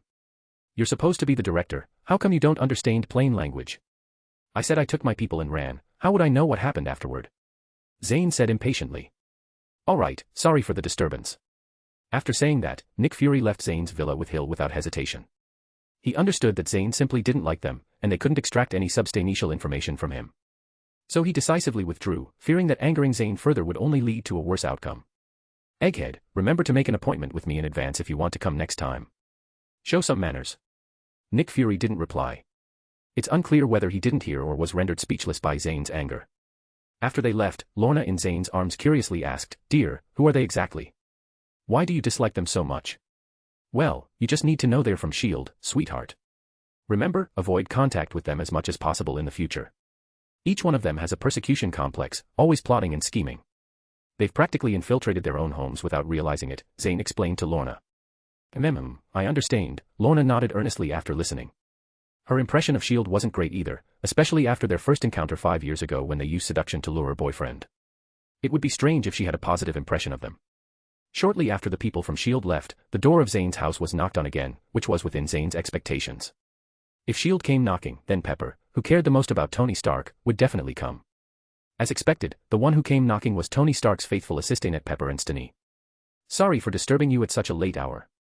"Please, Mr. Zayn, don't mind us," Pepper said. Although she was extremely anxious internally, she still maintained the basic courtesy. Look at them, unlike those arrogant people from S.H.I.E.L.D., no matter what, at least Pepper had a humble attitude when seeking help, which sounded very pleasant. "It's okay, come in," Zayn said with a friendly smile on his face, inviting Pepper in with an attitude completely opposite to how he treated S.H.I.E.L.D. just now. As for Stain, this bald director who orchestrated the kidnapping of Tony Stark in the convoy attack was completely ignored by Zayn. Zayn despised such people who only knew how to play scheming games behind people's backs. Chapter 77, A Cat. Moreover, his vision was short-sighted. To control Stark Industries, he actually wanted to get rid of Tony. Even a fool knew that Tony Stark, although erratic, was the soul of Stark Industries. Without him, Stark Industries would definitely decline into a second-rate company. However, it was different for Pepper Potts. Honestly, Zayn admired this woman. Although she looked a bit ugly, she possessed almost all the virtues of a woman: gentleness, intelligence, tolerance, loyalty, and so on. Tony, that playboy, was truly fortunate to have such a deeply loving woman. Zayn, who was a seasoned professional in the workplace, still maintained a deep city house. Although he was ignored by Zayn, he didn't show any signs of displeasure. He still wore a warm fake smile on his face and followed Pepper into the house. Mr. Zayn, although I know you've just experienced a life-threatening situation, it's really inappropriate for us to come and disturb you like this. But I'm really anxious. Stark Industries can't do without Tony. As long as you have any information about Tony, I can agree to any conditions, Pepper said anxiously. Is it that you can't do without Tony, or Stark Industries can't do without him? Zayn couldn't help but tease. Before Pepper could explain, Lorna hit Zayn. Zayn, don't tease. Look at how anxious she is. You're making jokes. At this moment, she and Pepper were on the same side because Lorna empathized with her current state. Previously, whenever Zayn disappeared, she would be extremely anxious and restless at home, hoping that Zayn would return safely by her side at any moment. Zayn awkwardly touched his nose. Miss Pepper, you don't have to worry. I promise that Tony will return to you safely after a while, Zayn said seriously. Do you know where he is now? Pepper asked. After hearing her question, a hint of panic flashed in Zayn's eyes, but he quickly suppressed it. If it weren't for Zayn's sharp eyes, he wouldn't have noticed it at all. Suddenly, a mischievous smile appeared on Zayn's lips. I do know. Where? Pepper suddenly stood up, looking at Zayn expectantly, while Zayn, who had been silent and acting as a background wall, suddenly tensed up, afraid of the worst outcome Zayn might reveal. I can confirm that Tony is still in Afghanistan, and he's been kidnapped by a terrorist organization. I believe with his intelligence, he'll be able to send a distress signal to you or escape on his own. So, Miss Pepper, you don't have to worry too much, Zayn said. After hearing these words, Zayn's tense nerves suddenly relaxed, and a smug smile unconsciously appeared on his face. His back was already covered in cold sweat, and Pepper seemed even more lost, but she still managed to force a smile. Well, then, sorry for the disturbance, Mr. Zayn. We'll take our leave now, Pepper said. After saying this, she left with Zayn. Before leaving, Zayn exchanged a meaningful glance at Zayn and showed a smirk that hinted at something unexpected. This made Zayn nervous again, and even his usually composed steps became a bit messy. When there were only Zayn and Lorna left in the villa, Zayn grinned mischievously at Lorna and said, All right, you little troublemaker, daring to go against your boyfriend like that. What can you do to me? Lorna glanced nervously at Zayn, but she couldn't lose her momentum and retorted firmly. What can I do? Domestic punishment awaits. Saying that, Zayn, with a sinister smile, walked step by step toward Lorna. Don't come over here, I'm super fierce, I'll bite you. Woof woof. Not here, let's go to the bedroom. Tonight, Zayn was going to use domestic punishment to make Lorna deeply understand her mistake, and no amount of begging would help. In a corner of Afghanistan, Tony Stark remained unconscious for 3 days before finally waking up. Just as he understood his situation, he was locked in an extremely crude laboratory by a minor leader of the Ten Rings, who demanded that Tony create a Jericho missile for him. Tony couldn't help but think that these people were lacking in intelligence and probably hadn't even attended school. How could such a rudimentary laboratory, equipped with only a few welding machines and hammers, possibly produce a missile as complex as the Jericho, with internal structures almost as precise as molecular structures?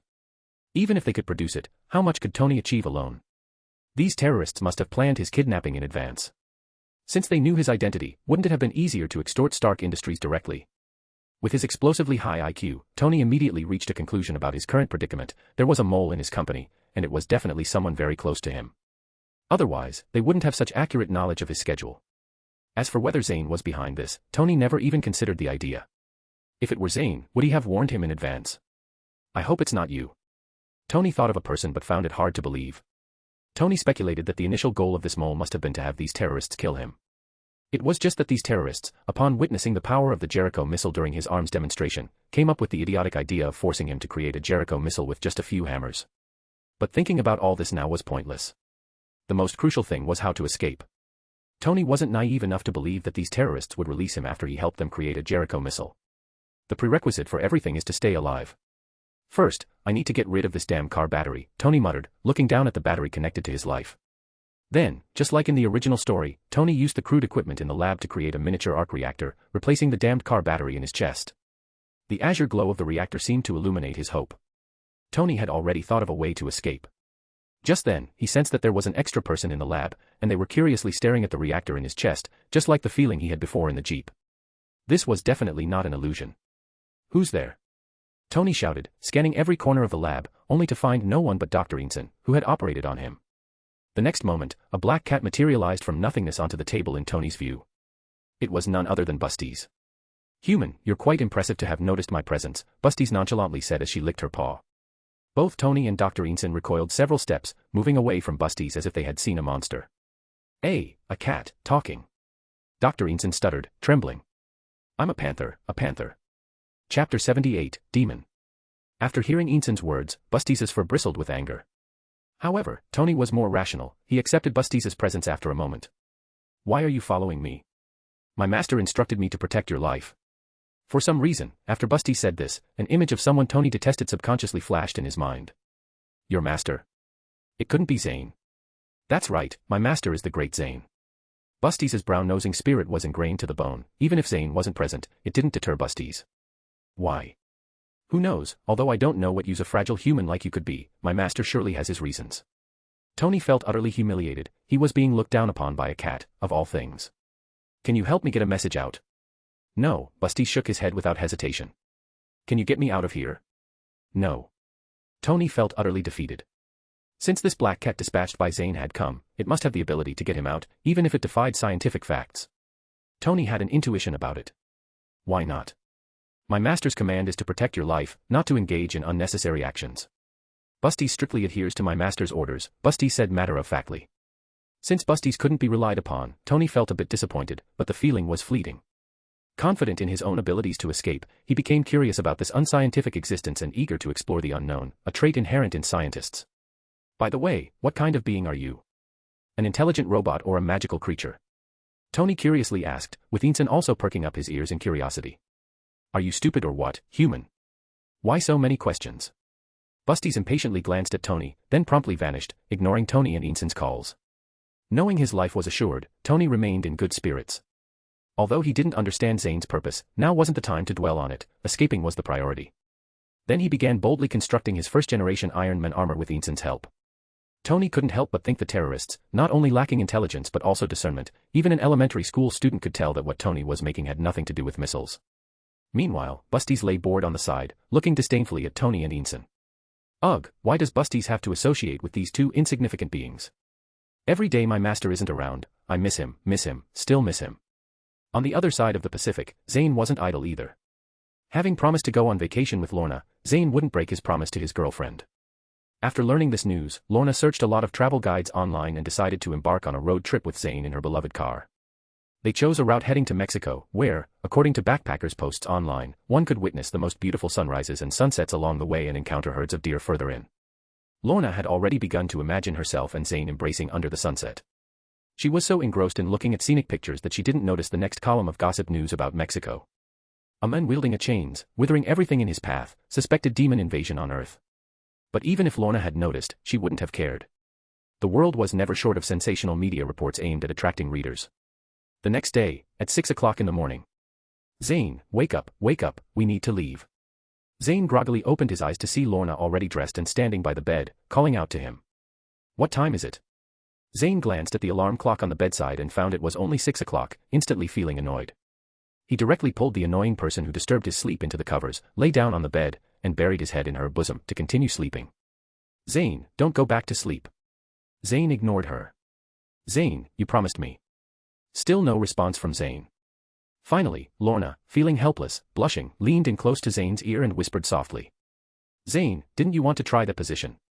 If you get up now, I'll agree to it." The next moment, Zayn abruptly opened his eyes, jumped up from the bed, and quickly rushed into the bathroom to freshen up. "Deal." Half a minute later, Zayn, dressed and carrying a suitcase, impatiently said to Lorna, who was still sitting on the bed staring at him in astonishment. "Let's go, what time is it?" At this moment, Lorna didn't want to say anything and just rolled her eyes at Zayn. "Ugh, men." Half an hour later, on a highway near the Mexico border, the roar of a car engine suddenly approached from afar, occasionally accompanied by excited screams from girls. In a parked patrol car by the roadside, a traffic policeman, munching on a hot dog, pulled out a speed gun and aimed it at the highway. The next moment, a black streak flashed past him. The speed gun emitted a piercing beep, indicating a speed of 340 miles per hour. The experienced traffic policeman glanced at it, skillfully deleted the record from the speed gun, and the rookie cop next to him, puzzled, asked, "Jack, that was clearly speeding, why don't we pull them over?" Our patrol car's top speed is 180 miles per hour, how do you expect us to catch them? Let's just pretend we didn't see anything. And besides, the people who can afford these high-speed sports cars are not within our jurisdiction. The young traffic cop wasn't a greenhorn. After understanding the situation, he pushed the matter aside and started discussing with Jack which strip club had hotter girls. Inside the police car, the lewd laughter of two men occasionally echoed. Yes, the people in that speeding car were indeed Zayn and the others, and it was Lorna who was driving. Seeing Lorna's excited expression, Zayn didn't bother about her speeding. With their skills, they could even handle flying at high speeds. Chapter 79, Sinner. At dusk, Lorna parked the car by the roadside and hugged Zayn to watch the stars in the sky together. There were benefits to being out in the wild. In New York, the city that never sleeps, the starlight was often obscured by the city lights. Zayn hadn't seen such a beautiful Milky Way in a long time. For a moment, the two remained silent, quietly enjoying the peaceful atmosphere. But at that moment, the roar of a motorcycle engine accompanied by a towering flame suddenly came from behind them. Zayn furrowed his brows and turned to look. He saw a motorcycle enveloped in fiery red flames speeding along the road they had just passed. The high temperature left a trail of burnt grass and flowers along its path, even scorch marks extended along the road into the distance. Sitting on the motorcycle was a skeleton figure wrapped in flames and wearing a leather jacket. A bright red iron chain still wrapped around him. Ghost Rider. Zayn muttered to himself. It was really unfortunate to encounter this guy on a leisure trip. The Ghost Rider used to be a stunt motorcycle actor, but later, in order to cure his father's terminal illness, he made a deal with the demon lord Mephisto. Mephisto trapped the soul of the vengeful angel Zarathos in Johnny's body, allowing him to transform into the Ghost Rider at night. This guy was a morally ambiguous character. He had his own way of judging the sins of the world. What might be considered a saintly person to the world could be an unforgivable scoundrel in the eyes of the Ghost Rider. Conversely, someone who was considered extremely sinful in the world might be judged innocent by the Ghost Rider.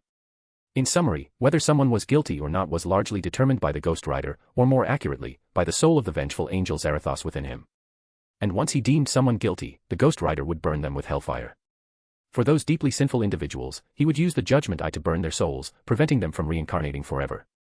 For him, sinful souls were his delicacy. Although this guy had the backing of the demon lord Mephisto, Zayn wouldn't go easy on him. With Zayn's current strength, he was no less inferior to Mephisto's true form in hell, not to mention that Mephisto was currently just a projection in the human world, and a projection suppressed by human laws at that. Just as Zayn was about to teach this bastard who disturbed him a lesson, the Ghost Rider seemed to have noticed something and gradually slowed down, finally stopping beside Zayn's car. The hollow eye sockets of the Ghost Rider suddenly emitted two dazzling flames, staring at Zayn.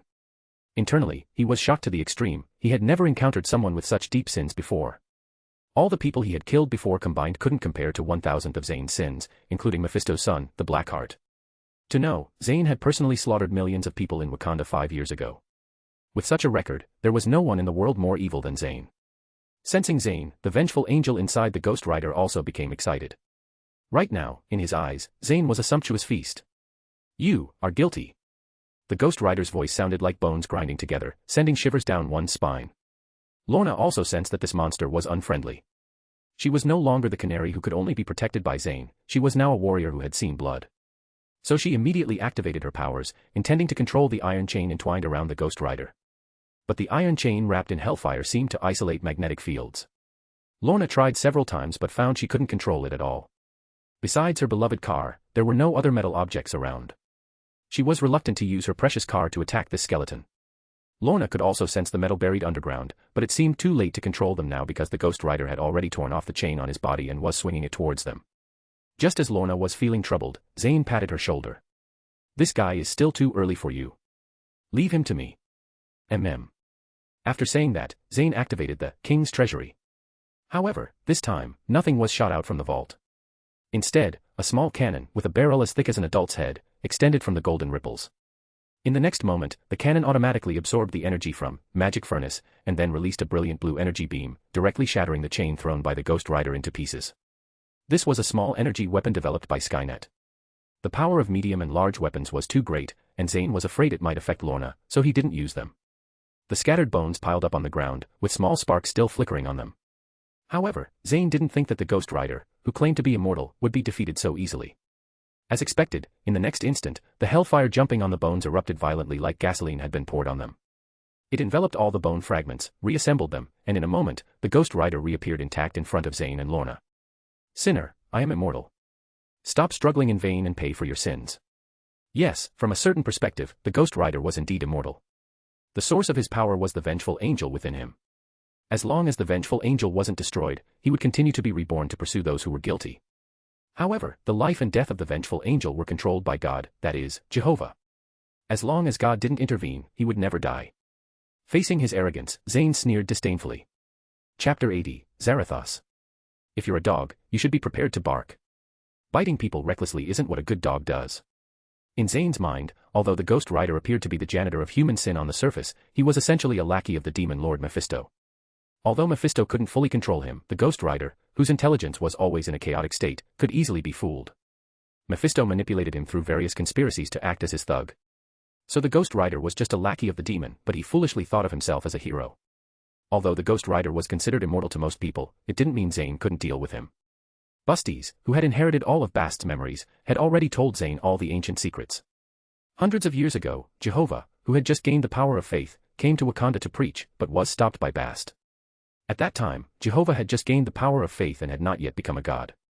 Although he could suppress the Black Panther goddess Bast, there was still a risk of falling if they really fought. Therefore, he changed from preaching to communicating with Bastet about how to use the power of faith. Then he left. Unlike Bastet, Jehovah had great ambitions. He also had the ability to rival her. By means of war, famine, plague, and so on, he almost obtained the faith of all the people in Europe. Finally, by relying on an immense amount of faith, he directly ignited the divine fire and completed the transformation from human to god, calling himself God. Just as he was about to reign over the world, for some reason, he left this world and created a subspace attached to other dimensions, called heaven, so that his followers could continue to provide him with the power of faith after death, just like Zayn's realm of death. The angels in heaven were created by Jehovah's power of faith. Jehovah, who had been unimpeded, thought that the life he had created would be absolutely loyal to him, so he imparted all his knowledge to his most proud creation, the archangel Lucifer, which led to Lucifer's strength being only second to his. Then, just like in myths and legends, Lucifer rebelled against heaven, spreading beliefs opposite to Jehovah's in the human world, and then left this world to create hell, calling himself Satan, and together with heaven, they divided the faith of mankind. This balance has been maintained until now. Zayn had every reason to suspect that the reason Jehovah and Lucifer couldn't descend into the human world was the Sorcerer Supreme, Ancient One, who had faced him 5 years ago. Her duty was to prevent invasions from other dimensions. Although Jehovah and Satan were essentially born from the human world, they eyed it just like the puppet of the dark dimension, Dormammu. So the Ancient One expelled them from the human world and set up a barrier that prevented true demons and angels from appearing in the human world. Now, what differentiated Zayn from Jehovah, and Lucifer was just the accumulation of the power of faith and the unique methods of using it. For example, they could create angels and demons, but Zayn couldn't. But Zayn also had an advantage that they didn't have, which was that Zayn didn't need to exert effort to develop his faith or manage his believers to prevent his faith from collapsing and falling from the godhood. His S-level skill, Realm of Death, was his greatest guarantee. Isn't it ironic? The Ghost Rider was now here not to trouble Zayn but to warm him up. What a good person.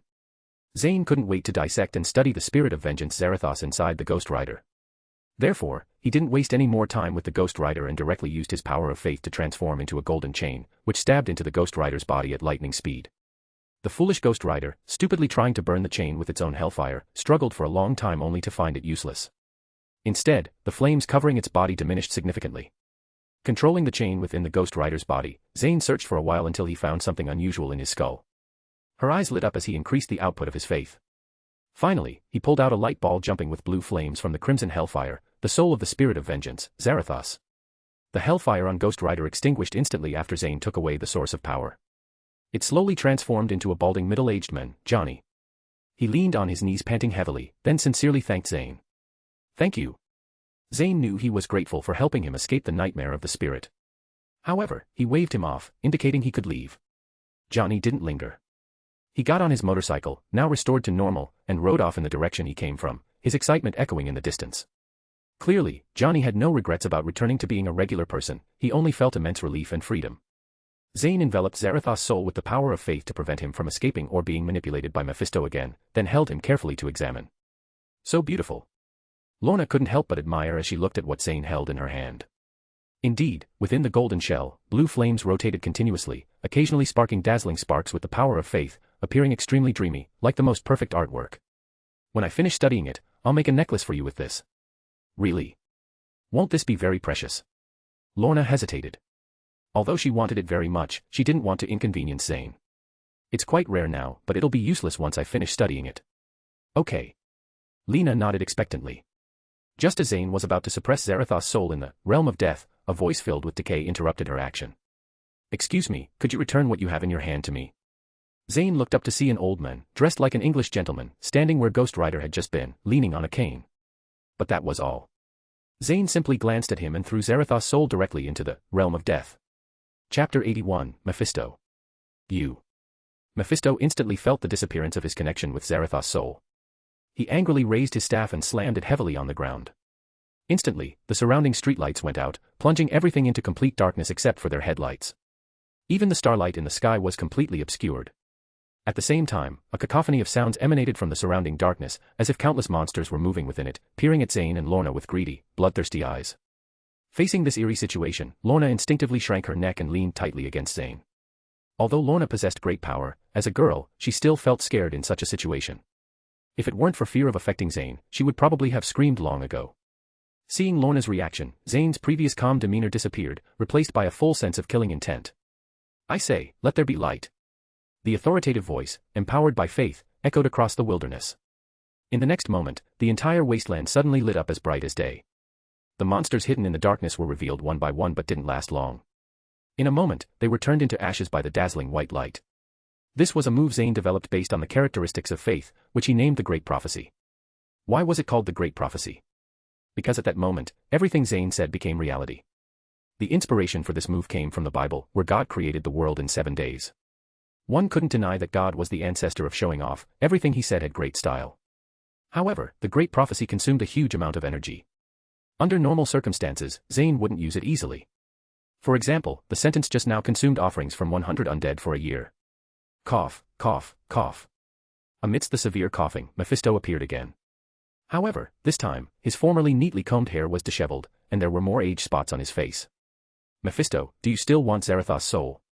Upon hearing Zayn's cold words, Mephisto glanced at him, his wariness towards Zayn deepening. He hadn't told Zayn Zarathos' name from start to finish.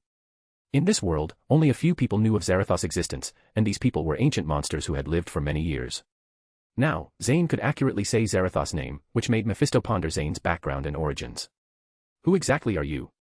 What does it matter who I am to you? Speak up, you frightened my girlfriend earlier. How do you plan to compensate for that?" The pure killing intent in Zayn's eyes made even the demon Lord Mephisto feel a chill throughout his body.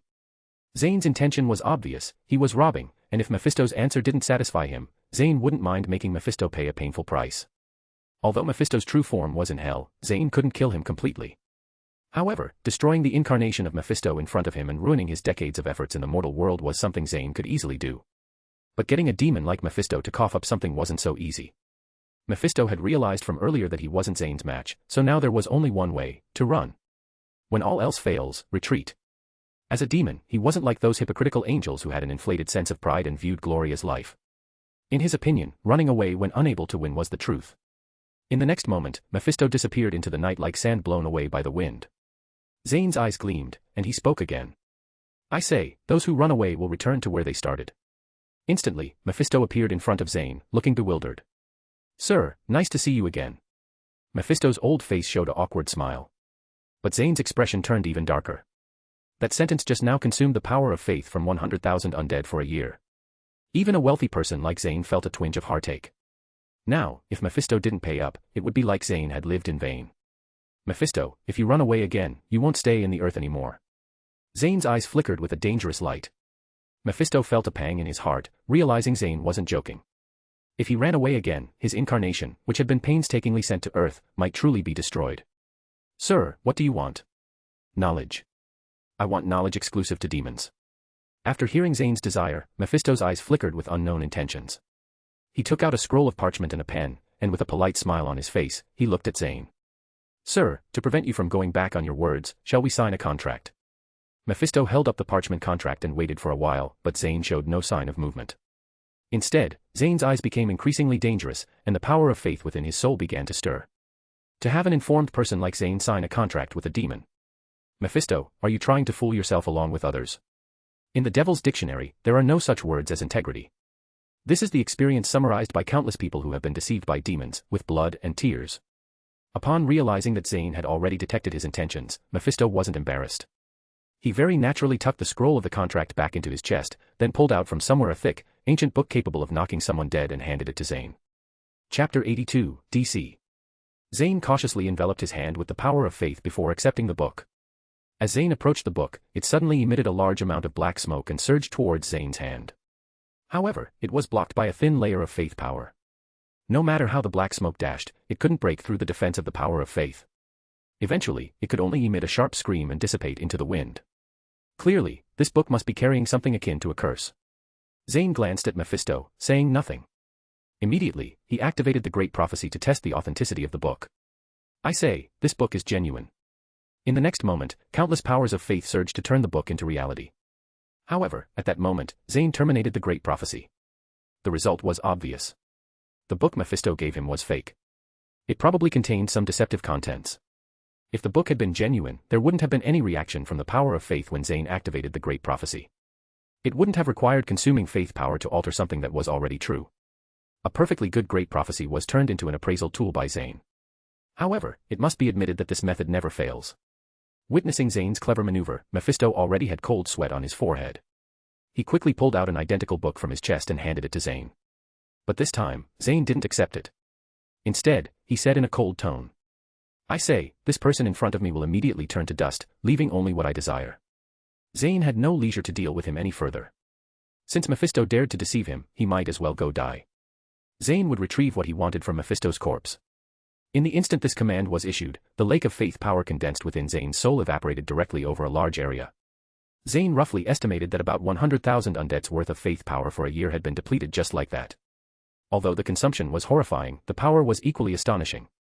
A mysterious force suddenly appeared in the void and suppressed Mephisto, who was attempting to escape, in place.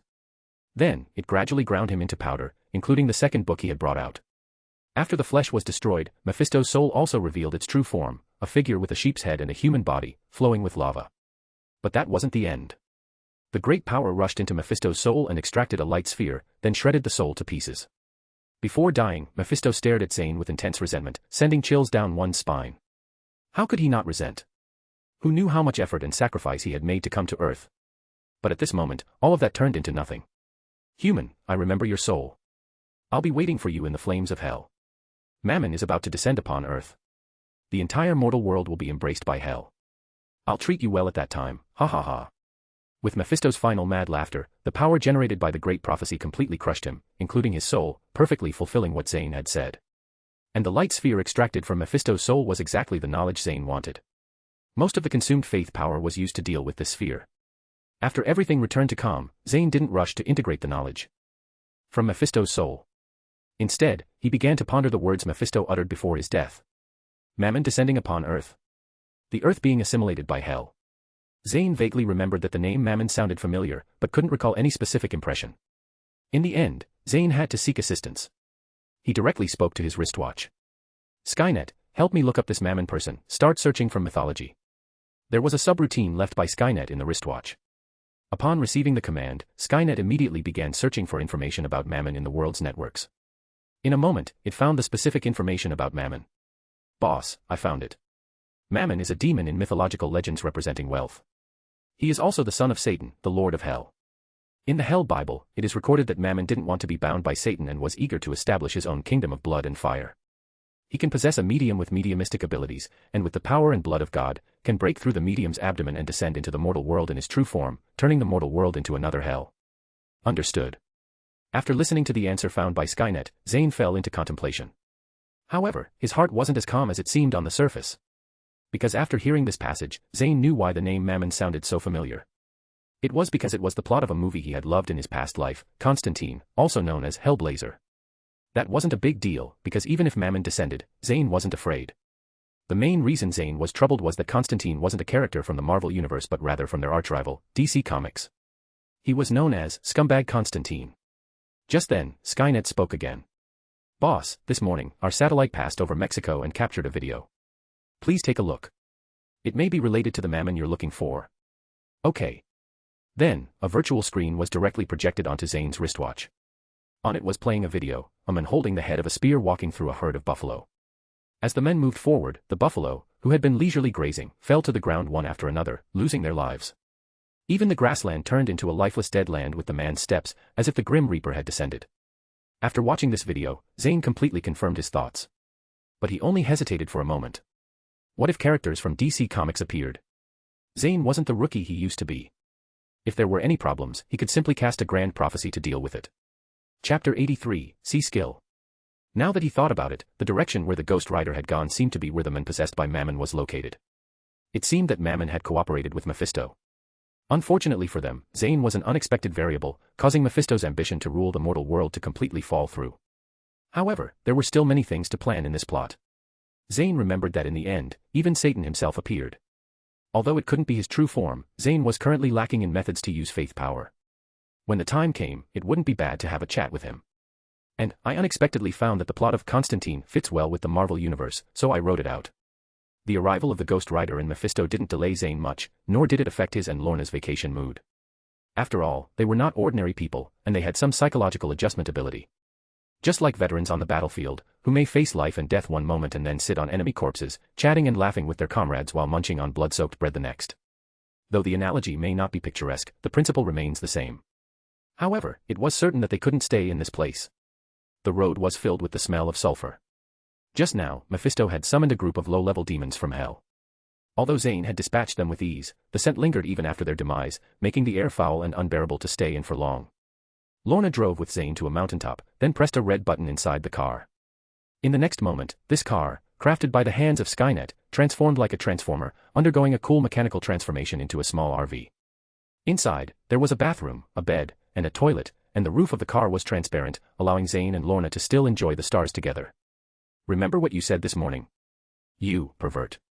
Upon hearing Zayn's words, Lorna stopped looking at the stars and buried her head into Zayn's chest like a startled ostrich. Wanna give it a try? Zayn asked tentatively. Be gentle later. Sure thing. And so, accompanied by the glittering starlight, the RV rocked for the entire night until finally, after Lorna's repeated pleas for mercy, Zayn ceased his conquest. Still in an excited state, Zayn claimed that there was a different kind of thrill to be found in the wilderness. Afterward, the two followed the route set by Lorna, traveling in a big circle around Mexico before returning to the United States. Along the way, Zayn and Lorna nearly went crazy with excitement. When they finally returned home, they collapsed on the bed and didn't move for the entire day. The main reason they were exhausted wasn't physical. With Zayn's and Lorna's constitution, they could play another 10 times without feeling tired. Their current state was due to the prolonged emission of passion, resulting in what could be described as a transition to a state of laziness where they didn't want to do anything and just wanted to lie in bed. They even had takeout ordered by Skynet for their meals. Although the takeout was fancy, prepared by a Michelin-starred chef, it didn't taste as good as what Zayn made himself. Nevertheless, the two of them, who had turned into lazybones, managed to get by with it. As Zayn lay on the sofa, contemplating whether to cook dinner, a shadow suddenly flew towards his face, catching him off guard. He was pounced on and had his face licked all over with slobber. Master, Busty's missed you. Zayn pulled Busty's off her face and looked her in the eyes seriously, saying, Busty's, remember that you're a panther, not a dog. You can't lick people like that. With Busty's return, the system's prompt sounded. Ding, congratulations, user, for completing the task. Task, ensuring the survival of Tony Stark. Reward, 1 chance to draw a C-grade skill. Would you like to draw? Go ahead. Zayn said indifferently. He estimated that most C-grade skills were probably life assistant skills, just like his own C-grade skill, Master Chef, so it didn't matter what skill he got. After all, it wouldn't enhance his strength. However, Zayn was soon to pay a heavy price for his indifferent attitude. Drawing. Drawing complete. Congratulations, user, you have obtained the C-grade active skill, Eyebrow Dance. Upon hearing the name of this skill, Zayn had a bad feeling, but he stubbornly opened the skill introduction. The C-grade active skill, Eyebrow Dance, from the world of Love Apartment, as used by Zhang Xiaoxian, allows free control of eyebrow movements in rhythm with music for the purpose of humor and self-entertainment. The moment Zayn finished reading the skill introduction, he said seriously to the system for the first time. System, can I return this? I'm sorry, user, once the drawing opportunity is used, it cannot be recovered. Then can you help me delete this skill? I'm sorry, user, once the skill is drawn, it automatically detaches from the system and integrates with the master. The system cannot delete it. What a scam. You can give but not take away, is that it? Then what use are you to me? Zayn exclaimed angrily. With this skill, how could he even check his own attributes in the future? Just seeing the skill in his skill list filled him with an inexplicable sense of shame, didn't it? Sigh. Zayn slumped on the sofa in silence. It seemed he had been careless, thinking he didn't need to care about C-grade skills. But he forgot his original intention. Back then, every time he drew a skill, he treated it like a pilgrimage, bathing with incense, washing his hands countless times, holding a devout attitude like he was on a pilgrimage. Now, this was retribution, absolute retribution. Chapter 84, Childish. System, open the attribute panel. Zayn said weakly. Name, Zayn. Age, 21. Active skills, S grade, King's Treasury, A grade, God's Absence, A grade, Son of Light, A grade, Flash, B grade, Thousand Faces, C grade, Eyebrow Dance. Passive skills, S grade, Death River, Remaining Resurrection Times, 2674933 times, S grade, Realm of Death, S grade, Magic Furnace, C grade, Master Chef. Number of draws, none.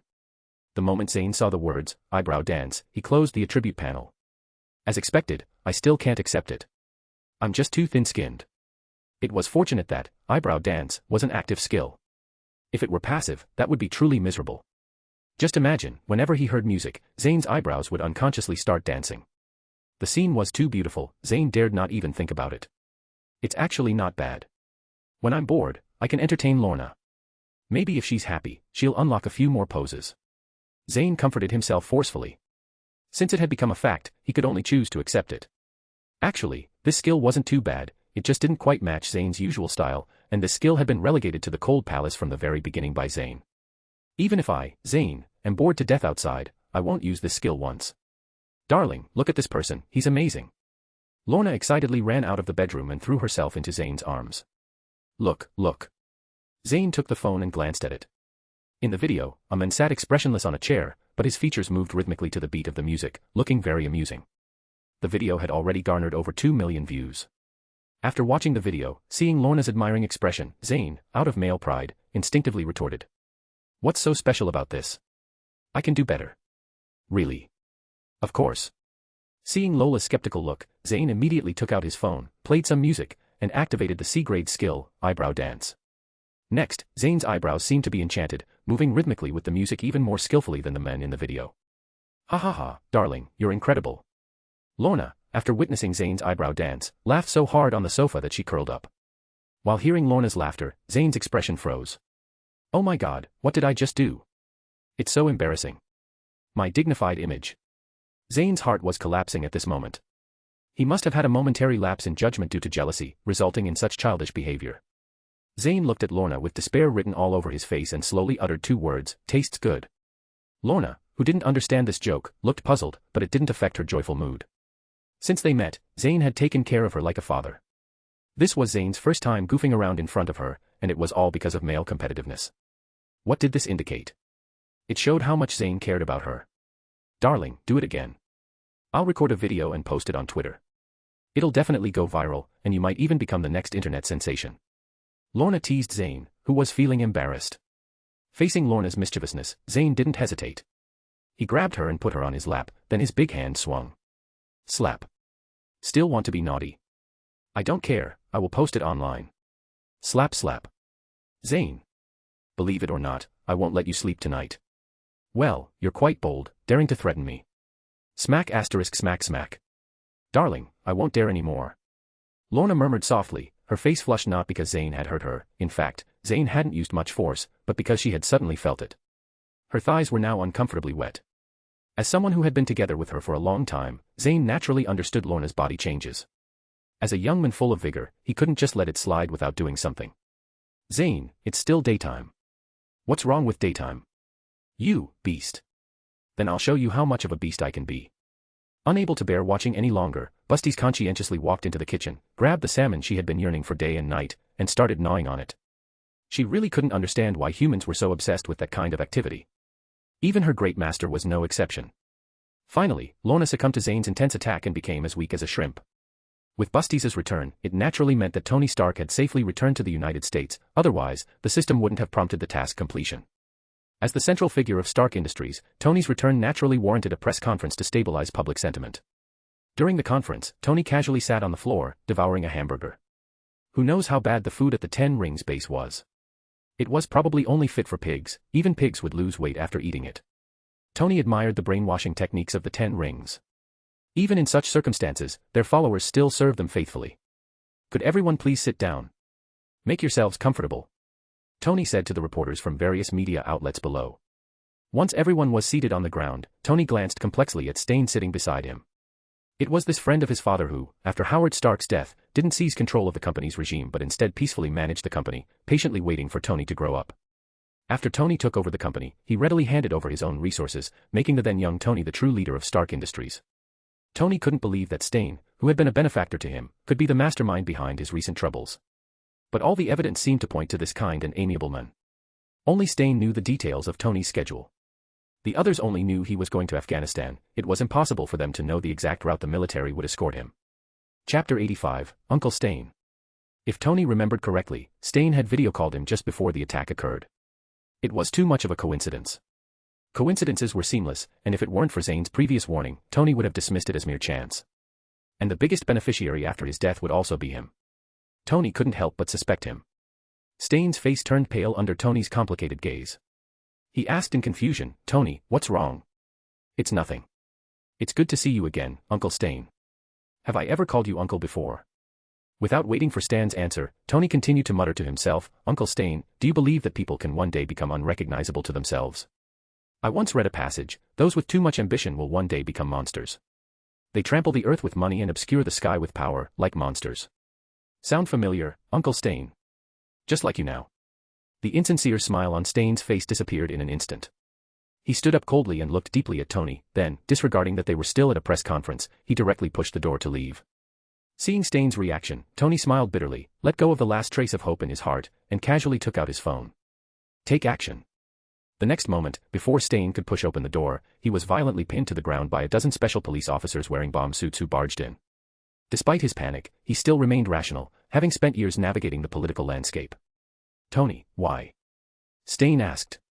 Tony Stark propped himself up with one hand, walked to Zayn's side, squatted down, and looked at his face, which was both familiar and unfamiliar, with conflicting emotions. Suddenly, he laughed bitterly. "Why? Aren't you clear on that, Zayn?" Zayn's eyes flickered. Even if Tony had discovered the truth, he wouldn't give up on himself. "Tony, this is America, a country that upholds the law. You can't arrest me without any evidence." Seeing Zayn's stubborn attitude, Tony finally let go of his inner conflict and chuckled self-deprecatingly. He had thought of this man as his elder, even entrusted him with all the big and small affairs of Stark Industries, but now it seemed that the beast of power was something he had fed himself. "I remember the terrorists filmed a video when they kidnapped me, right? When I came back, I checked and found that this video wasn't sent to Stark Industries for blackmail. Where could it be?" "It couldn't be on your computer, Uncle Zayn." Zayn's pupils suddenly contracted. Knowing that everything was completely exposed, he didn't plead for mercy, he just lowered his head and avoided Tony's gaze. "Why? Wasn't what I gave you enough?" Tony asked in confusion. Zayn, knowing that he had completely failed, no longer suppressed his emotions, glaring at Tony fiercely. 30 years. I've served your Stark family for 30 years. This company was built by me from scratch. Why should I always be subordinate to you and Howard, always wiping your asses? Just because of your clever little brains." Stan's neck veins bulged as he spoke passionately. Tony didn't respond to Stan's words because it was a topic that could never be resolved. He let the special police handcuff him, take him away in a car, and he would naturally face the consequences. He would spend the rest of his life in prison. The internal turmoil of Stark Industries excited the reporters at the press conference. Their cameras never stopped clicking, capturing every detail of the drama. Some sensational headlines were already planned for tomorrow's newspapers. Shocking. Nearly 50-year-old Obadiah Stane implicated in wrongdoing against Tony Stark. The indescribable relationship between Tony Stark, Obadiah Stane, and Howard Stark. And more. But before the restless journalists could calm down, Tony Stark stepped onto the platform and announced even more explosive news. "When my father died, I didn't get to see him for the last time. I want to ask him, what did he really think about manufacturing weapons? I want to ask him, did he ever feel conflicted or doubt himself when he saw the weapons he produced killing innocent people? I witnessed it with my own eyes in Afghanistan. One moment, a young soldier was posing for a photo with me, and the next moment, he was engulfed by artillery fire. And the enemy was using the weapons produced by me, weapons intended to protect everyone. I used to believe that I was protecting this world, but now I realize that I'm making it more chaotic. So, I solemnly announce here that I will shut down the weapons division of Stark Industries, effective immediately." After saying this, Tony disregarded the reporters below, who were already boiling with questions, and directly pulled Pepper, who had a surprised look on her face, away from the press conference. On the way, Pepper complained to Tony, "Tony, are you always this capricious? You made such a big decision without even telling me beforehand. Stark stocks will definitely hit the limit down tomorrow. You, don't blame me." Pepper looked at Tony somewhat nervously, as pale as a sheet. "How could I dare? I don't want to be unemployed. Seeing that Pepper really didn't blame him, Tony breathed a sigh of relief. This trip to Afghanistan made him think a lot and made him realize who truly cared about him. Funny enough, he only thought of 3 people, Pepper, Happy, and his good buddy, Colonel Rhodes. So he still cared about Pepper's opinion. In fact, Pepper, who was inherently kind-hearted, was supportive of the decision to close the weapons division. Chapter 86, Love for Table. Tony, what are we going to do now? Pepper asked. We're going to meet someone. I have a lot of questions for him. Who? The chairman of Skynet Tech, Zayn. You're just going like this? Pepper looked at Tony, who was about to get into the car. What else? Tony, Zayn is a person who values etiquette. You're just going empty-handed like this. Tony awkwardly smiled and drove Pepper to a gift shop to buy some presents before heading to Zayn's villa. Seeing Zayn's villa, which was 10 times more luxurious than his own, Tony couldn't help but think about rebuilding his own villa. Not for anything else but simply because he didn't want to be outdone by Zayn. Ding dong. As Tony rang the doorbell, a laser quickly scanned his body. Meanwhile, Zayn, who was organizing the knowledge he received from Mephisto, also received a message from the AI butler, Polaris. Sir, Tony Stark is here to visit. Shall I allow him in? Sure, open the gate. Carrying the gifts, Tony entered Zayn's home. He suppressed the urge to look around like a country bumpkin entering the city. Different from the previous visits to Zayn's home from S.H.I.E.L.D. and Pepper, Tony, a top-notch scientist himself, could see that Zayn's villa contained a lot of advanced technology, even some concepts that only existed in theory. For example, the laser scan at the entrance. Although Tony could create it, the scanning speed was definitely not as fast as in Zayn's home. Also, the floating chairs and the table with only one surface visible as soon as you entered. Pepper had been quite shocked when she saw them before, thinking it was just ordinary magnetic levitation technology. But Tony, with his sharp eyes, didn't think so. He was sure it wasn't magnetic levitation but anti-gravity technology. But if it was anti-gravity technology, why was the table so stable there? How was the energy supply solved? As Tony was itching to dismantle the table to study it thoroughly, Zayn walked up to them. Following Tony's increasingly fiery gaze, Zayn noticed his table. Is he planning to steal my table? Zayn thought to herself. But in an instant, he dismissed this absurd thought. How could that be? Tony Stark, despite being worth as much as his, with assets in the tens of billions of dollars, wouldn't possibly steal a table from his own home, right? Zayn, however, was unaware that his thoughts were correct. Tony was indeed considering stealing the table and taking it home. In fact, although Zayn had lived in this villa for several years, he didn't know the technological content of his furniture. After all, who would be bored enough to study how their furniture was made? Initially, Zayn only shared some ideas with Skynet, and the rest was built by Skynet. During this period, Zayn didn't even bother to look at it. For constructing a new home for his master, Skynet spared no effort. To put it bluntly, any piece of furniture from Zayn's home, if taken out and analyzed, could support a medium-sized company. Skynet stated that he wanted to use the best technology to allow their boss to enjoy life more. Hi, Tony, we meet again. Now you should believe me, right? Tony reluctantly tore his gaze away from the table upon hearing Zayn's voice, then solemnly said to him, thank you. Regardless of how Zayn had treated him before, after all, he had dispatched that strange black cat to save his life, and ultimately intervened to rescue Ensign, who was determined to die. Tony couldn't help but feel grateful. The experience in Afghanistan seemed to have made Tony grow up overnight. Looking back on what he had done before now seemed absurd to him. So, his attitude towards Zayn made a 180-degree turn. Zayn wasn't someone who would always pick a fight, especially when faced with Tony's sincere attitude. A smile appeared on his face as he took the gift from Tony's hands. Come in and have a seat, Zayn said. Tony's eyes lit up, and he quickly walked past Zayn, treating himself as if he belonged there. He plopped down on the sofa without hesitation, continuously running his hands over the anti-gravity tabletop he had been admiring. Meanwhile, Pepper, still standing at the door, felt extremely embarrassed seeing her boss behave like someone who had never seen the world. But she remained polite. Mr. Zayn, thank you. Tony has told me everything on the way here, Pepper said. No problem. Why are you still standing there? Learn from this shameless guy, Zayn chuckled, pointing at Tony who was engrossed in studying the table.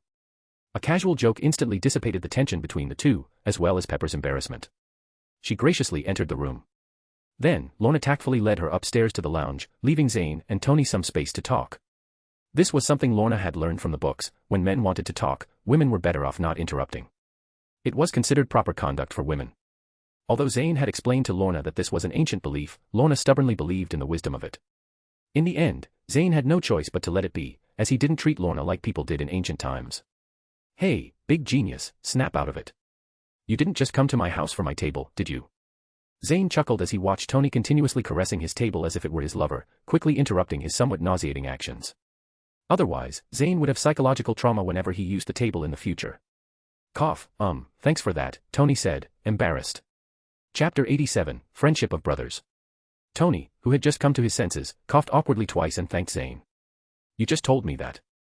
Huh. Zayn looked at Tony, whose spirit was almost entirely focused on the table, and couldn't help but feel a hint of admiration. He guessed why Tony behaved so strangely. It was his relentless pursuit of unknown technology.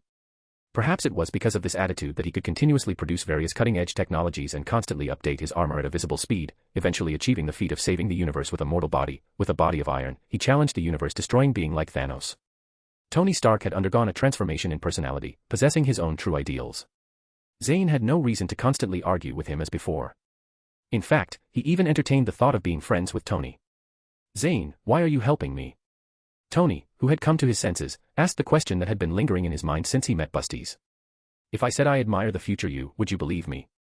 Although Zayn wore a teasing smile on his face, his eyes were serious. Tony stared at Zayn for a moment, then suddenly smiled. I believe you. Compared to who I am now, the old me was indeed a scumbag. Let's get to know each other again, Zayn. Zayn looked at Tony, who stood up with a smile, and reached out his hand. Tony also gladly stood up, shook Zayn's outstretched hand, and said, Tony Stark. By the way, Zayn, are we friends now? Of course. Zayn said with a smile on his face. Then can you lift the suppression of Stark Industries by Skynet Tech? I heard from Pepper that during my absence, your Skynet Tech has taken quite a bit of my business. Nope. Zayn's face still carried a radiant smile. The hands that had been clasped together released simultaneously the next moment. You stubborn rooster. Tony said. You shorty. Zayn retorted, unfazed. Your Skynet missile lost to my Jericho missile. You shorty. You shorty. No matter how much Tony spat venom, Zayn just calmly seized upon Tony's height. After all, this was the Marvel Cinematic Universe, and according to the extensive analysis by netizens in the previous life, Robert Downey Jr., who played Iron Man, was reportedly only 168 centimeters tall, a height that was indeed deserving of being called a shorty in the eyes of Westerners. After they parted ways on bad terms, Lorna curiously asked Zayn what happened. Zayn, with a mysterious smile on his face, said to Lorna, nothing, just made a good friend. Lorna was puzzled. Tony. Yes, exactly. But you two were just. You wouldn't understand. Zayn shook his head without explaining. Women never understand. Amidst fighting, men can forge friendships and become friends. In the car, Tony gave Pepper the same answer. So, what were you and Pepper talking about up there? Why is your face so red? Zayn asked curiously. Although Zayn's body had become exceptionally strong after being baptized by the energy in the magic furnace and the power of faith, and he could easily overhear their conversation in the lounge, he wasn't that gossip-prone. Nothing. It's nothing. When Zayn asked, Lorna's face turned even redder, and she eventually covered her face and ran into the bedroom. Leaving Zayn bewildered, but he could roughly guess the topic of their conversation. Back in his previous life, when Zayn browsed forums, he heard netizens say that women, despite appearing proper most of the time, become even more ruthless than men when they gather together. Now it seemed that what those netizens said was true. After Tony and the others left, Zayn continued to study knowledge about demons. After reflecting with Busties, Zayn discovered a secret about the power of faith. That secret was that the power of faith also had different attributes. The faith of demons was of the dark attribute, while that of angels was of the light attribute. That's why they were inherently incompatible, not solely because their leaders had old grudges. The reason for the different attributes of the power of faith was because the doctrines spread by God and Satan when spreading faith were completely opposite. God deceived people into longing for the light, ultimately becoming naive and unresistant, while Satan encouraged people to indulge in their inherent evil nature, eventually becoming slaves to desire. Based on Bast's memories, Zayn and Busties analyzed that the attribute of the Black Panther goddess Bast was protection, which explained why her defense was so strong. In the end, because she lacked powerful attacks, she was worn down by Zayn. Now, the problem arose, what was the attribute of Zayn's power of faith? He didn't have doctrines like God or Satan, and his power of faith was both offensive and defensive, with no apparent weaknesses. Zayn was a bit confused. Without knowing the specific attributes of his power of faith, Zayn couldn't continue to develop it further. Could he only rely on the Great Prophecy to push forward like he was doing now? Although the Great Prophecy was powerful, it also consumed a lot.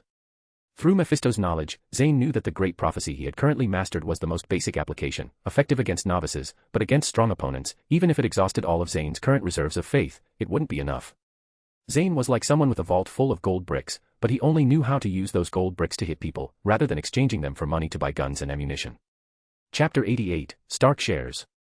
Zayn tried for a long time but couldn't figure out what the attribute of his faith power was. In the end, he simply set aside the issue. Since he couldn't figure it out now, there was no point in obsessing over it. When the time was right, he would naturally understand the attribute of his faith power. Zayn's intuition told him that the day was approaching. Setting aside the question of faith power, Zayn opened the gifts Tony had brought over and found inside them various items such as tiger whips and deer whips, all meant for enhancing male virility. Tony knew Zayn was Chinese, so he specifically went to Chinatown to buy these. When the shopkeeper asked if they were for a man or a woman, Tony answered truthfully. As a result, the shopkeeper recommended these items to him and gave Tony a knowing look. But did Zayn need these things? Absolutely not. If he kept using them, Lorna would eventually dehydrate to death in bed. So Zayn, with a face full of black lines, stuffed these items into the trash can. Meanwhile, on the other end, Stain, whose conspiracy had been exposed by Tony, was forcibly pushed into the prison cell by two rough prison guards. As the prison door closed, the only light in the entire cell was a small window above their heads. Even in this situation, Stain didn't feel despair because he knew he was still useful to certain people. Stain sat quietly on the moldy bed, the entire cell quiet except for the sound of his breathing echoing within. Suddenly, Stain, who had been looking down, lifted his head to look at a dark corner of the cell where someone had appeared at some point. "You're slow. Have you made up your mind?" the figure asked lightly. "Do I have a choice now?" Stain countered. "Congratulations on joining us, Hail Hydra." Hail Hydra. With Stain's oath, the figure in the corner of the cell slowly approached him, revealing his face. It was none other than Alexander Pierce, the former director of S.H.I.E.L.D. Nowadays, S.H.I.E.L.D. has another more appropriate name, which is the Hydra's branch, S.H.I.E.L.D. Poor Nick Fury, he still didn't know he was about to become a figurehead. The next day, a riot broke out in the prison where Stain was located, but it was quickly suppressed by heavily armed prison guards. Afterward, when the prison checked the inmates, they found Stain had already died in the cell, his face blurred with flesh, and he was cremated the same day. By the time Tony received the news, Stain was reduced to a pile of ashes. Despite the convoluted power dynamics of the Marvel world, Tony didn't suspect anything, just lamented Stain's misfortune. However, the news media outside didn't see it that way. They heavily implied in the news that Tony Stark had hired someone to murder Stain, leading to another round of stock market crashes after Tony announced the closure of Stark Industries' weapons division, causing a further 40% drop in stock prices. To the outside world, Tony seemed to have lost his mind in Afghanistan, and if Stark Industries continued to be messed up by him like this, it would eventually go downhill. But Zayn, who understood the original plot, knew that this was all part of Tony's grand scheme. What's the most profitable and influential business in modern society? It's not arms or medicine, it's energy. Controlling energy means controlling the lifeline of the world economy, and Tony invented clean energy sources like the miniature arc reactor. Closing the weapons division was just a misdirection for the outside world. As expected, with the plummeting stock price of Stark Industries, various opportunists emerged. The members of the board of directors scrambled to sell their shares, and Tony naturally bought them at very low prices. Zayn certainly wouldn't miss such a golden opportunity. He ordered Skynet to aggressively buy up the Stark Industries stocks that shareholders were selling, overnight becoming the second largest shareholder of Stark Industries, owning 32% of the shares, while Tony only had 47%. The remaining shares were still held by the old shareholders of Stark Industries and some individual shareholders. That night, Tony angrily called Zayn. While answering the call, Zayn cleverly kept the phone away from his ear. Then Tony's roar came through the receiver. "Zayn, what do you mean? Of course, I support you. Seeing Stark Industries in such a sorry state, as a friend, I couldn't bear it. I happen to have some spare cash, so I bought some of your stocks to help you recover in the stock market," Zayn said sincerely. Upon hearing Zayn's flawless reasoning, Tony couldn't help but doubt himself. "Can you sell me your shares? I'll buy them at 10% above market price." "Not selling." "Of course, you know what I'm planning. You vampire." Taking advantage of the situation, Tony roared again. If it weren't for Zayn's good phone quality, Tony might have damaged the speaker. Oh. Oh what? What will it take for you to sell me your shares? I'm not selling. If you disagree, come bite me. By the way, as the second largest shareholder of Stark Industries, I have the right to join the board in impeaching you. Be careful what you say. With that, Zayn decisively hung up the phone, leaving Tony on the other end to stew in his own frustration. Chapter 89, Raza. Nonsense. Don't even think about asking Zayn to give up the benefits he's already enjoyed, even though Zayn doesn't care about it. But being able to see Tony get a taste of his own medicine makes him quite happy. I guess you could call it Zayn's little twisted pleasure. Meanwhile, Stain, who faked his death, isn't feeling as good as Zayn at the moment. Not to mention that Tony discovering his own conspiracy resulted in all the resources he had painstakingly accumulated over 30 years going down the drain. Now he's even trapped in Hydra, this damn organization. Hydra had approached Stain a long time ago, but at that time, Stain, who was riding high as the head of Stark Industries, wasn't willing to join Hydra, such an underground organization. Hydra was formidable, with branches all over the world, but it didn't operate in the light. So, Zayn, who was enjoying his success back then, flatly refused without hesitation. But times change, and now, if it weren't for the fact that he still had some connections and influence valued by Hydra, he would probably have spent the rest of his life in prison. Once out of prison, Zayn, with Hydra's resource support, didn't immediately seek revenge on Tony. Instead, he aimed to wipe out the so-called 10 Rings. If they hadn't betrayed their principles and shot Tony Stark on the spot, there wouldn't be so much trouble now. If the 10 Rings had kept their agreement, Zayn would have already reconsolidated Stark Industries, dominating the American arms industry, and reached the peak of his life. So Zayn was eager to wipe out those ignorant hicks. What era was it anyway? Still dreaming of conquering the world like Genghis Khan? They should take a good look at themselves first. With his appearance, he could probably become the leader of a terrorist organization, which would already be the pinnacle of his life. Zayn immediately led a group of men with great momentum straight to Afghanistan. Upon reaching the 10 Rings rudimentary camp, without a word, he ordered his heavily armed men to open fire. The poorly equipped and unprepared members of the 10 Rings quickly became lifeless bodies, leaving only the leader, Raza, pressed to the ground in front of Zayn, who then rudely shoved sand into his mouth. Zayn, who had remained calm throughout, couldn't suppress his emotions upon seeing Raza's face and kicked him in the face without hesitation. I gave you intelligence, gave you weapons, only asking you to do one thing, kill Tony Stark. But you, ignorant hick, coveted what? Jericho missiles, and in the end, you let Tony escape. You even let him figure out that you were acting under my orders. Using his brand new shoes, Zayn rubbed the head of the 10 Rings leader against the sandy ground, then took the pistol handed to him by his subordinate, aiming it at the man's head, and through gritted teeth, said, "In your next life, I hope you're not so stupid, you monkey." Just as Zayn was about to pull the trigger to end Raza's life, a single sentence from Raza made Zayn pause. "Don't you want to know how Tony Stark escaped?" Raza, with blood and sand on his face, roared loudly, afraid that Zayn wouldn't hear him. "I'll give you 1 minute. If you can't give me a satisfactory reason, I'll show you that death is something worth longing for." Zayn holstered his gun and said in a cold tone. In fact, Zayn was also curious about how Tony escaped. How could one person possibly fight against dozens of armed terrorists?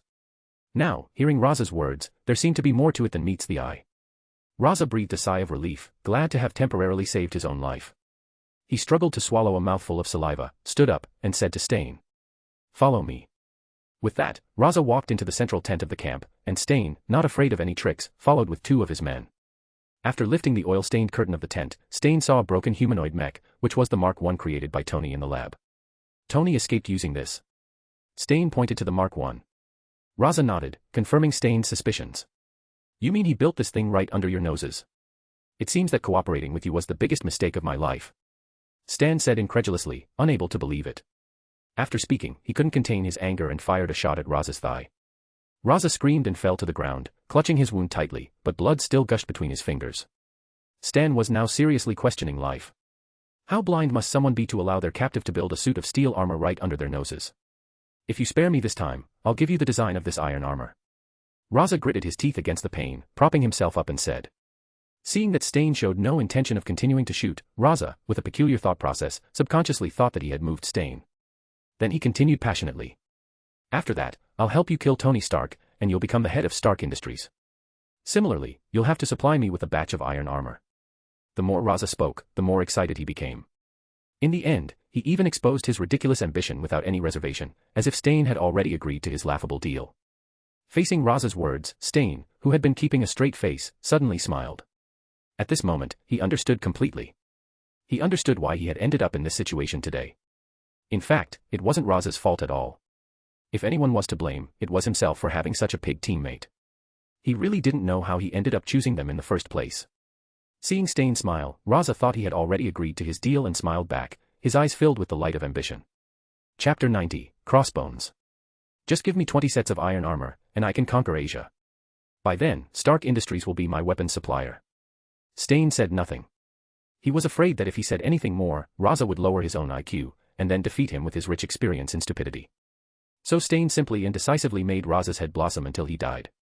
When he died, Raza still had an expression of disbelief on his face, as if he didn't understand why Zayn had suddenly changed his mind and killed him. With his intelligence, he probably wouldn't understand even if he thought about it in his next life. Pack up all this stuff and take it away. After killing Raza, Zayn wiped the blood splattered on his face, instructed his subordinates, and walked out of the tent, sitting in the car not knowing what he was thinking. Stan, who understood Tony's mad scientist personality very well, knew it as soon as he saw Mark I. Tony must be researching the next generation of armor now. As he thought about it, a smirk appeared on Stan's face. Tony, how ironic. Who would have thought that the men who didn't want to make weapons anymore would create the most powerful weapon? Stan muttered to himself. After getting out of prison, of course, he would check on the current situation of Stark Industries. Naturally, he learned about Tony closing down the weapons department. Unaware of the existence of the miniature arc reactor and Tony's plans, he was mocking Tony's naivety. While his subordinates were packing up Mark I, Stan took out his phone and dialed Pierce's number.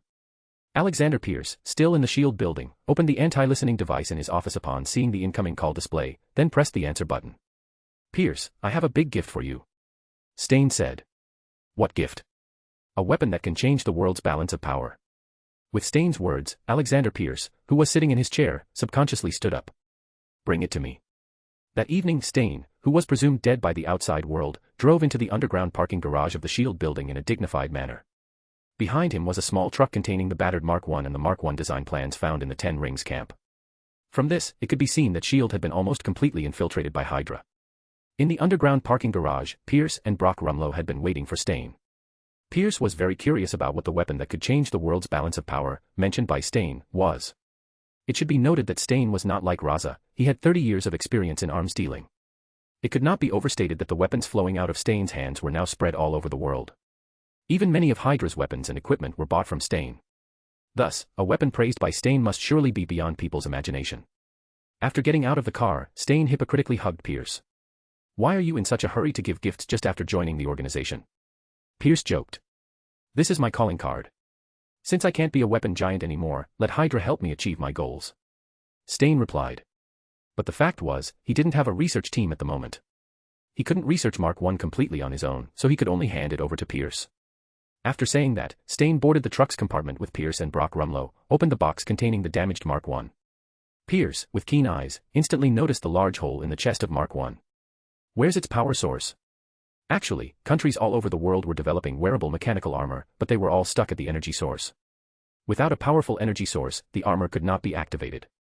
Even if it could be activated barely, it couldn't last more than a few minutes, making it completely useless. The power source is in Tony's hands. He escaped from the terrorist organization with this thing.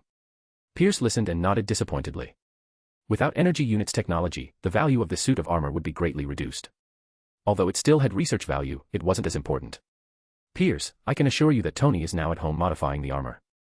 As long as we go in, we can easily get the energy units technology from Tony's hands. This is the core of the next generation of weapons." Excited, Stan looked at Pierce, not hiding the flames of revenge and ambition in his eyes. Although Stan's words were tempting, after pondering for a while, Pierce shook his head and refused. "Not now. The current director Nick Fury is keeping an eye on Tony Stark. At this critical moment, we can't expose ourselves by taking action." Just as Stan was about to say something, Pierce's sharp gaze silenced him. "You need to remember your current identity, Obadiah Stane." Stan was startled for a moment, finally recalling that he had already joined Hydra and was now Pierce's subordinate. They were no longer collaborators. For a moment, Stan felt like he had traveled to another world. He nodded expressionlessly, suppressing the idea of using Pierce to eliminate Tony deep down in his heart. "I understand, Pierce. What do you need me to do now?" "Hydra's branch needs a weapons consultant. You should report there first," Pierce said casually. "Beneath the eaves, one has to bow one's head." Stan nodded obediently. However, in a corner where Pierce couldn't see, his eyes sparkled with a peculiar light. Watching Stan's departing figure with some melancholy, Crossbones aka Brock Rumlow leaned close to Pierce's ear and whispered softly. "This guy has big ambitions. I feel like he might not be useful to us. Do you want me to?" He made a gesture of slitting his throat. Pierce shook his head as he watched Stan's retreating figure. "He still has his uses. Otherwise, I wouldn't have rescued him. He's a smart man. He'll soon come to terms with his identity. And once he joins us, there are many things he won't be able to control on his own." Crossbones nodded solemnly, and together they returned to the SHIELD headquarters. After the underground parking lot was empty, several agents suddenly appeared and carefully cleared away the traces left by Stan's group. Chapter 91, Forgotten Zarathos. Meanwhile, at Zayn's villa, Skynet suddenly received a message. A woman named Isabel had just jumped off a building and committed suicide at the Columbia Hospital. However, the surveillance footage in the hospital seemed to be affected by some mysterious force, and Skynet couldn't find out the reason for her suicide. Hearing this news, Zayn knew that the plot of Constantine had begun. This was what he had instructed Skynet to monitor. Actually, the plot of Constantine was very simple. It was about the protagonist, John Constantine, going through numerous hardships and finally managing to send Satan's son, Mammon, back to hell. However, Zayn had already given up on the idea of communicating with Satan to use the power of faith. Not for any other reason, but because it was simply useless. Different attributes of faith require completely different methods of utilization, and there's not much to learn from each other. Even if God and Satan suddenly decided to share all their knowledge with Zayn, apart from broadening his horizons, there wouldn't be much benefit. Moreover, Satan wasn't so kind as to teach Zayn knowledge for free. Zayn also didn't trust Satan enough to make any deals with him. Unless one day Zayn could grow to the same level as him, trying to communicate now would be a 100% scam. Thinking of this, Zayn suddenly felt like he had overlooked something. Zayn pondered for a moment, then nodded as if suddenly enlightened, and sent his consciousness into the realm of dead. He almost forgot that there was still an angel driven mad by the sins of humanity here. He had been studying Mephisto's knowledge and completely ignored the spirit of vengeance Zarathos. Upon realizing that the attributes of faith power were different and that he couldn't learn from others, he subconsciously pushed Zarathos to the back of his mind.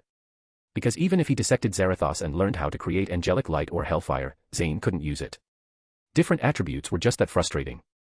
Zayn had to navigate through step by step.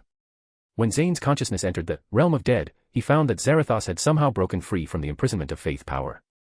At this moment, a skeleton bathed in blue flames with wings was kneeling alongside all the spirits before Zayn's statue. Zayn was bewildered by this scene. What on earth? He knew that the fiery skeleton was Zarathos, but why was he kneeling alongside those spirits? Wasn't he supposed to wreak havoc in the realm of dead, as an enemy? Zayn sensed the connection of faith power and found an additional thick strand, originating from Zarathos. It was evident that he wasn't just putting on an act, he was genuinely being worshipped by Zarathos, and the amount of faith power he received from just him was equivalent to nearly 5,000 spirits combined. Unable to understand the situation, Zayn directly summoned Zarathos in front of him. Since he already worshipped him, there was no way he could harm him. As expected, faith power didn't lie. As soon as Zarathos arrived, he immediately knelt on one knee and bowed deeply, lowering his skull. I pay my respects to my lord.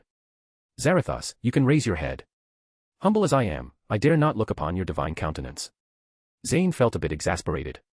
Why did it feel like he was the old man upstairs? It's fine, I grant you that privilege. Please rise. At your command.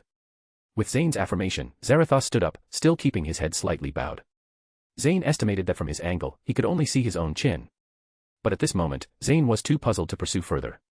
Zarathos, what's your situation now? Weren't we fighting tooth and nail just before? How come it's like this now? Upon hearing Zayn's words, Zarathos didn't hesitate to kneel down again, this time even prostrating himself fully. The force was so great that even the marble floor in Zayn's house cracked, causing Zayn's eyebrows to twitch involuntarily.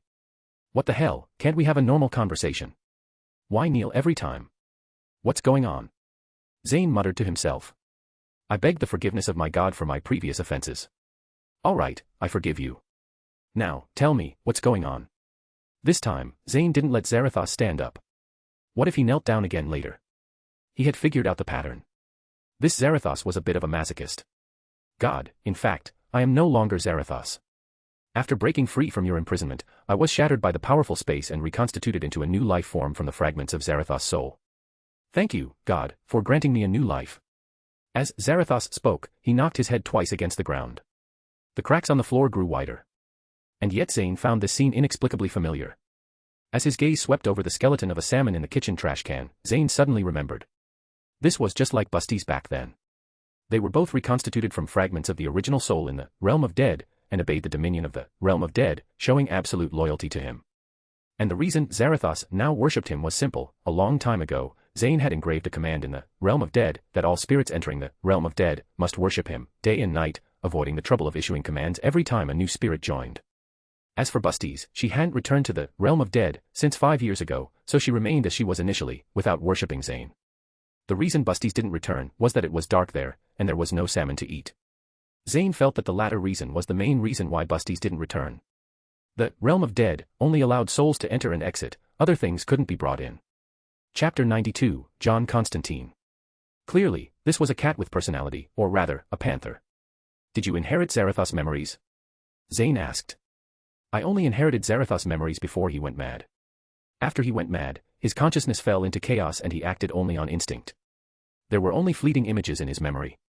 This was why Zarathos immediately knelt before Zayn when he arrived in the mortal realm, thinking that he should treat him just like God based on the memories he inherited. Upon hearing his words, Zayn habitually rubbed his chin, which was his standard gesture when he was deep in thought. It seems that the Death Realm after leveling up isn't as simple as described in the skill introduction. There are some hidden settings. What happened with Busties last time could be considered accidental, but this time, the same thing happened again, so it must be inevitable. It seems that souls entering the Death Realm will be shattered and reorganized, leaving a mark. What a domineering skill.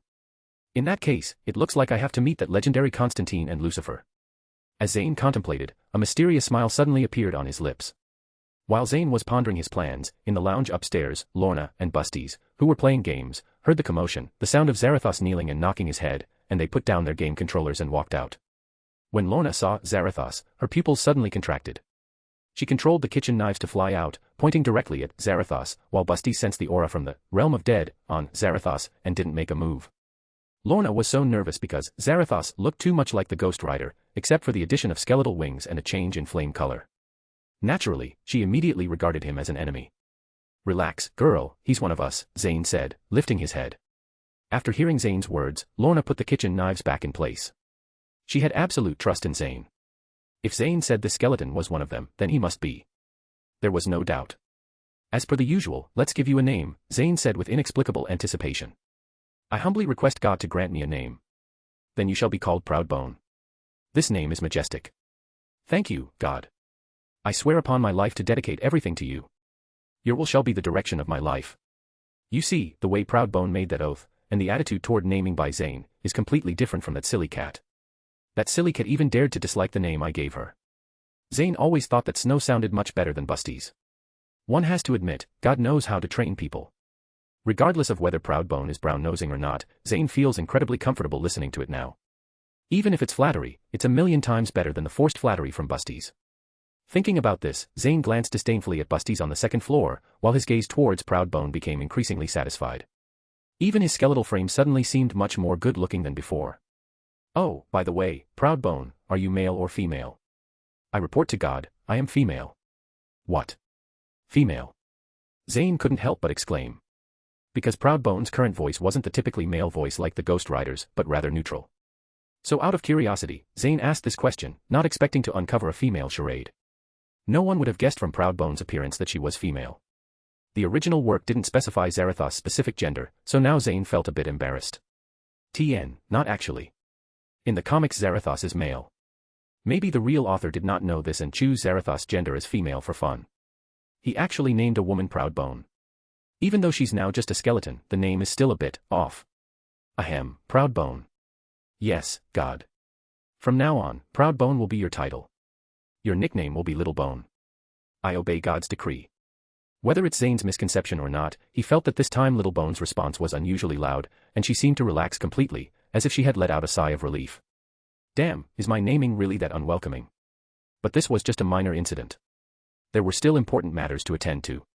The next day, Zayn brought Busties to Columbia Hospital. Standing at the hospital entrance, Zayn released his perception and scanned the entire hospital with the power of faith. Instantly, countless noisy voices reverberated in Zayn's mind, causing a dull ache in his head. I really don't know how Professor X tolerates the minds of billions of people. Could it be that this guy also has the potential to be a masochist? Zayn speculated maliciously. However, Zayn did find the person he was looking for. Among the thousands of people in the hospital, Zayn sensed two special souls.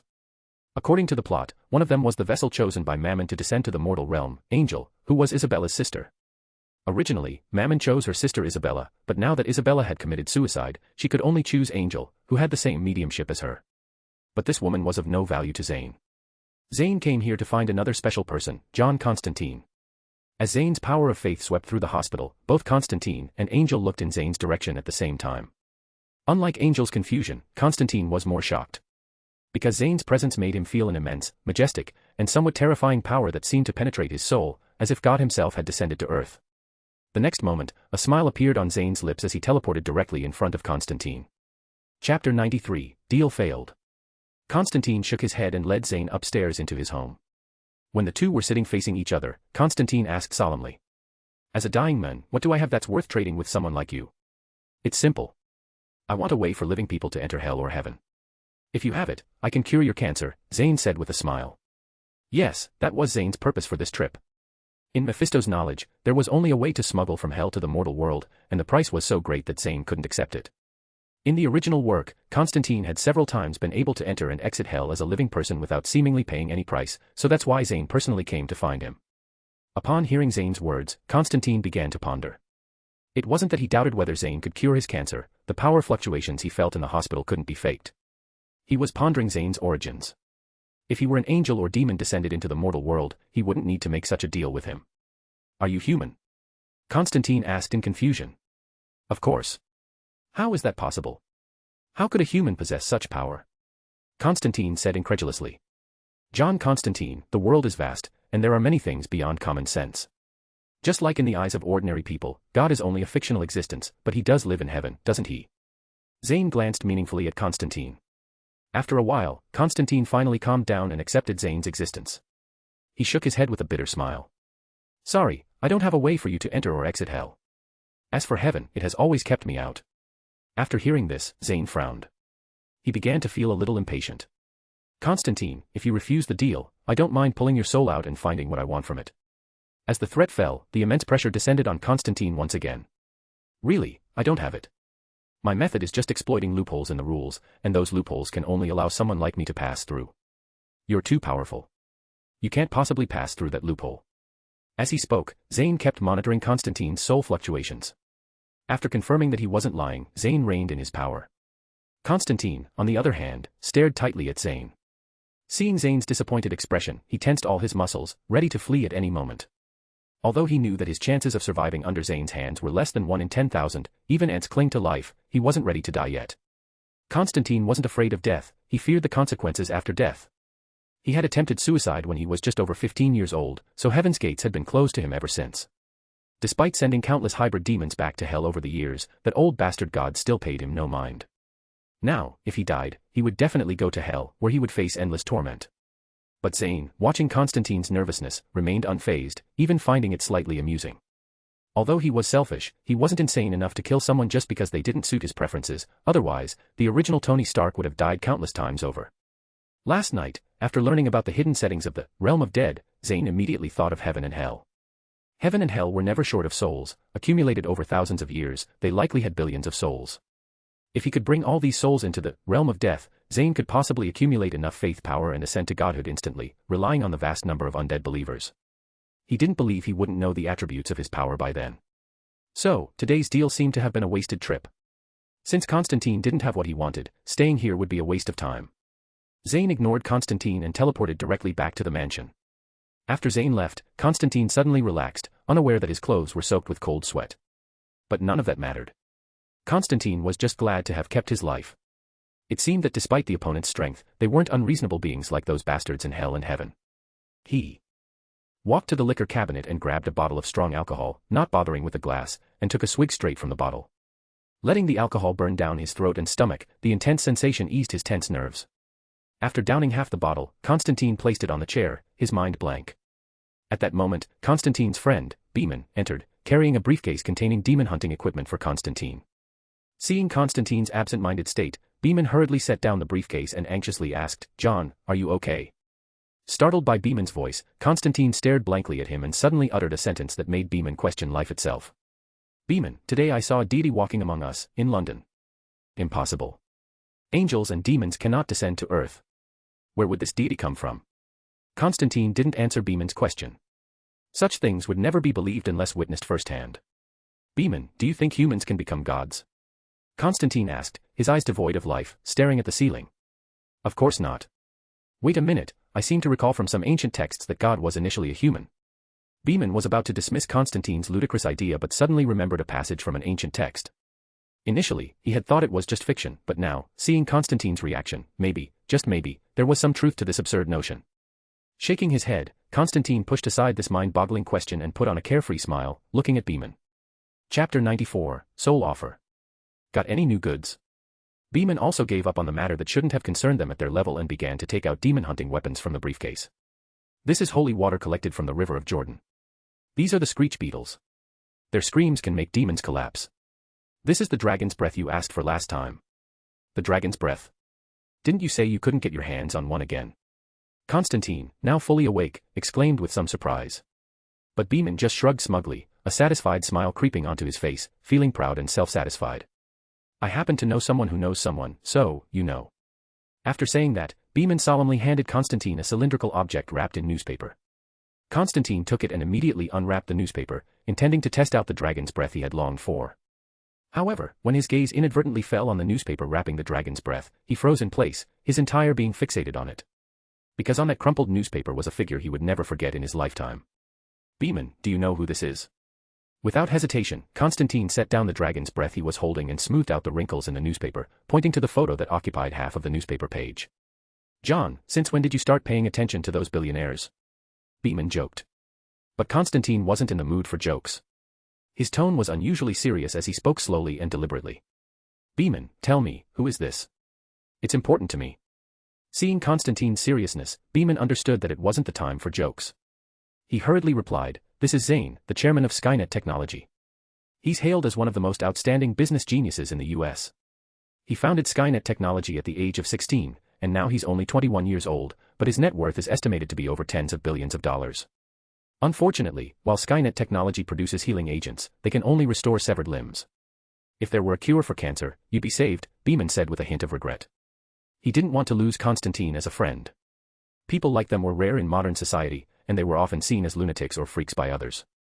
Constantine was possibly Beeman's only friend in this world after their demon-fighting comrades had died or moved on to regular lives. But Constantine didn't pay attention to Beeman. His eyes were fixed on Zayn in the photo. He really is human. He really is human. John. Beeman nudged Constantine, as if trying to bring him back to reality. Regaining his senses, Constantine neatly folded the newspaper on the table and tucked it into his pocket. Beeman, I have something urgent to attend to. I need to go out. Leave these things here, Constantine said hastily, throwing on his coat and rushing out the door before Beeman could say anything, leaving Beeman looking bewildered in the wind. Half an hour later, Zayn, still contemplating how to snatch believers from God and Satan, suddenly received a message from Skynet. Boss, there's a man named John Constantine looking for you at Skynet Technology. He asked me to relay a message saying the deal is still on. Zayn's eyes flickered with doubt. He was certain that Constantine had nothing he wanted, and judging from his previous attitude, he couldn't even avoid Zayn. So why would he show up at his doorstep just half an hour later? Bring him over, Zayn said calmly. Despite his doubts, Zayn wasn't afraid of Constantine causing trouble. With his power, Constantine couldn't stir up any waves under Zayn's control. Zayn wanted to see what this guy was up to. It didn't take long for Skynet's efficient team to bring Constantine to the villa. Constantine wasn't surprised by the luxury of Zayn's villa or the high-tech gadgets inside. But when he saw Little Bone, his eyes almost popped out of his sockets. Amidst his shock, Constantine felt a surge of excitement in his heart. With the unique power fluctuations he had sensed from Zayn and Little Bone's attempt to understand modern society through the computer in Zayn's villa, Constantine finally confirmed his suspicions. That Zayn is a human who's on the path to godhood, even though he doesn't know where Zayn's followers are. But the fluctuations unique to faith are absolutely genuine. Because Constantine has felt similar fluctuations on the Archangel Gabriel. What else do you have to offer me in exchange, John Constantine? Zayn asked, his expression cold. Although Zayn hadn't done anything to him before, it didn't mean Constantine could toy with him. If he couldn't give a satisfactory answer, Zayn didn't mind gaining another follower. Constantine faced Zayn's questioning, straightened his disheveled clothes, took a deep breath, and walked slowly to Zayn's front, making a move that left Zayn dumbfounded. He actually kneeled down, damn it, he actually kneeled down. I, John Constantine, am willing to follow you and become your follower, he said, looking up at Zayn. Seeing this scene, Zayn couldn't help but feel a headache. Why were these people's thought processes so peculiar, kneeling at the drop of a hat? Didn't they know the floor had just been cleaned? But Zayn's main concern was curiosity. This guy, who had been terrified of him before, suddenly wanted to follow him. Why? Zayn asked again. Because I know you're on the path to godhood, Constantine said, still kneeling. How do you know? I was guessing before, but now I'm sure, Constantine said with a hint of satisfaction. Zayn was speechless. He felt like he had been tricked, but he didn't mind. He had never intended to hide his potential for godhood. He was just surprised that Constantine had guessed it. Then why do you want to follow me?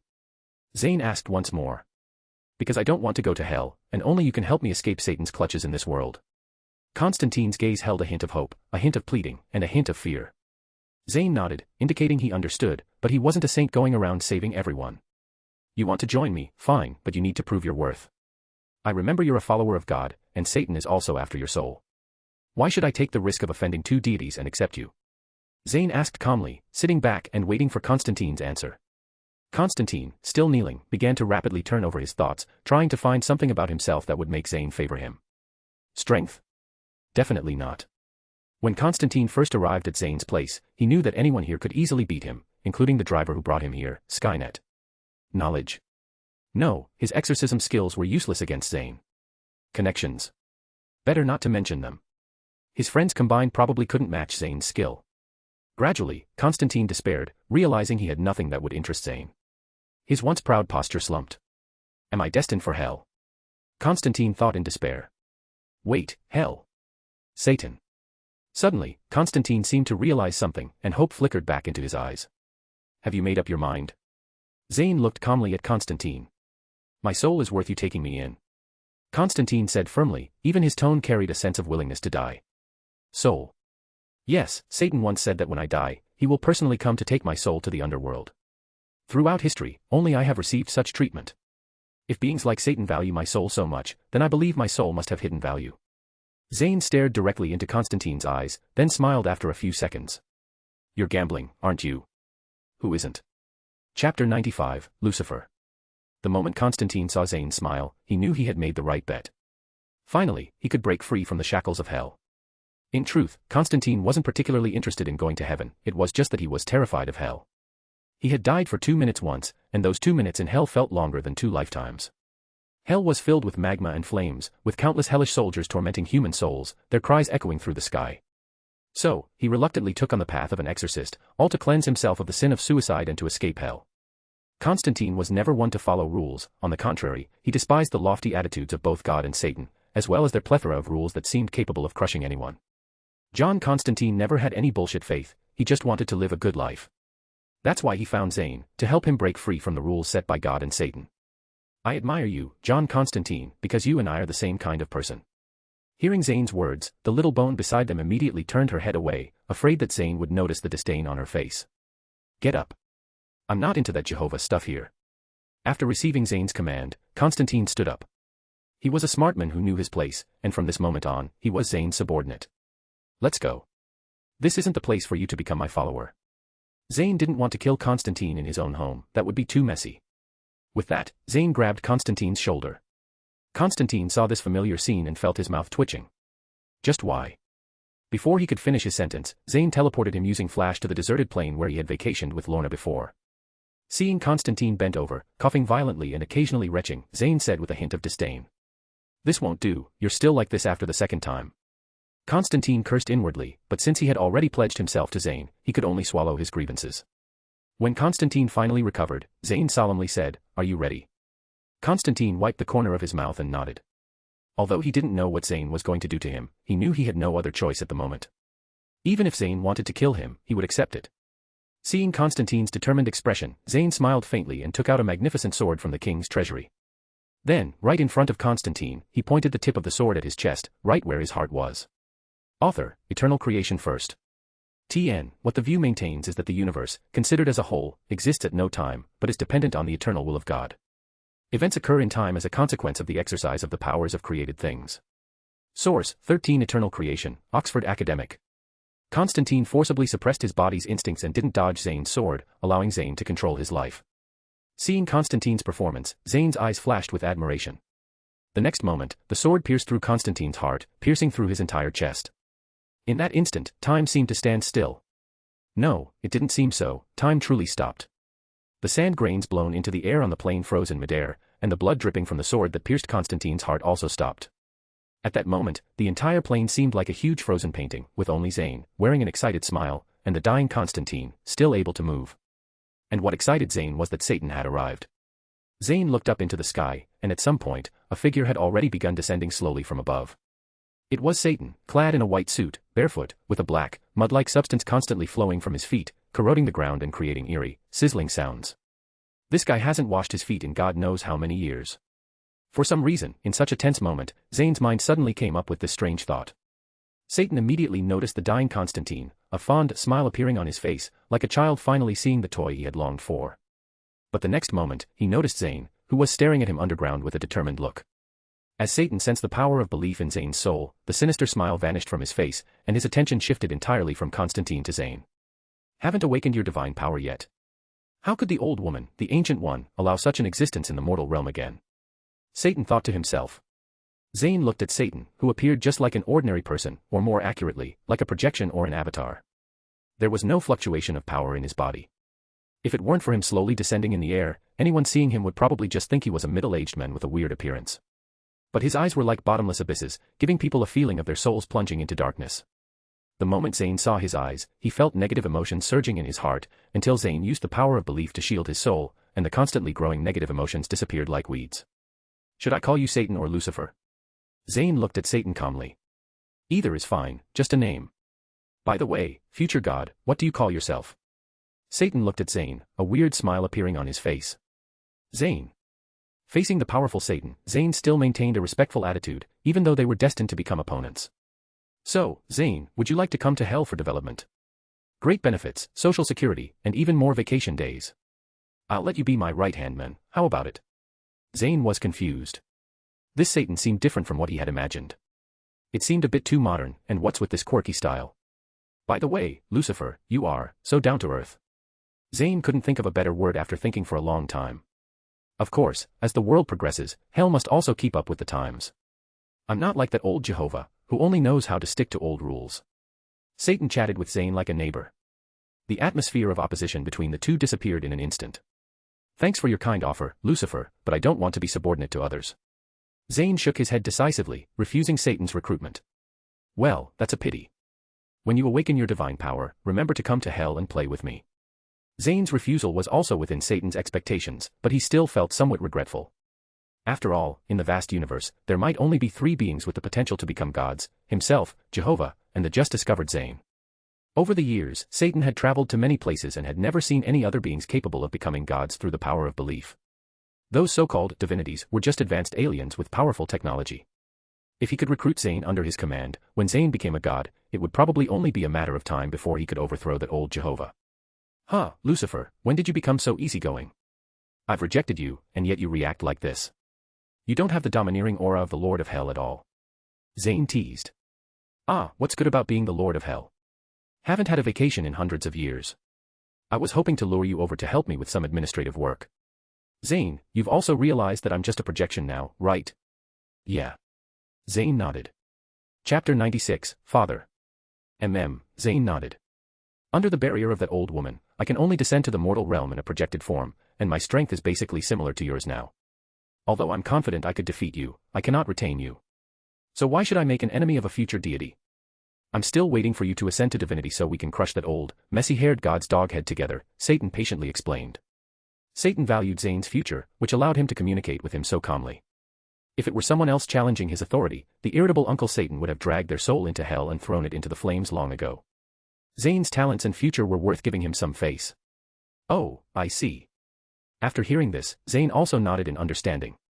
It seemed that there was indeed a gap between myth and reality.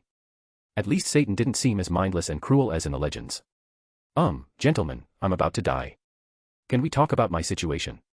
Constantine, pierced through the heart by a sword, knelt weakly on the ground, his tone filled with grievance. Constantine was also surprised by how things had developed.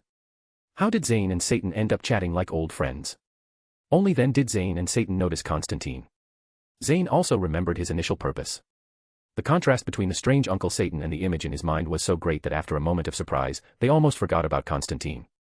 Lucifer, can you give me some face? How about I vouch for John Constantine? Facing Zayn's audacity, the amiability on Satan's face disappeared in an instant, replaced by a trademark smirk. Kid, I value you, but that doesn't mean you can push your luck. I, Zayn, vouch for him. Zayn said slowly, staring fearlessly into Satan's eyes, even conveying a hint of desire and excitement. Ah, that's a pity. Satan shook his head with a sigh. He really didn't want to make an enemy of Zayn, but John Constantine's soul was important to him. Constantine's soul was special, second only to those with the potential to become gods. Satan was planning to groom him into his own high-ranking officer in hell, to help manage the endless political affairs there. Moreover, Satan was now feeling angry. As the Lord of Hell, his dignity did not allow Zayn's repeated provocations.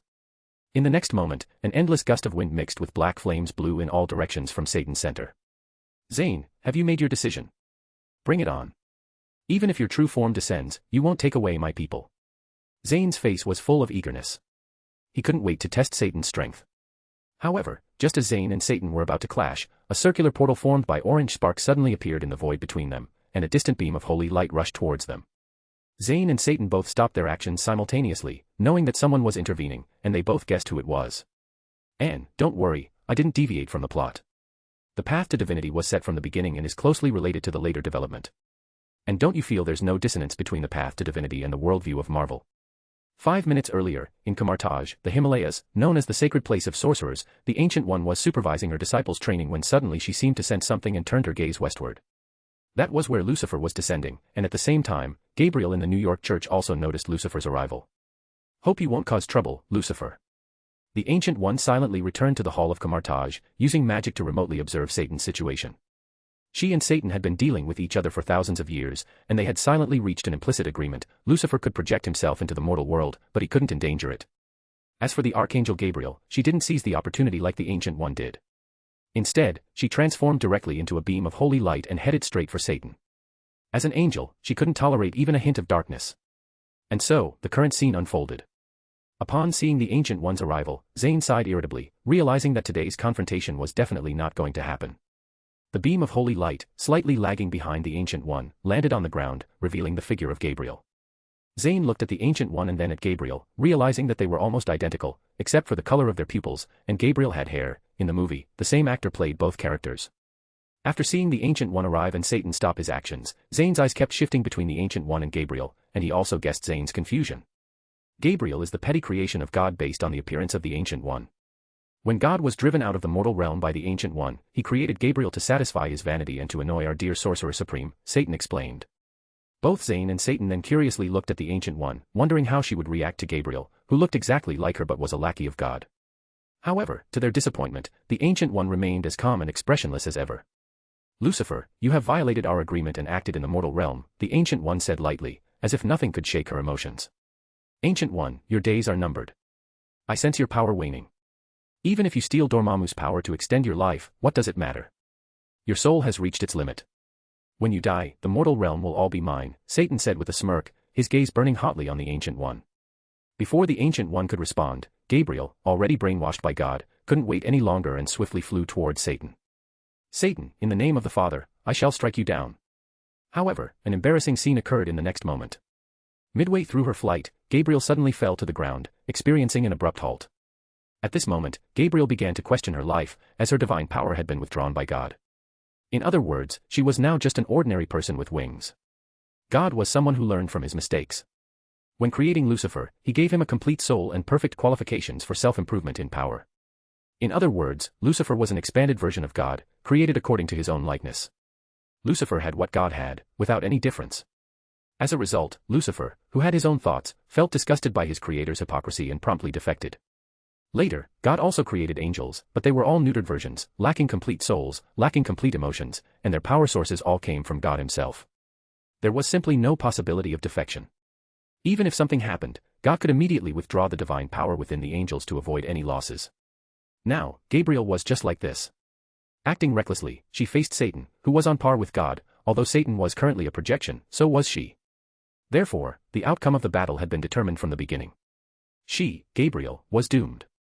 So God immediately withdrew her divine power. "It seems someone doesn't want to be your backup anymore," Satan said, looking down at the disgraced Gabriel still lying on the ground, his face bearing a mocking smile. "Father." Chapter 97, Wager. Accompanied by Gabriel's incredulous murmur, she was incinerated into ashes by the flames unleashed by Satan the next moment, drifting away with the wind in the air. Meanwhile, the Ancient One, who had been silently observing the situation, showed no intention to intervene whatsoever.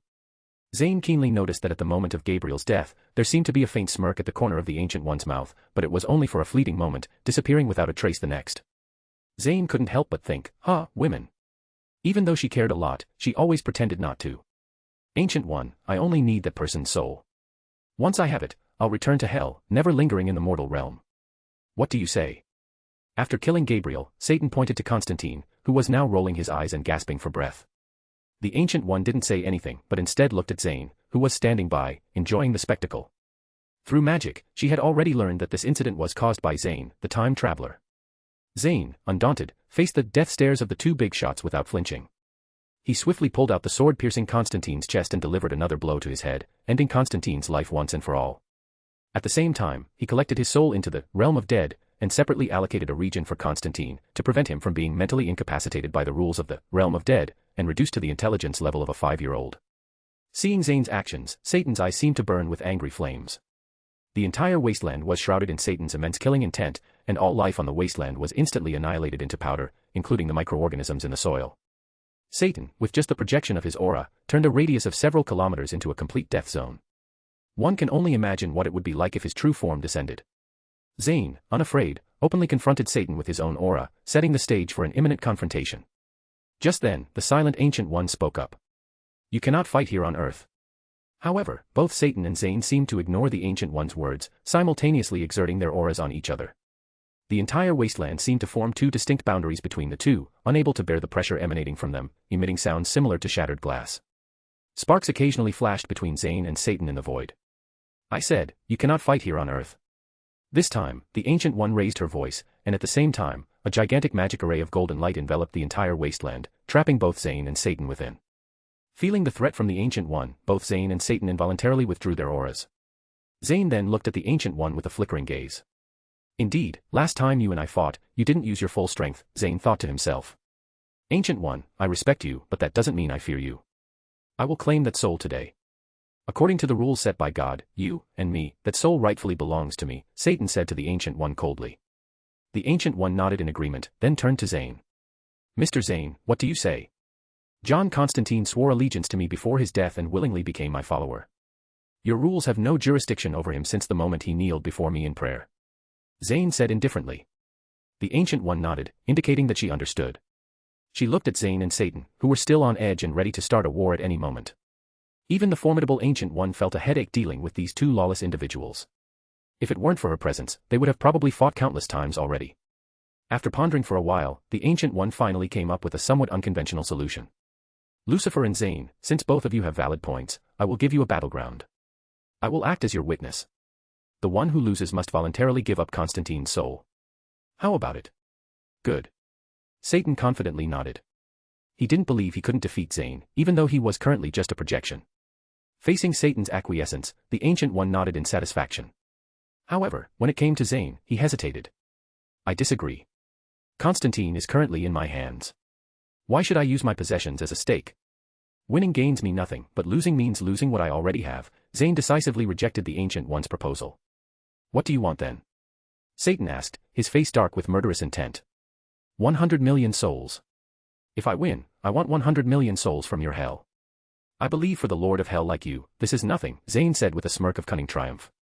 Since he couldn't plunder souls from hell, he would demand them directly from Satan. That was the reason he had been waiting for Satan's arrival. Otherwise, he would have dragged Constantine's soul directly into the realm of dead, at home. Zayn wasn't in the business of making losing deals. How about that, Lucifer? Human, originally, I intended to let you off the hook. But since you're asking for it, I'll oblige. Satan was thoroughly provoked by Zayn at this moment, his murderous intent not hidden. All right, let's draw up the contract then.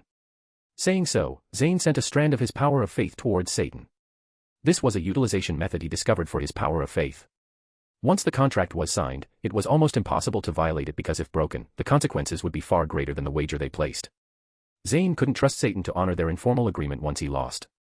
Dealing with demons, you lose everything. Satan didn't say anything, quickly scanning the information within Zayn's power of faith. After finding no issues, he also sent out a strand of his faith power. Unlike Zayn's radiant gold, Satan's faith power was pure black, seeming to devour all light.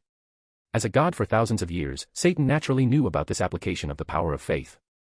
In fact, the parchment contracts peddled by Mephisto were similar to Zayn's and Satan's methods now. Chapter 98, Battle. Is this the faith power awakened by the power of faith? Is this the legendary colorful darkness? Zayn's eyes revealed a hint of longing. When the two streams of faith power merged into one, it seemed like some kind of marvelous chemical reaction occurred, transforming directly into a colorless, transparent light sphere, which then differentiated into two beams of light following the trajectories of causality, directly entering the depths of Zayn's soul and Satan's true body in hell. Thus, the contract was established. All right, follow me. Seeing Zayn and Satan finally reaching an agreement, the Ancient One also breathed a sigh of relief. Although with her current power, she could forcibly suppress both Zayn and Satan's projections, as Satan had previously stated, her soul had reached its limit. The power of Dormammu or rather Dark Dimension could only sustain her physical form, but it couldn't prevent the passage of time for her soul. Now, with her power waning, dealing with invasions from other dimensions was already becoming difficult. If she were to expend more power on Zayn and Satan, she didn't know if she'd even wait for her successor to appear. In fact, she envied Zayn and Satan because the path they were walking was the one true way to achieve eternity. Seeing the Ancient One open the mirror space, Zayn and Satan exchanged a glance before stepping forward without hesitation, walking into the Ancient One's domain. Satan trusted the Ancient One's character. After dealing with her for thousands of years, he understood her better than her weak disciples. She was a sage, a saint-like figure. Satan didn't believe that such a person would deceive him. Even if she did deceive him, what did it matter? His current body was just a projection. Even if it were destroyed, it would only take a few decades to recover. For the Lord of Hell, a few decades were like a brief nap for humans. As for Zayn, with his A-level skill, Flash, he could instantly teleport out of this mirror space if he sensed any ill intentions from the Ancient One, so he was not afraid at all. Once inside the mirror space, Zayn and Satan faced each other. Human, it's a pity about your talent. Don't blame me for your own death. Satan sighed and shook his head, as if he had already won. In reality, with no idea about Zayn's other abilities, he couldn't think of any reason why he would fail. Although his power was currently inferior to Zayn's, he had thousands of years of experience. To him, Zayn was like a child wielding a weapon, and as long as he was careful, Satan was confident he could defeat Zayn without injury. I can't wait to see the expression on your face when you personally deliver 100 million souls, Zayn responded to Satan's disdain, his fighting spirit intensifying. After speaking, Zayn took Constantine's soul from the realm of death and handed it to the Ancient One, who was standing nearby as a witness. The Ancient One constructed a small spell to lock Constantine's soul, ensuring he wouldn't naturally perish and scatter. Come on, don't disappoint me, Lucifer. Zayn's fighting spirit soared. Today, he would taste what it meant to slay a god. With that, the battle began. Instantly, the king's treasury opened, and hundreds of small laser cannons aimed at Satan. After less than 0.3 seconds of delay for charging, they angrily fired energy projectiles, colliding with the hellfire manifested by Satan midair. A violent explosion echoed throughout the mirror space. When the dust settled from the winds of the wasteland, a large crater several meters deep appeared between Zayn and Satan. Is that all you've got, Lucifer? With that said, Zayn replaced the small laser cannons with medium-sized ones and instantly inputted energy into them. However, unlike the small ones, the medium-sized cannons took exactly 10 times longer to charge. In battles between strong opponents, every second could determine life or death. Moreover, with Satan's power, he wouldn't be hit by energy projectiles, so Zayn held his breath and activated his skill, God's absence, disappearing from Satan's perception. Zayn wasn't the rookie who fought against the Ancient One 5 years ago. In battle, honor and shame were meaningless, winning was the only goal. So, without hesitation, Zayn chose the most efficient method of combat, to ambush Satan. Under the effect of God's absence, Zayn also saw the incoming flames. While they posed a fatal threat, attacks that couldn't reach their target were useless, and the medium-sized laser cannons were already fully charged. Zayn teleported away to evade Satan's flames and appeared beside Satan in the next moment. The exit of the treasury, also under the effect of God's absence, had unknowingly formed a ring around Satan. The next moment, hundreds of medium-sized laser cannons emitted dazzling blue light, and hundreds of energy projectiles were fired without fail, hitting Satan, who was still waiting for Zayn's appearance, without any defenses. The explosions emitted a blue light, instantly illuminating the originally dim wasteland of the mirror space as bright as day. Even the ground under Satan's feet melted into a small pool of magma due to the sudden high temperature. Human, you're good. I admit I underestimated you, but now I'll get serious. Before the shockwaves of the explosions dissipated, Satan's angry voice came from the center of the explosion. In an instant, boundless black faith power filled the entire wasteland, enveloping even the sky. Under the corruption of Satan's faith power, the entire battlefield seemed to instantly transform into hell. Chapter 99, Nukes. The once pristine suit had now become tattered and torn, but Satan grinned ferociously, igniting a hellish flame at his fingertips with his faith power. He then flicked his hand, letting the flame fall onto the battlefield. As the falling flames touched the faith power scattered throughout the entire space like powder, they ignited violently, as if meeting gasoline. This time, Satan considered everything on the battlefield as targets, including the air and himself. For Satan, the Lord of Hell, these black flames were nothing more than bathwater, but for Zayn, they were lethal poison. Moreover, this flame fueled by faith power had tremendous power, burning even the air to ash. In other words, the entire battlefield instantly became a vacuum. Caught off guard, Zayn was forced to exhale due to the sudden drastic change in air pressure. The God's absence was automatically lifted, revealing Zayn's figure. Unlike Satan, who had already transcended into a faith being, Zayn was still human. Despite being powerful, he still needed to breathe. Satan seized upon this weakness, burning away the air on the battlefield. Now, even if Satan didn't take action, Zayn's life was entering its final countdown. But after 5 years of accumulation, Zayn's, King's treasury, was filled with items to deal with various situations, including oxygen tanks. Zayn directly erected a golden shield with the power of faith, isolating the hellish flames still pervading the battlefield. Then, within the shield, he opened several small exits from the treasury, releasing oxygen, instantly nullifying Satan's move. Human, I see through your weakness. Your strange technological weapons require a lot of charging time, but attacks like this can last until eternity while your technological attacks surely have a limit. Let's see how long you can hold out.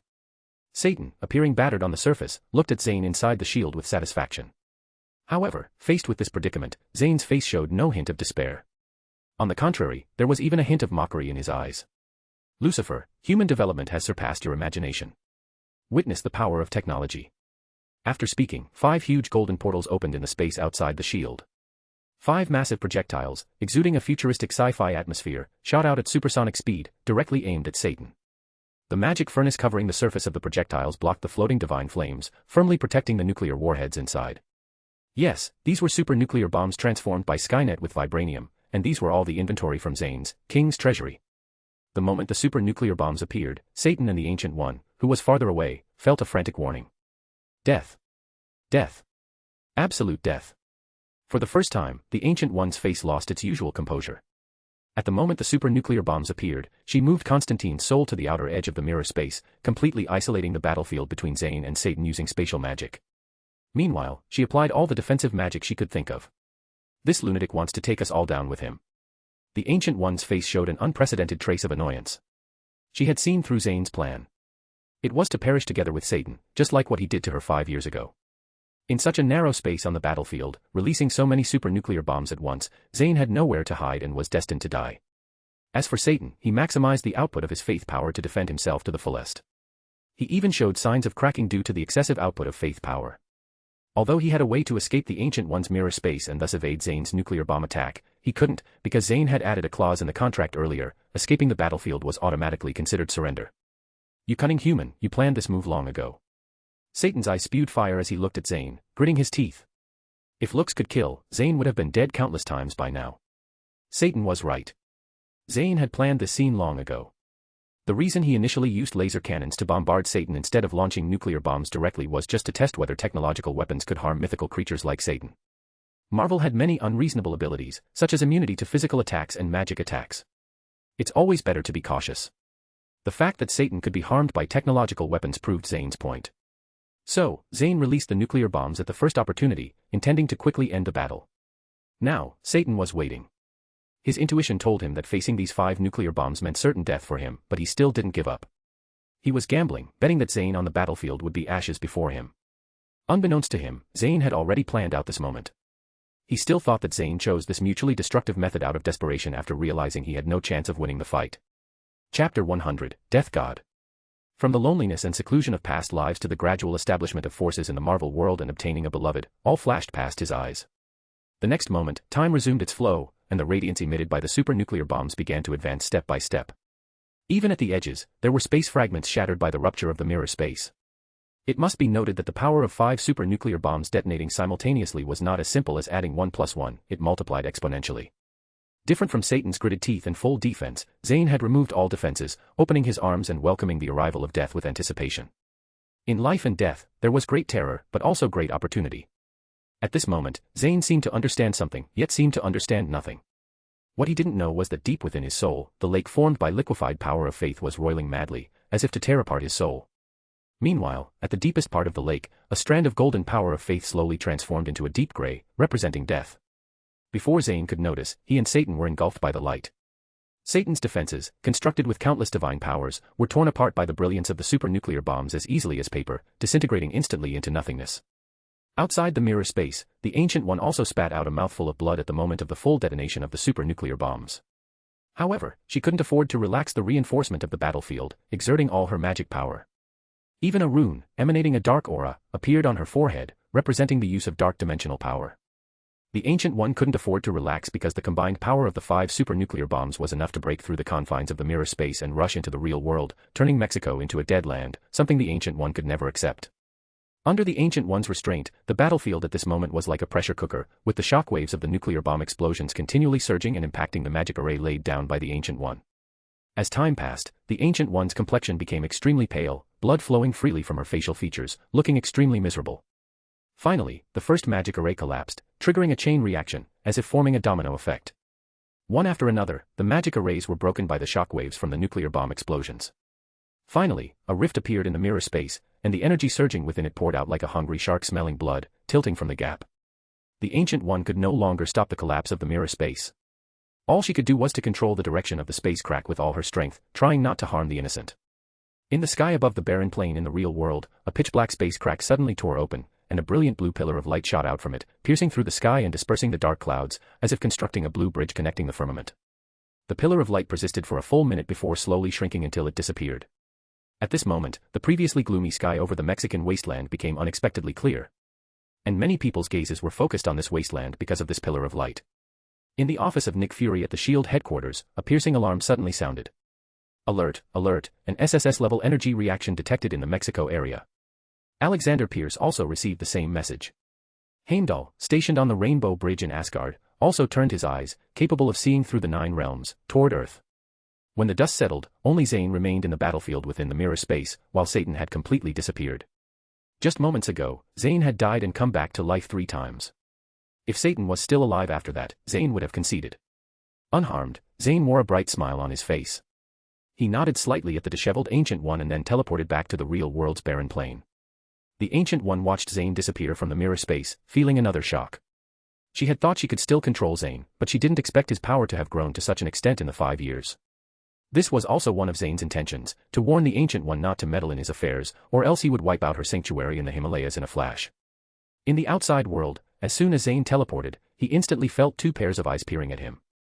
Zayn looked up at the sky and silently said, "Mind your own business, fools." Nick Fury and Pierce, observing Zayn through satellites over Mexico, immediately turned off the video feed. It wasn't because they understood Zayn's lip reading, but because they saw death in Zayn's eyes. Even through the screen, Nick Fury could see the thick aura of death in Zayn's eyes. In a trance, he even saw himself as a corpse. In just that moment, both he and Pierce were shocked and sweating profusely, sitting helplessly in their chairs. Nick Fury even doubted if continuing to watch would turn him into an illusion like what he had just seen. Heimdall, guarding the Rainbow Bridge in Asgard, felt a stabbing pain in his eyes after seeing Zayn's eyes. He had to look away, making a decision in his heart to inform King Odin. Earth had gained a new powerful figure. Indeed, in the battle just now, Zayn had awakened the attribute of his power of faith. In that moment of awakening, Zayn's soul immediately understood that his attribute was death, relative to life. Upon reflection, this was quite normal. Zayn's qualifications for godhood came from the S-rank skill, Realm of Dead, and just from its name, it was clear it was related to death. Moreover, the power of faith provided to Zayn all came from undead beings, there wasn't even one normal living person among them. Therefore, Zayn awakening the death attribute was only natural. Now, the power of faith in Zayn's soul was gradually transforming into the power of death. In the deepest part of the lake formed by liquefied power of faith, that strand of death-tinged divine power was continuously devouring the golden power of faith to strengthen itself. It's just that the conversion efficiency was a bit slow. Zayn estimated that it would take about a year to complete the entire conversion. And that didn't even count the power of faith continuously supplied by the 2 million undead in the realm of dead. Despite this, Zayn was still excited. Because he has finally stepped into the realm of the divine, although only with 1 foot over the threshold, the most difficult step has been taken. The rest will simply require the accumulation of time to naturally ignite the divine fire and become a truly eternal deity. It seems that the greatest gain from this confrontation with Satan is not the nearly obtained 1 billion souls, but the awakening of the power of death. With the power of death, Zayn has become entirely different. If before, Zayn relied on his abundant power of faith to suppress others, now he has begun to exhibit some divine majesty. Just like earlier, Zayn didn't deliberately do anything or utilize any power, yet he managed to intimidate those who were spying on him, causing them to retreat automatically. The dignity of the gods mentioned in those mythical stories is not just empty words. Zayn, bored on the wasteland, played games on his phone for half a day before the Ancient One came out. She no longer looked as disheveled as before, but her face remained pale. It seems that she was seriously injured from the earlier events and might take some time to recover fully.